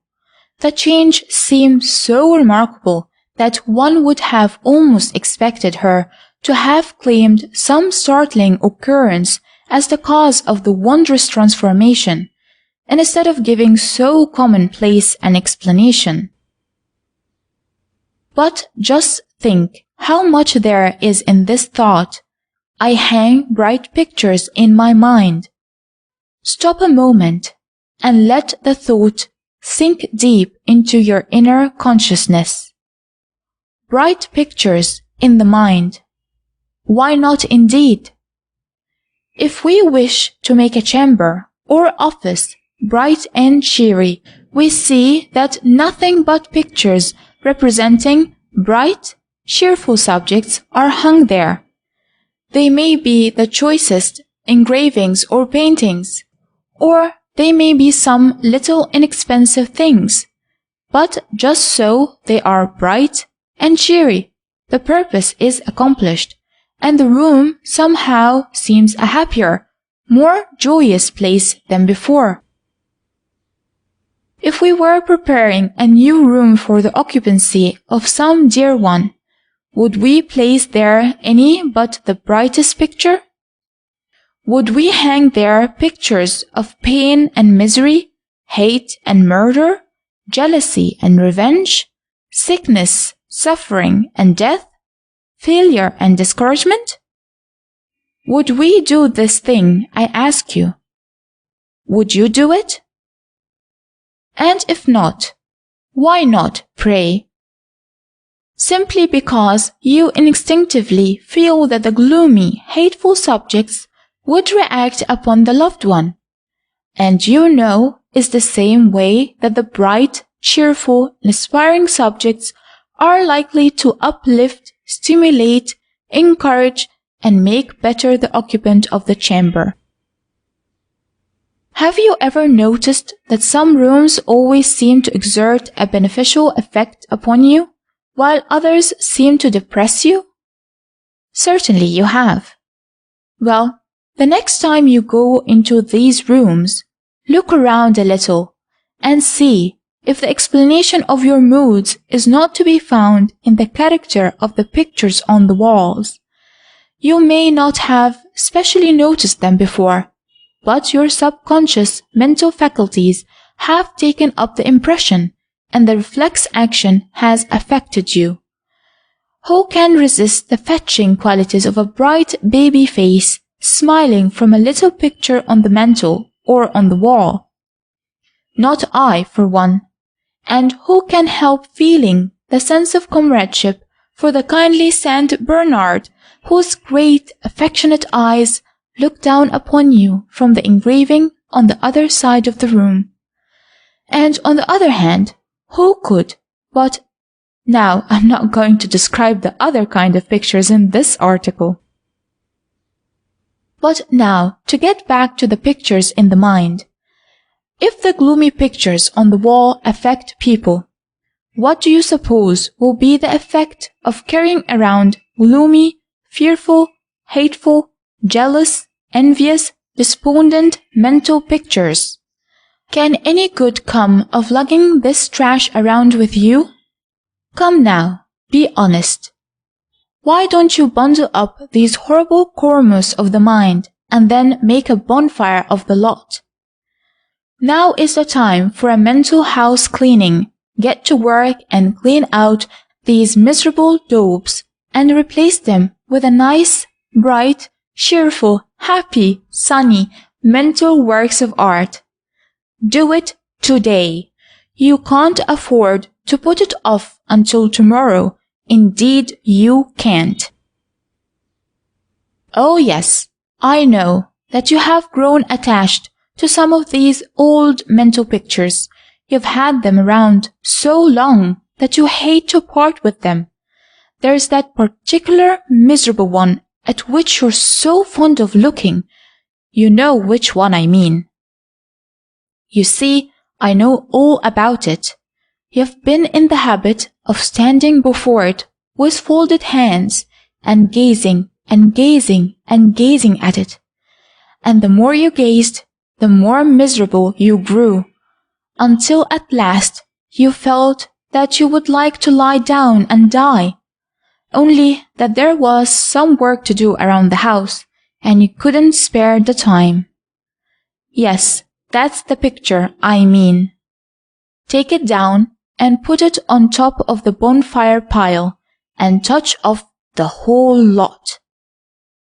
Then go back into the house and hang up all the new ones to be found, and the brightest one of the lot must hang in the place of that dear old miserable one that you threw out last, that one which was so hard to part with, the meanest one in the lot, always.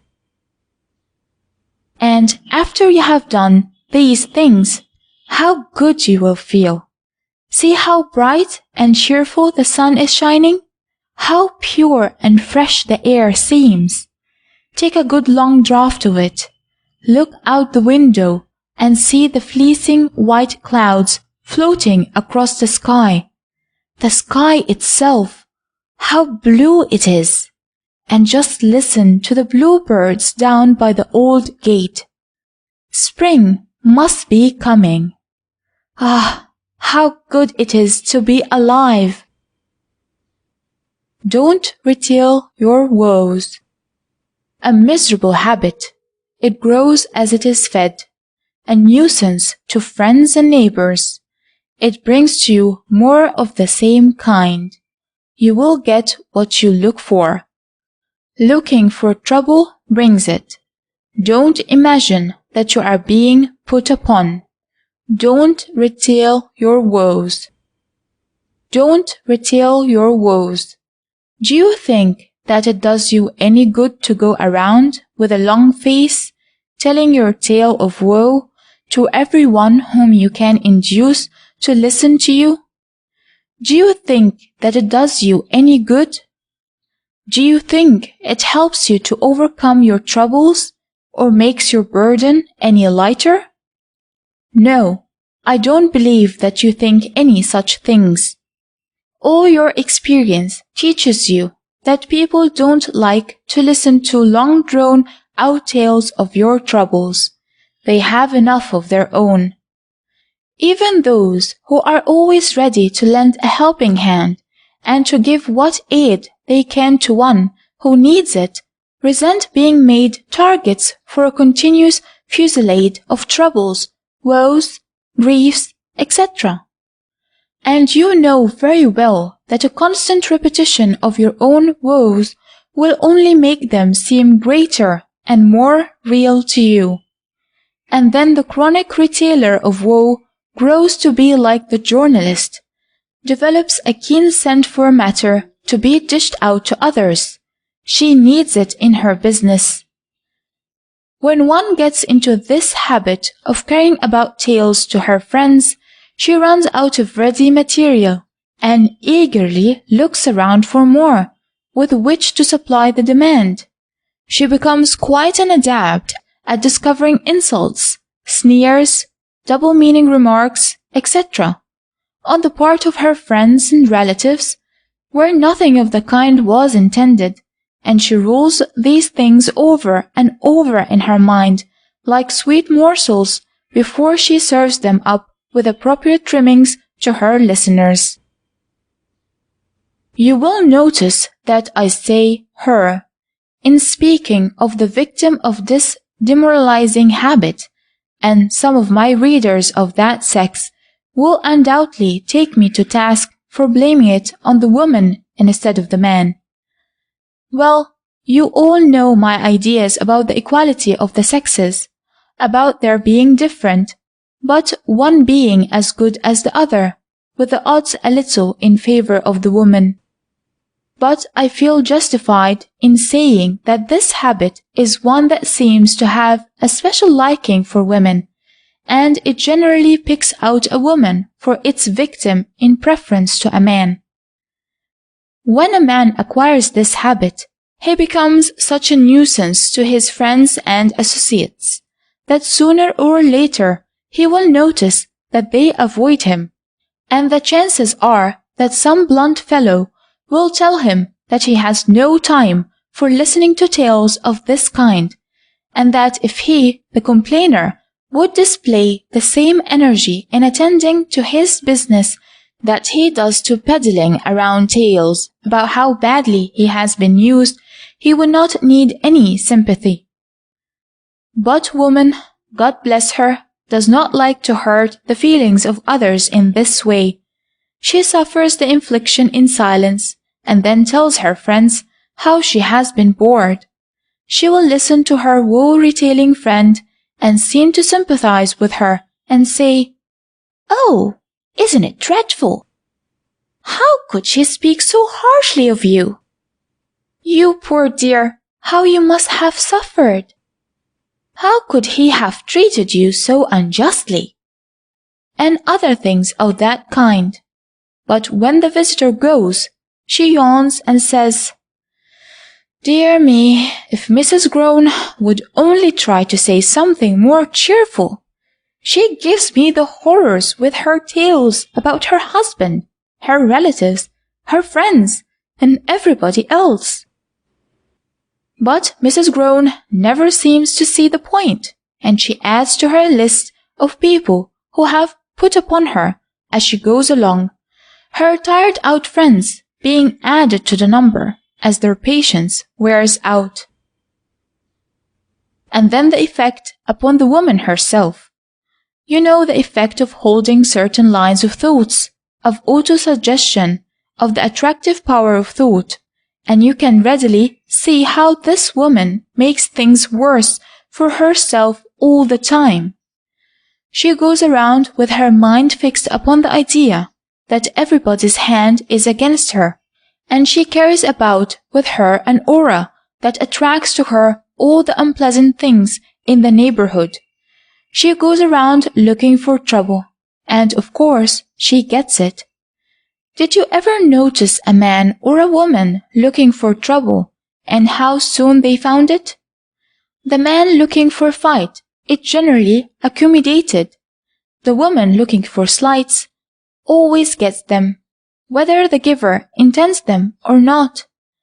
This sort of mental attitude fairly draws out the worst in those with whom we come in contact, and the predominant thought draws to itself all the corresponding thought within its radius. One who dwells upon the fancied fact that everybody is going around trying to injure him, treat him unkindly, sneer at him, slight him, and generally use him up, is pretty sure to find that he has attracted to him enough people who will humor his fancy and give him what he expects. In Thought Force, you will remember, I tell the story of the two dogs. The one dog, dignified and self-respecting, whom no boy ever thinks of bothering. The other dog, who expects to be kicked by every passing boy and who draws himself up and places his tail between his legs and actually suggests the kick to the passing boy. Of course, he gets kicked. It's wrong for the boy to do it, I know, but the dog's attitude is too much for the nature of the average boy. And grown-ups are built upon the same plan. These people who are going around in the mental attitude which invites unkind treatment generally manage to find someone who will have his natural meanness drawn out to such a convenient lightning rod. And in fact, such people often generate harsh feelings in persons who scarcely ever manifest them. Like attracts like in the world of thought, and one draws upon him the things he fears in many cases. But one of the most regrettable things about this woe-retailing woman is the effect the habit has upon her own mind and character. When we understand how one is constantly building up character, adding a little every day, and that our thoughts of the day are the material which are going into our character structure, it will be seen that it is a matter of the greatest importance what kind of thoughts we think. Thoughts are not wasted. They not only go out in all directions, influencing others, attracting persons and things to ourselves, but they have a creative effect upon our own mind and character.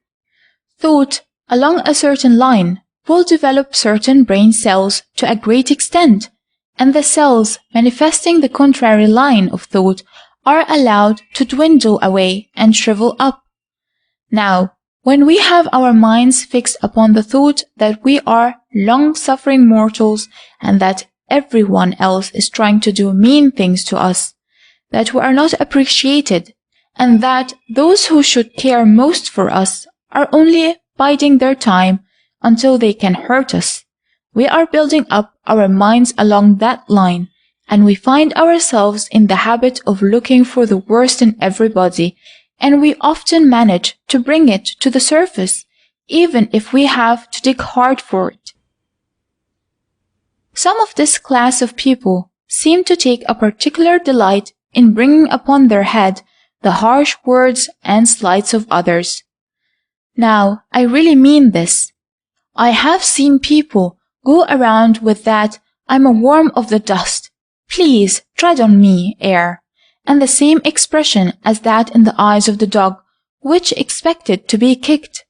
And when somebody would be nagged into saying or doing something that they would not otherwise have thought of, the woe-seeker's eyes would assume an expression of "I told you so," and "It's only poor me," and "It's all I can expect. Everybody wishes to crush me," and a few other assorted thoughts of that kind.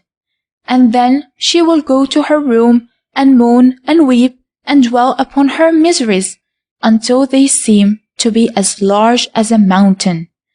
And then, the first chance she gets, she will run around the corner to a friend, and will retail all the new stock of woes which she has accumulated, with fancy trimmings, you may feel sure, and the friend will try hard to avoid showing that she's bored at the tale she has so often heard, but will say nice little things, until the mourner is sure that the whole world sympathizes with her, and she feels a glow of righteous indignation, self-pity, and martyrdom. Oh, the pity of it all! These people go through the world making things harder for themselves, their friends, their relatives, and everyone else with whom they come in contact. They are constantly seeking to keep their stock fresh and attractive, and display more energy in their retailing than the average man or woman does in business. This thing of looking for trouble is a very unfortunate thing in families. As a rule, I think that woman gets the worst of it in family troubles.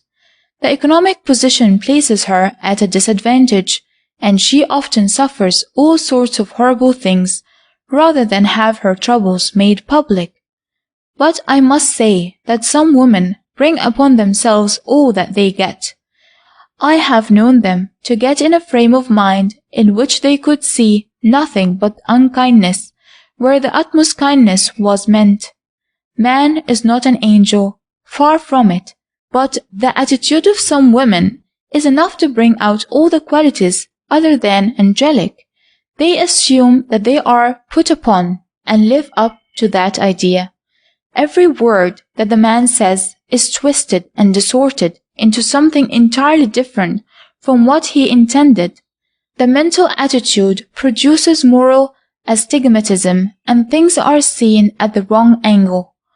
All the little things that happened are promptly retailed to some mischief-making neighbor who is in the game for the excitement it affords her, and who laughs at the wife behind her back and talks about her in turn to some third person, and the wife fairly draws upon herself all sorts of things that never would have happened otherwise. She knows that her neighbor is waiting for today's budget of news, and she, almost unconsciously, shapes things so that the facts justifying the news are forthcoming. Did you ever notice that woman who keeps her troubles to herself does not have nearly as much pickering and strife in her household as the one who has acquired the retailing habit? Don't retail your woes. Keep them to yourself and they will die, but spread them and they will grow like weeds. You are making things worse for yourself, are drawing things to you, and are spoiling your mind, disposition, and character by this miserable business of retelling woes. Life. There is in each of us a potential something for expression. The something within. The plant of life. No use trying to repress it, for develop it must. Life has a meaning. Growth, development, and unfoldment. The lesson of life.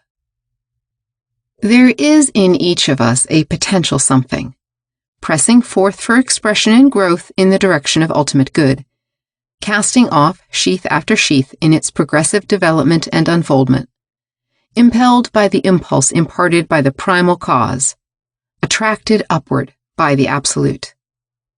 Failing to understand this impulse of the growing something, seeking relief from its steady pressure, we look upon it as an intruder, and instead of allowing it to develop and grow naturally, we endeavor to kill it, or to train its growth after our own petty notions. We fail to see that this something is like unto the plant which grows on steadily and surely from seed to blossom until its potentialities are fully expressed. We do not realize that this plant of life should be allowed to grow as does the lily, freely and without restraint, unfolding leaf after leaf, until the plant stands in its complete beauty, crowned with its divine flower. We would train the plant into some fantastic shape, dwarf it as the Chinese do the oak, that it may become the pretty ornament of the parlor instead of the noble monarch of the forest. We would have it grow our way, not according to the law of its being. We fancy that we know what is best for it, losing sight of the fact that deep down in the subconscious depths of its being reposes that which directs its every effort toward the good, forgetting that its attraction toward the absolute is drawing it steadily and irresistibly in the right direction. We forget that the plant will fulfill these impulses so long as there remains in it one atom of life. The seed in the ground will express itself in its little shoot, often moving weights 1,000 times heavier than itself in its efforts to reach the rays of the sun. The sapling may be bent and confined to the ground, but its branches, following the laws of its being, will instinctively shoot upward. Restrict the growth of the plant if you can, but nevertheless, It will move along the lines of least resistance and grow toward the sun, in spite of your efforts. And so it is with the plant of life, the something within us. We are afraid to allow it to grow according to the laws of its being, but wish to model it and shape it in accordance with the theories of ourselves or others, more frequently the latter, for most of our ideas on the subject are borrowed. We seem to imagine that the intelligence that thought the plant into existence did not understand its business, and we are afraid that without the assistance of our mighty intellect, the poor thing will grow into a misshapen and unsightly thing. We would alter the shape designed by its maker, and would twist it into the form approved of by the passing fashion of the hour. We would substitute for the beauty and symmetry of nature our own fantastic ideas of form. But, like the plant, this something of ours will not submit to the confining bonds, will not conform to the false standards which we would set up for it. Submitting as long as it must, it stores up reserve strength day by day and keeps up a continuous, steady pressure in the direction of its desire. And someday, by a supreme effort, it throws off the interfering obstacles and, obeying the laws of its being, again grows toward the sun. Life is growth. It moves along, pressing this way and that way, along the lines of least resistance, drawing to itself that which it needs for its complete expression and growth, using this thing and that thing today, and discarding them tomorrow, after they have served their purpose, after their helpful qualities have been extracted. It assumes many forms in its growth, discarding sheath after sheath as outgrown. Any attempt to compel it to retain a sheath which has become outgrown will cause its life nature to revolt, and in the end, with a mighty effort, it will burst forth, tearing the confining sheath into fragments. This something may be restrained temporarily, but its growth is as sure as the rising of tomorrow's sun, and its attempted restraint only results in the end in a violent assertion of its right to unfold and develop according to law. When we finally come to realize that life has a meaning, that we are here for a purpose, that the process of spiritual evolution is being expressed in us and through us, that our growth is in accordance with law, that the Absolute understands its business, then will we cease to attempt to meddle with the great plan. We will then cease our futile efforts to mold to our absurd and arbitrary shapes that which is intended to grow in the beautiful form of nature's designing. We will realize that the power which called into being this life of ours knew just what it was about, that this power placed within that life the energy which is expressing itself in changing form and color, but which has but one real object, growth toward the sun. And when we realize this truth, we will begin to have faith, and will trust the law to do that which is best to be done. We'll realize the folly of imagining that the weight of the universe rests upon our shoulders. Some of these days we will awaken to the fact that ours is the conceit of the fly resting upon the mighty revolving wheel, imagining that the fanning of his wings causes the wheel to revolve. Some of these times the fly, tired with its exertions, will stop to rest for a few moments, when it will find that the wheel continues to revolve quite well, thank you, without its active assistance. We have been taking our little selves quite seriously indeed. The something within is moving steadily and surely toward its goal, and much of the pain of life comes to us by reason of our efforts to restrict it, our efforts to change its motion, direction, speed. It is a mighty aid to those who understand and move along with it. But woe unto those who get in its way and endeavor to obstruct its progress. If unobstructed, there is no friction. If interfered with, it manifests friction, which means pain. This pain is the notice given to us by the law to the effect that we are obstructing the growth of the life plant, and If we are wise, we will heed the warning. By conforming to the growth, we will find that there is little or no friction, and life begins to take on new pleasures. By cooperating with the law and moving along with it, we will find that things will come our way in a most unexpected manner. The law is a good friend and helper, and is of the greatest assistance to us, if we but trust it to do its work well, in its own good way. We can use its growing force to aid us in our daily pursuits, if we will trust it and move along with it. But we must heed the first sign of friction and understand that we are in some way interfering with its natural growth. By living in accordance with the law, instead of attempting to oppose it, we will find that we are guided in the direction of places, people, and occupations best suited to develop us and to impart to us the experience needed to round out our lives. A realization of this fact by those who've experienced it has given rise to the saying, "Nothing ever happens." We find the teachers and helpers that we require, and they find us. If we need certain information, we will find it in some person or book, and will thus be placed upon the track of that which we seek. The law will sometimes accomplish its results in ways far different from that which we would have supposed to be the best. But after time has passed, we can look back and will see that the way by which the results were accomplished was the best possible under all the circumstances. We may meet with some bitter disappointments, losses, sorrows, but in the end these things will be seen as good, will be seen as having been necessary to give us the experience needed, to round out our characters, to enable us to understand. There are none who would be willing to part with the experience gained from even the most painful events of their lives. After, say, 10 years have elapsed, no man would be willing to have the memory and recollection of his greatest pain eradicated if, at the same time, he would have to part with the experience and knowledge which have come to him by reason of that pain. The pain and its resulting experience have become a part of us, and we are not willing to be robbed of our own.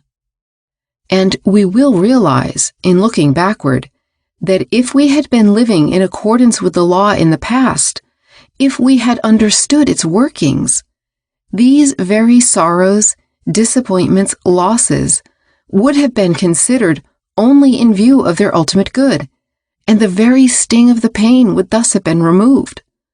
When we learn to regard the pain of today as we do the pain of 10 years ago, we may feel that we are beginning to understand something of the operation of the law of good. And when we reach this stage, we will find that the pain is no longer pain, but only a form of good. When we cease to cause friction, friction no longer exists for us. The lessons of life must be learned, sooner or later. It depends upon us whether they shall be forced upon us in spite of our resistance, with much pain, or accepted by us, understandingly, with knowledge. In one case, we will have the pain which comes from opposing the law. In the other, we will learn the lesson equally well, without the pain of the birching. The lesson must be well learned in either case. Choose your method. Now, I do not wish to be understood as meaning that we should simply fold our hands and wait for the law to bring all things to us, without any labor on our part. Try this way, though, if you like, and see how quickly the law will rap you over the knuckles to remind you that a task is set before you. The proper way is to take up the task that lies nearest your hand, and some task is always there, and do it well, with the knowledge that the task has been placed there in accordance with the law. If the task is not to your liking, you will know that that is the very reason that it has been placed before you.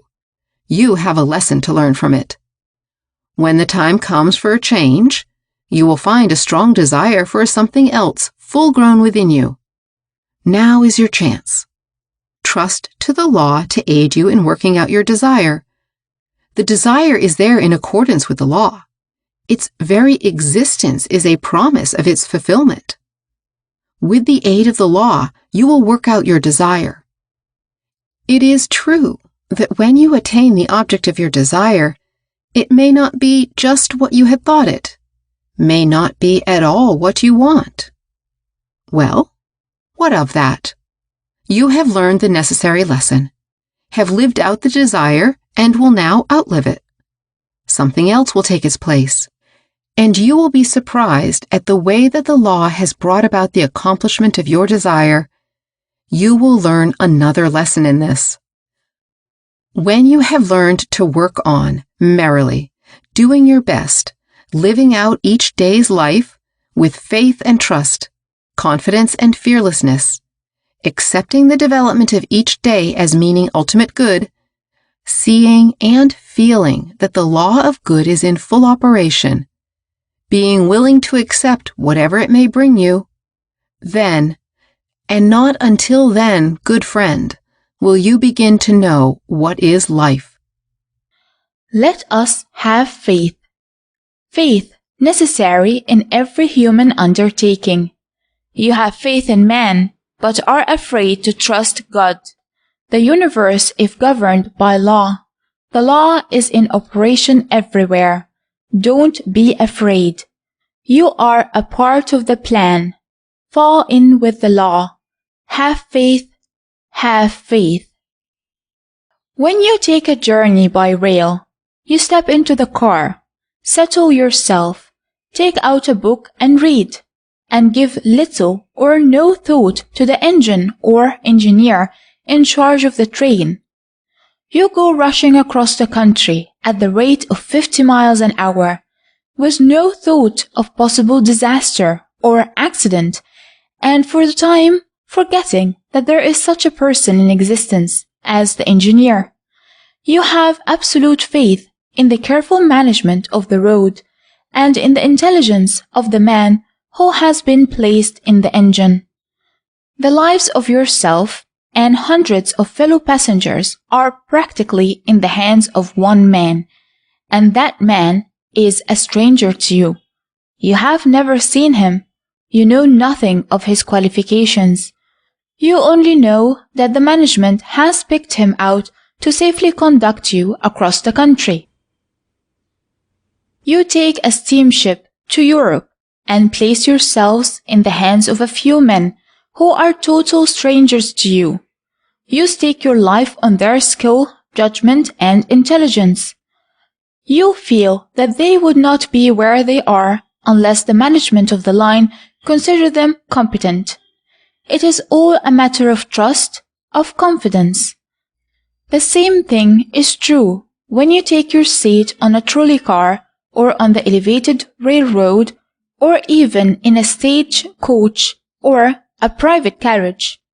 In each case, you place yourself in the charge of another person in whom you have a certain amount of confidence, although he may be comparatively or wholly unknown to you. You place your wealth in a bank, having confidence in its management. You have business dealings with men whom you scarcely know, trusting to their honesty of purpose. In every transaction in life, you are compelled to have confidence in people. Your lawyer, your physician, your grocer, your clerks are all taken on faith. One cannot get away from it. If confidence were destroyed, the wheels of modern life would stop in a minute. The so-called hard-headed practical man may sneer at faith, but it underlies every manifestation of the life of his civilization. Man has faith and confidence in man, but is afraid to trust God. He looks about him and sees millions of worlds, each in its appointed place, each revolving in its own orbit. He has faith that at a certain time each world will be in a certain position, which position may be calculated centuries in advance. But he lacks faith in the power that created these worlds and keeps them in their places. He has faith in certain laws, but he doubts the existence of the lawmaker. He sees the wondrous manifestation of life in great and small. He takes advantage of the telescope and the microscope and explores new regions and finds the law in operation everywhere. But he doubts the existence of the great law which governs his life, his incomings and his outgoings, his great deeds and his petty acts. He fails to realize the truth of the saying that the hairs on his head are numbered, and that not a sparrow may fall unnoticed. He seems to think that if there is a God, he must have made the world and then ran away and left it to take care of itself. He fails to see that the law must govern man's life as it governs the unfolding of the leaf, the development of the lily. He fails to see that law is in full operation within him as well as without him. He fails to see that as he opposes the operation of law, pain comes by reason of the friction. He fails to see that the only true philosophy is that which teaches one to fall in with the operations of law and to let it work in him and through him. Do you think for a moment that God does not know what he is about? Do you doubt the supreme intelligence which knows all things and is conscious of all things? Do you doubt the supreme power which manifests itself in all forms of power? Do you doubt the universal presence which is in all places at all times? Do you suppose that the manifestation is everything and the manifester nothing? Poor man! Either the universe is without law, without meaning, without reason, or it is the manifestation of supreme and an infinite reason. Either it is the work of a demon who sits somewhere and grins and glouts over our misfortunes, our trials, our troubles, our pain, our follies, or it is the work of an all-knowing, all-powerful, all-present, intelligence power presence, which has taken into consideration everything within the universe, down to the tiniest thing, down to the merest detail. And if this last be true, then everything that happens must be in accordance with law. Everything that happens to us must be the very best thing that could happen to us at that particular time and that particular place. Things are not run by blind chance. There is law under everything. Everything has some connection with every other thing. Every person has a relationship with every other person. All is one. The manifestations are varied, but there is but one reality. There is a great plan underlying all life, and life itself is in accordance with that plan. Nothing ever happens. Every occurrence has a bearing on every other occurrence. Chance has no part in the plan. Everything is in accord with well-ordered laws. There is always an end in view in every thought, word, or act. We are constantly being used for the benefit of the whole. There is no escape, and when we get to know, we cease to wish to escape. He who understands not law is constantly struggling, striving, fighting, and contending against it, and producing friction. He feels pain. He who understands something of law ceases to contend against it. He lets it work through him, and is carried along with a mighty force, doing each day the best he knows how, expressing himself in the best possible manner, sailing to the right and to the left, with the wind and against the wind, but still being borne on by the mighty current and resisting it not. He enjoys every mile of the journey, seeing new sights and hearing new sounds, moving on ever. He who understands not rebels at being swept along. He wishes to stay where he is, but there is no such thing as staying. Life is motion. Life is growth. If you prefer to pull against the tide, to row upstream, by all means do so. After a while, you will grow tired and weary, and will rest on your oars. Then you will find that you are moving on just the same toward the unknown seas, and you will find that it is much easier work rowing or sailing with the current, or from one side of the river to another, than to attempt to stay in the same place or to pull up the stream. All this fretting, all this worrying, all this contention and strife comes from a lack of faith. We may assert fervently that we know that all is good, and that all is best for us, etc., etc., but have we enough faith to manifest it in our lives? See how we endeavor to tie on to things, people, and environments. How we resist the steady pressure that is tearing us loose, often with pain, from the places to which we have wished to stay fastened like a barnacle. The life force is back of us, urging us along, pushing us along, and move we must. The process of growth, development, and unfoldment is going on steadily. What's the use of attempting to resist it? You are no more than a water bug on the surface of the river. You may dart here and there, and apparently are running things to suit yourself without reference to the current, but all the time you are moving along with it. The water bug plan is all right, just so long as we do not attempt to stop the current or to swim right against it.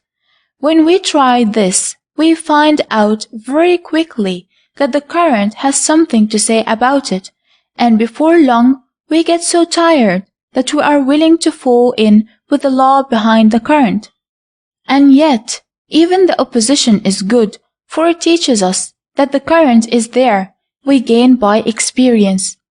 The new thought does not teach people to stem the current or to swim upstream, although some teachers and some students seem to be of that opinion. On the contrary, the real new thought teaches us of the existence of the stream, and that it is moving steadily toward the sea of good.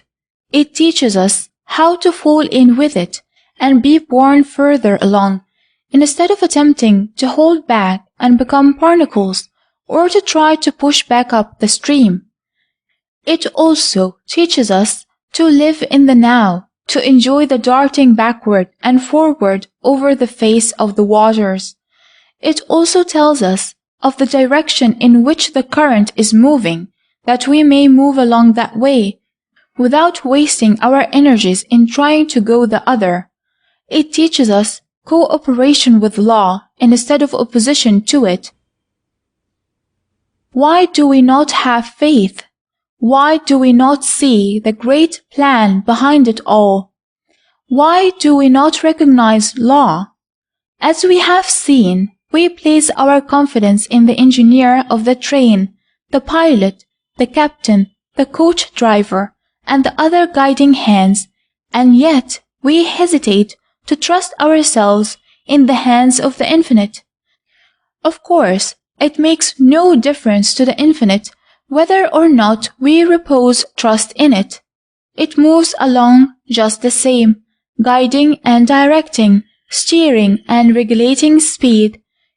It minds not our doubts and obstructions, any more than does the great driving wheel mind the fly who is perched upon it, and who does not like the movement, and attempts to stop it by spreading out its wings and buzzing. The great wheel of the universe is moving around steadily and mightily. Let us go with it. And while we are going, let us spare ourselves the trouble and folly of the buzzing, wing-spreading business. Let us part with fear and worry. Let us cease our imagining that we can run the universe better than the engineer who has his hand on the throttle. Let us cease imagining that God needs advice on the subject. Let us stop this folly of saying, "Poor God," with no one to help him run things. Let us trust the engineer. Let us have faith. Let us have faith. Do it now. Do today's tasks now. Don't try to do tomorrow's work today, but be sure and do the day's work now. The painful effects of procrastination: not fair to yourself, demoralization attendant upon putting off things, the world looking for people who can do things now. If you have anything to do, do it. If you have any task to perform today, do it now. If the matter cannot possibly be performed today, stop bothering about it and get to work doing the things of today. But don't get into that miserable habit of putting off things until later in the day or later in the week. Do them now. The old proverb, "Procrastination is the thief of time," is true, but it does not go far enough. Procrastination is not only the thief of time, but the thief of energy, the thief of efficiency, the thief of success. We have had much to say about living in the now, about not dwelling in the past or fretting about the future. And all this is true, and I will probably say it over and over again during the year, because I believe in it and wish you to get acquainted with the idea. But living in the now does not merely mean the thinking of the thoughts of today, the carrying of the burdens of today, the meeting of the problems of today. It also means the doing of the work of today. To attempt to carry last year's burdens or next week's burdens today is folly of the worst kind, as you well know. But it is equally foolish to put off today's work until tomorrow. It's not treating tomorrow right, not giving it a chance. The self of tomorrow is not exactly the self of today. That is, it has grown a little and is the self of today plus the added experience of the day. And it is just as selfish for the self of today to attempt to throw his burdens upon the self of tomorrow as it would be for you to attempt to throw your burdens upon your brother or sister. It is not only selfish, but it is hurtful to you. It impedes your growth. Today's work is set before you because of the lesson it contains, and if you refuse to accept your lesson, you are the loser. You cannot get away from the task. It will be placed before you again and again until it is performed, and you might as well do it at once and get your lesson at the proper time and not be compelled like the schoolboy to catch up in his work.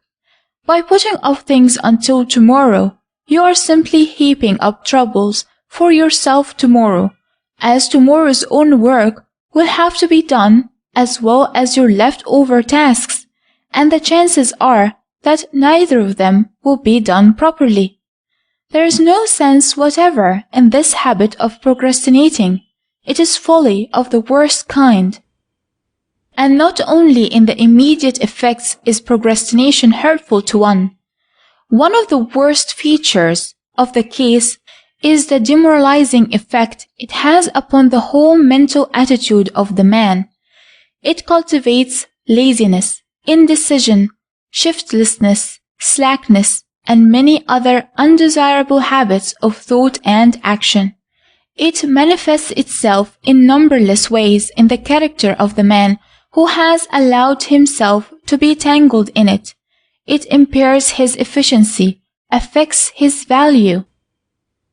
Then again, you are really unfair to yourself if you get in the way of putting off things. You never have any time to yourself if you have a number of old matters demanding your attention.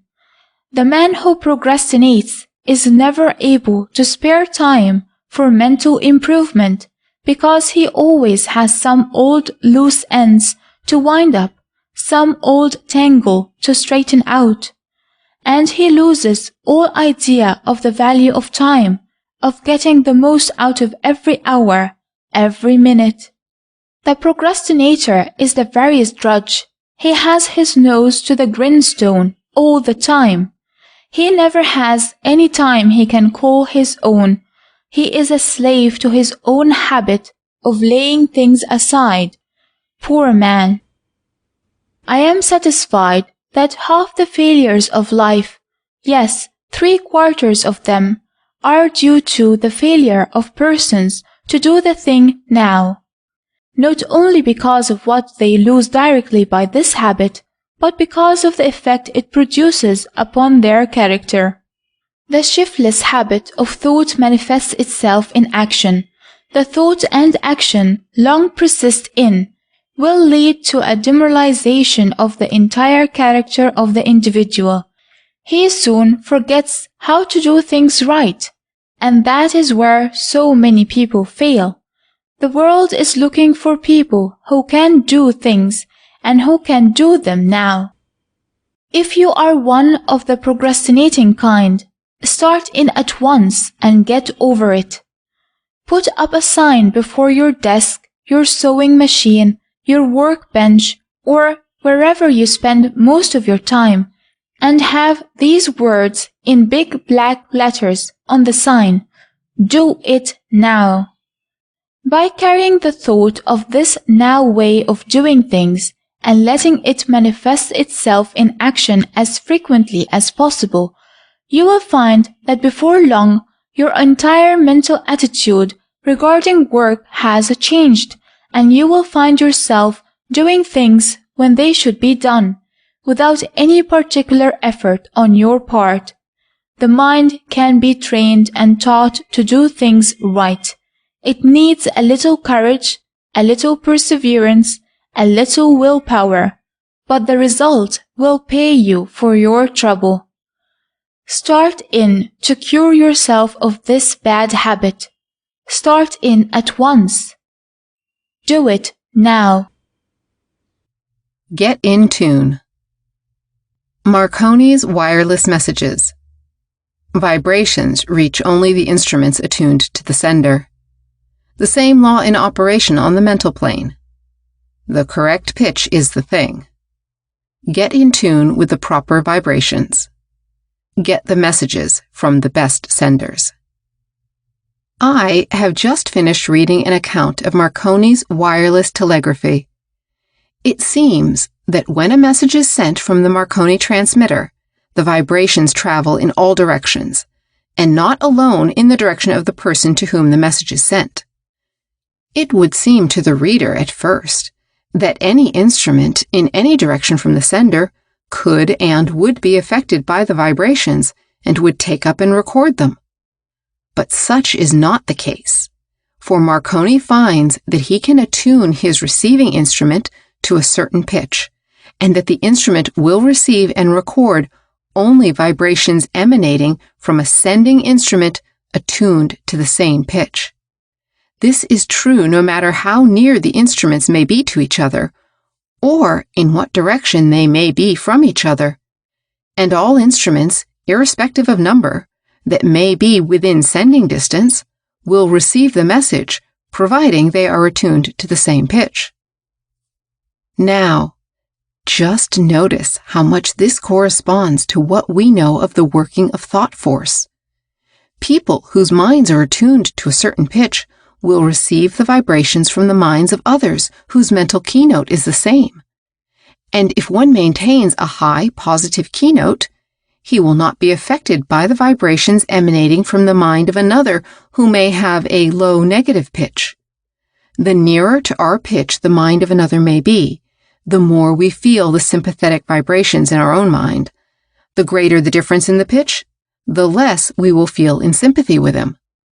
This will account for the instinctive likes or dislikes that many of us experience when coming into the presence of other people. And how soon do people of kindred vibrations seek out and find each other in a mixed assembly?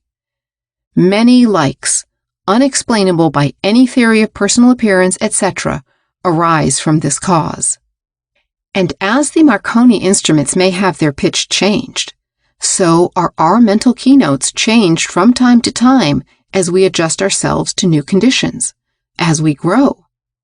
This will explain why two people, who at one time seemed to be in perfect attunement with each other, will drift apart until at last they seem to have scarcely a thought or feeling in common, and yet both of them may be good people, really anxious to be helpful to the other.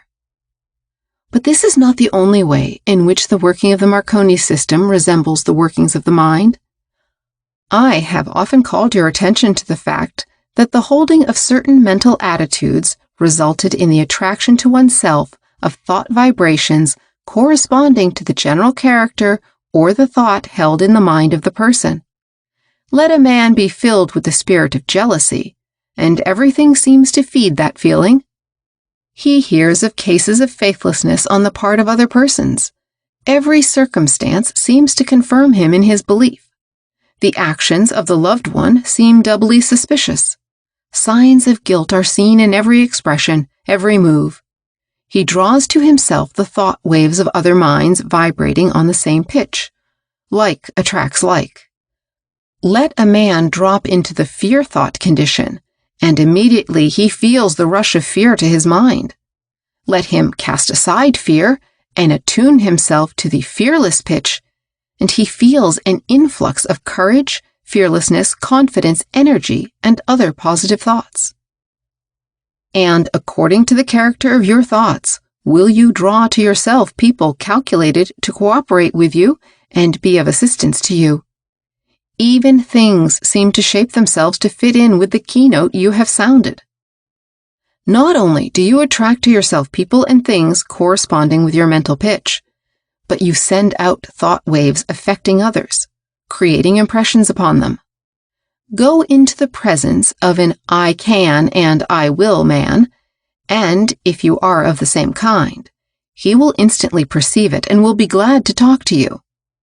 On the other hand, approach a man of this kind with your mind full of I can't, and he will be conscious of inharmony and will want to be rid of your presence at once. Be a man with the southern exposure, such as I described to you in another article, and you will find that you will extract and draw to yourself all the sunniness in the nature of people with whom you come in contact. Be a human wet blanket, such as I have described in another article, and you will find that you will get the meanest qualities inherent in the nature of people with whom you come in contact. In fact, you will be able to attract only that kind of people who are as musty and unwholesome as yourself. Get rid of the old negative notes. Start in and cultivate the positive, joyous, active vibrations until you reach the steady mental pitch of the new thought man. Then will all the negative vibrations pass you by, finding no encouragement to enter your mentality. Then will you receive the bright, cheerful, happy, fearless vibrations coming from others who have reached the same plane of thought. Get in tune. Get in tune. Mental toxin and antitoxin. A new toxin. The microbes in the thoughts we think. The new antitoxin. Thoughts may poison. Fear causes paralysis. Hate causes insanity. Fear and hate have killed their thousands. Gates experiments. How to overcome the poison of bad thinking.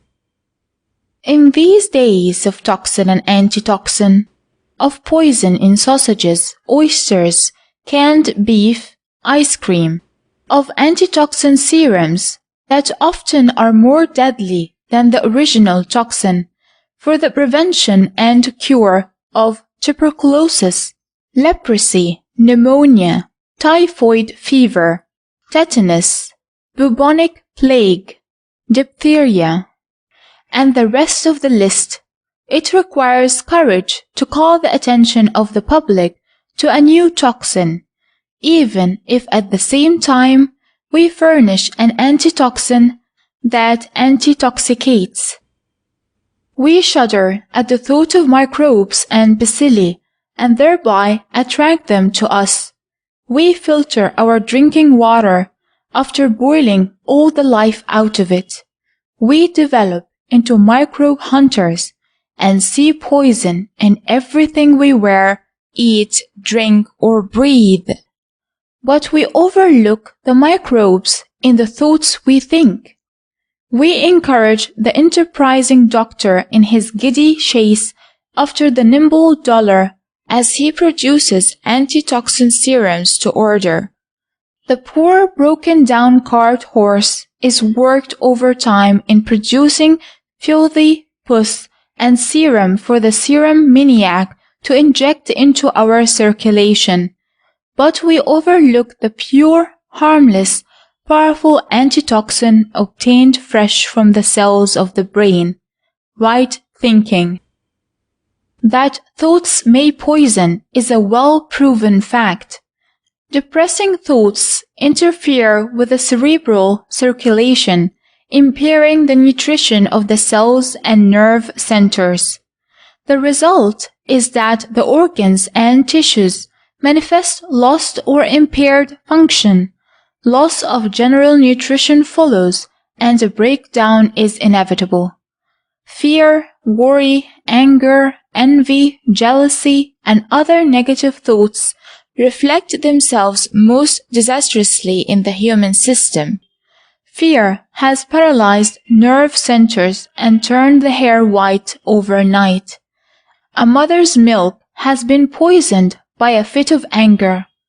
Fear and hate, father and son, have produced insanity, idiocy, paralysis, cholera, jaundice, sudden decay of teeth, fatal anemia, skin diseases, erysipelas, and eczema. Epidemics owe their rapid spread and heavy death rate to fear and ignorance. Epidemics may kill their dozens. Fear kills its thousands. All the brood of negative, fearful, selfish, hateful thoughts manifest themselves in the physical conditions.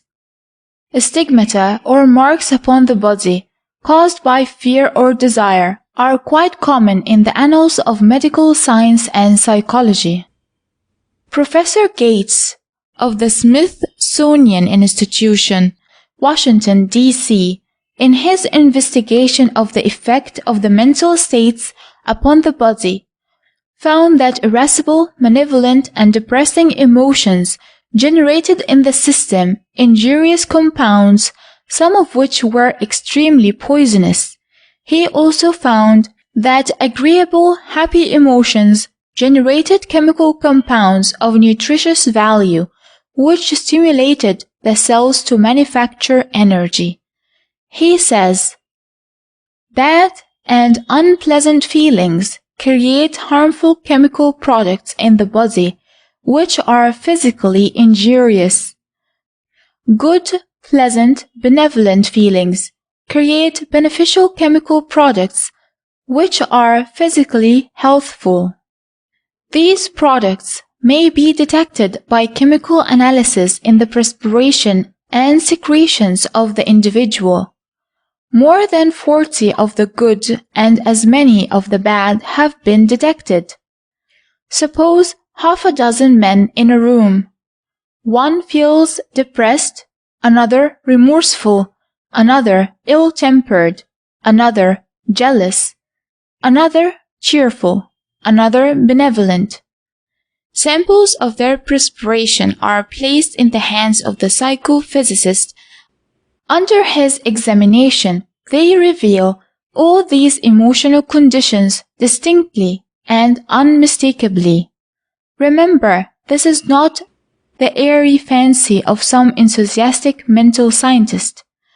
but is the testimony of a leading scientific investigator in the laboratories of the Smithsonian Institution, one of the best-known scientific institutions of the world.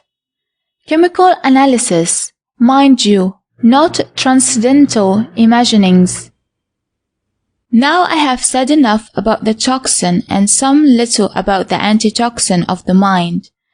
I might go on for hours, stating example after example, illustration after illustration, but the tale would be just the same. Now, what are you going to do about it?